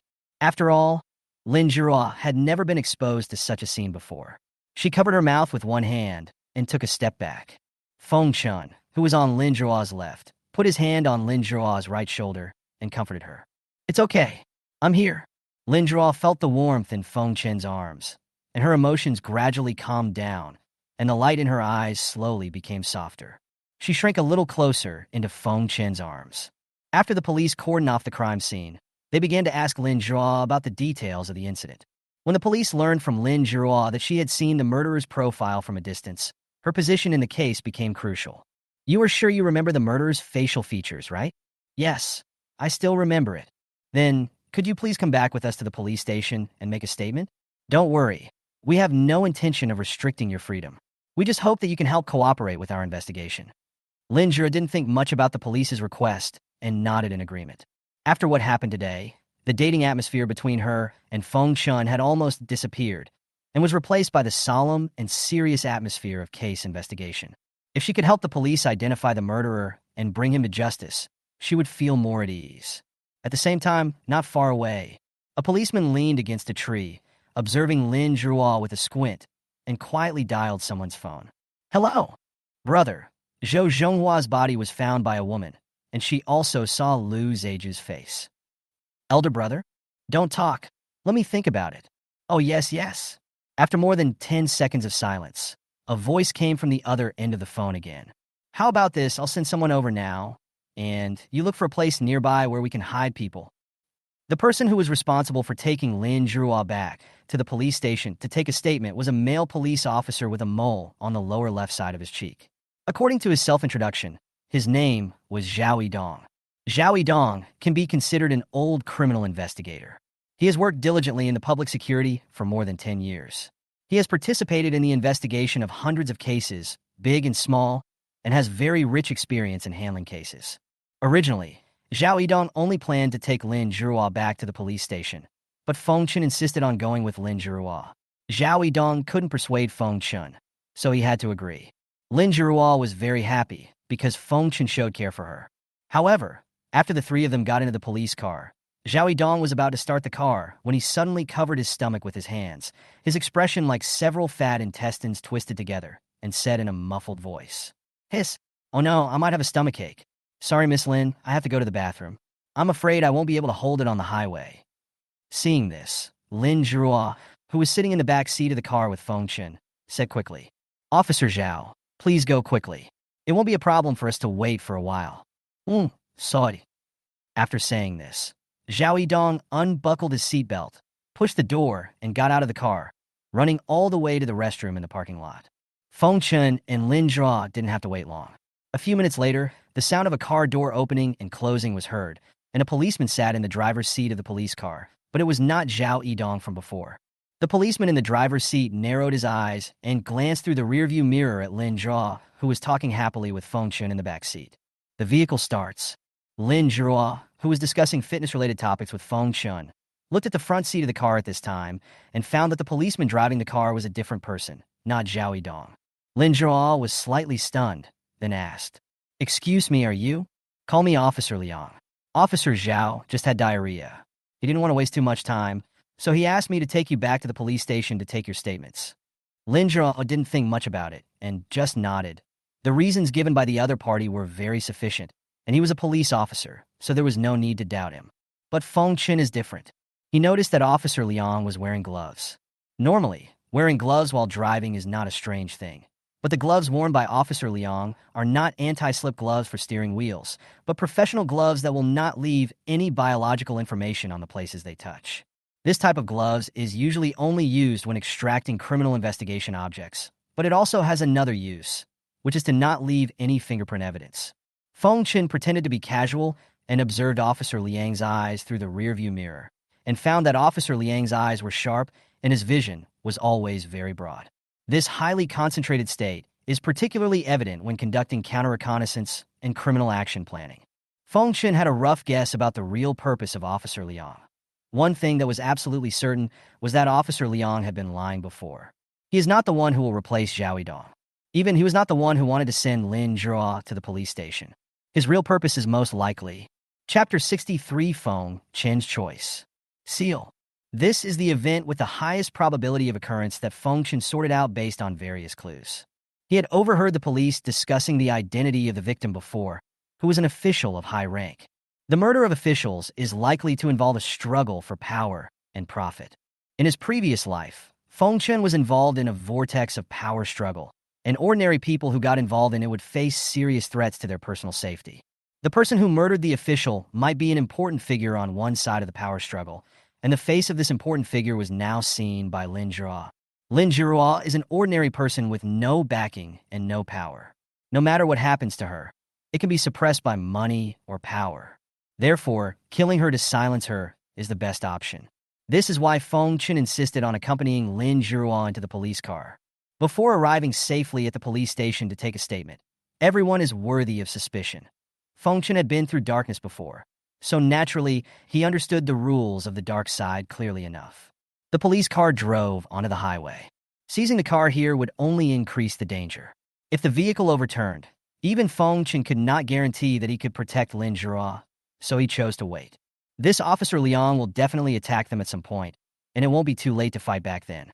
In this way, even if he kills the other person, it can still be considered self-defense. 10 minutes later, Officer Liang drove the car through a toll booth, but not towards the city. At this time, Lin Zhuo also realized that something was wrong, but before she could ask, Officer Liang slowed down the car and drove into a fork in the highway. There were dense woods on both sides of the fork in the road. The police car drove into a secluded woodland and stopped. "Officer Liang, you..." Lin Zhuo had just asked this question when a cold gun was pointed at her. "Stop talking nonsense, put your hands up where I can see them, and get out of the car."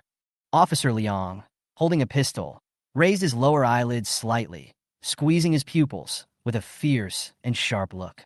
Lin Zhuo's face turned pale at this moment. She had never encountered such a situation before, so she inevitably became panicked and frightened for a moment. A suffocating and terrifying premonition was like a big hand strangling her throat. At this point, even Lin Zhuo, who had no experience with the dark side of power struggles, understood it. Officer Liang wanted to kill her so that she would not be able to return to the police station to give a statement and describe the facial features of the murderer. Thinking of this, Lin Zhuo became extremely nervous. At the same time, she couldn't help but look at Feng Chen, her eyes full of guilt and sadness. Since Feng Chen was with her, it was impossible that Officer Liang wanted to silence just one person. It was she who harmed Feng Chen. Lin Zhuo's eyes were filled with tears, and her heart was in great pain. If it was just her who died, she probably wouldn't feel as sad as she did now. Feng Chen. Lin Zhuo recited Feng Chen's name in a trembling voice. Feng Chen saw Lin Zhuo's expression of shame and despair, which seemed to be covered by a layer of fog. He did not show any fear or blame on her face. Instead, he comforted her. "It's okay, Rora, let's get off first." Lin Zhuo's favorability towards the host +1. A friend in need is a friend indeed. This might be a great opportunity to raise Lin Zhuo's favorability to a higher level. Feng Chen will never let him go. Not to mention, he already had sufficient control over the situation. As long as he can see the movement of the other person's hand on the trigger and the direction of the muzzle, the gun will not pose a threat to Feng Chen. Unless it is a large-caliber machine gun or a hidden gun placed behind the back, Feng Chen is basically confident that he can predict the direction of the gun's shooting, thereby avoiding the trajectory and dodging the bullet. Feng Chen and Lin Zhao got out of the car under the threat of Officer Liang's pistol. During this period, Lin Zhao seemed a little flustered, but Feng Chen was able to comfort her emotions a little with his eyes. Roro, don't lose your composure. Times like this require us to stay calm. Don't worry, I'll take care of everything. Feng Chen, who was being pointed at by Officer Liang with a gun, raised his hands and whispered to Lin Zhao beside him. Lin Zhao's panic subsided a little. The two men raised their hands and were forced by Officer Liang with a pistol into the deep woods about 10 meters away from the police car. No one would come into such a place. It was a perfect place to silence them and bury the bodies. When the two were forced to the side of a tree, Officer Liang turned his gaze from Lin Zhao to Feng Chen and said in a cold voice, "My only target is Miss Lin."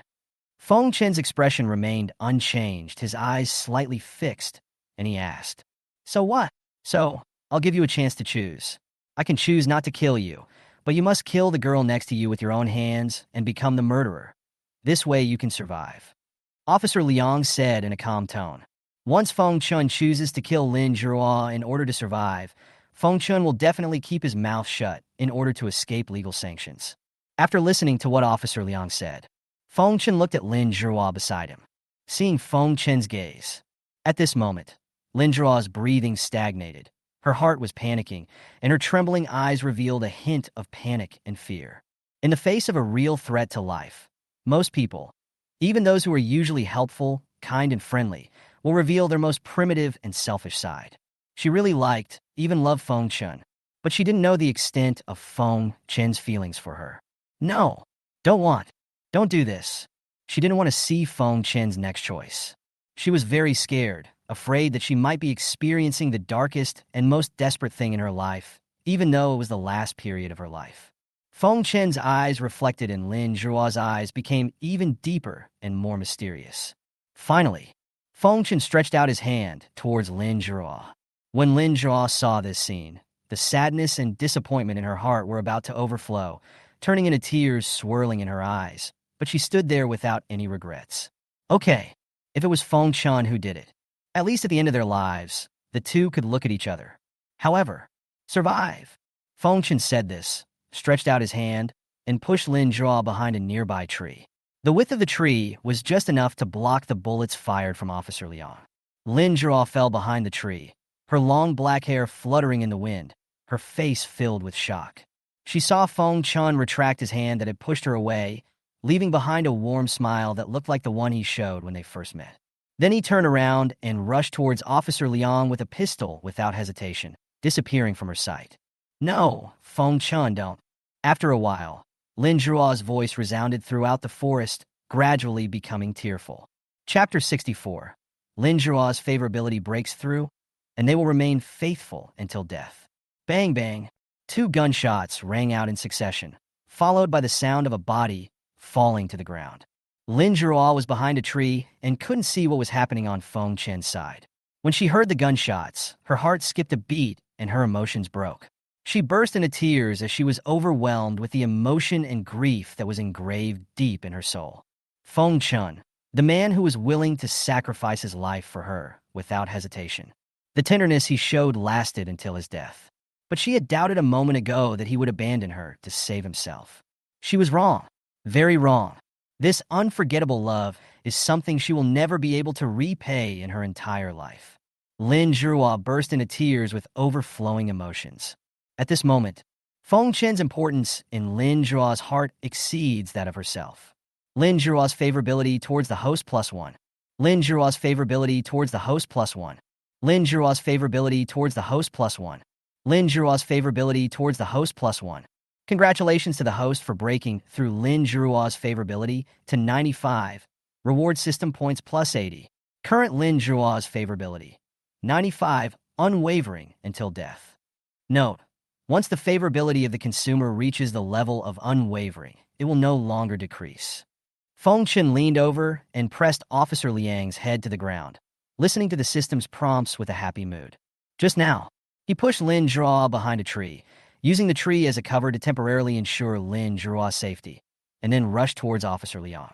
Officer Liang's gun is a real thing, and that's why its trajectory is easy for Feng Chen to predict. The two bullets fired both grazed Feng Chen's shoulder and went to the back. Officer Liang obviously didn't expect Feng Chen to be able to dodge the bullet. He was stunned for a moment and was taken advantage of by Feng Chen, who punched him in the neck with a force more than twice that of an adult. A strong feeling of dizziness and suffocation surged into Officer Liang's brain. He let out a soft, and his eyes rolled back as he fell backwards. Feng Chen leaned over, snatched the gun, clamped Officer Liang, and controlled him. But then again, system, why did the favorability level break through when it reached 95 this time? Feng Chen asked the system in his mind, replying to the host, 90 is the watershed for the improvement of favorability. Before the favorability reaches 90, it is relatively easy to improve. However, after the favorability reaches 90, every improvement in favorability is unforgettable for the consumer. The favorability of 95 is the key point for the consumer to measure the importance of the host and himself in their hearts. When the favorability of the consumer reaches 95, the importance of the host to them will exceed that of themselves. I see. No wonder they are loyal to each other until death. Feng Chen nodded to show his understanding, and at the same time, he began to consider certain things in his mind. At this moment, Officer Liang, who was restrained by Feng Chen, just regained consciousness and tried to struggle, making noises as he rubbed against the ground. Lin Zhuo was crying behind the tree when she heard the noise coming from Feng Chen's side. She thought that Feng Chen was shot and was struggling on the ground. The guilt brought a heart-wrenching pain to her chest. So she stopped sitting there and hurriedly wiped away the tears that were obstructing her vision, gritted her teeth, got up, and ran out from behind the tree. Even if it's just a little bit, as long as she can attract Officer Liang's attention, maybe he won't have time to give Feng Chen the final shot that would end his life. In this way, maybe Feng Chen can still be saved. After all, if Feng Chen died like this, she wouldn't have much desire to live anymore. However, when Lin Zhuo left the tree and looked towards Feng Chen, she was stunned, and her steps, which were originally intended to run, stopped where they were. Feng Chen was seen pressing Officer Liang to the ground with one hand, and Officer Liang's gun was held in Feng Chen's hand with the muzzle against the back of Officer Liang's head. Although fingerprints were left behind, I was acting in self-defense. Feng Chen wanted to shoot directly, but he caught a glimpse of Lin Zhuo coming out from behind the tree. After hesitating for a moment, he took his finger away from the trigger and just pretended to snatch the gun and subdue Officer Liang. He couldn't kill anyone in front of Lin Zhuo, let alone kill someone he had already subdued. Now his identity has changed, and he can no longer follow the habits of his previous life. The Real police arrived on the scene shortly afterwards. It has been confirmed that Officer Liang's identity was forged, and his actual identity was a desperado with several lives on his hands. Zhao Yidong, who went to the toilet earlier, did not have diarrhea, but was knocked unconscious by Officer Liang, stripped of his police uniform, and tied into a toilet cubicle. The lock was pulled from the outside with a small rope, locking him inside. The police uniform that Officer Liang was wearing was the same one that Zhao Yidong was wearing. At this point, the case has come to a temporary end. The only people who originally needed to go to the police station to give a statement changed from Lin Zhuo to Lin Zhuo and Feng Chen. This time the police realized the possibility of an insider, so they dispatched more police forces, and several police cars escorted Feng Chen and Lin Zhuo to the police station. In the police car, in the back seat, Lin Zhuo snuggled up to Feng Chen, looking as if she was afraid of losing him, and asked softly, Feng Chen, did you know you could dodge the bullet? Of course I know. Feng Chen would never say that. Feng Chen put his arm around Lin Zhuo's other shoulder. His eyes were clear and deep. He smiled and threw the question back, saying, how can a person dodge a bullet? I really didn't think much about it at the time. Hear this. Lin Zhuo's autumn water eyes were suddenly filled with emotion and tenderness, a deeper level of affection that went beyond liking. Unable to control herself, Lin Zhuo leaned towards Feng Chen and gave him a kiss. Feng Chen promptly moved his lips to Lin Zhuo's in response, sucking and nibbling on her, their tongues entangled with each other's. Their moist mouths were filled with affectionate moans and gasps, as if they wanted to completely integrate each other's breath into each other's bodies, completely ignoring the fact that there was a policeman driving for them in the front seat of the car. In fact, Feng Chen did not lie. At his current speed, it is indeed impossible for him to dodge the bullet. But knowing the trajectory of the bullet in advance, he can make it so that the bullet misses him. And he really didn't think much about it at the time. When you are 100% sure of the situation, thinking seems a bit redundant. Therefore, even if Lin Zhao took a lie detector and asked Feng Chun to say this sentence again, she couldn't detect anything at all. The telling of a lie usually requires making up for it with another lie later, and so on. Therefore, real high-end deception often contains every word of the truth. Chapter 65. The completely negative image of big-breasted and brainless girls. Evening. Lin Zhao and Feng Chun came to the police station. The two took statements in different rooms and reported the relevant details of the case to the police. The person who took Feng Chen's statement was a young policeman with a dark face. The young policeman asked Feng Chen some details, and Feng Chen answered them all truthfully. But when the young policeman asked Feng Chen how he managed to subdue the gangster when the gangster was holding a gun, Feng Chen just used the explanation of coincidence to get away with it. Seeing that he could no longer get any more information from Feng Chen, the young policeman nodded, stood up from the seat opposite Feng Chen, and prepared to take Feng Chen away. But just when Feng Chen was about to stand up from his seat, a graceful figure suddenly pushed the door open and walked in. She was a very beautiful woman. She had her jet black hair tied into a cascading ponytail that hung down to her waist. Her fair and delicate oval face had a hint of classical charm, and she exuded a refreshing and awe-inspiring heroic spirit. She was wearing a neat and clean police uniform. She was tall and heroic, and she was very desirable. If there was one flaw in her, it might be her relatively modest breasts.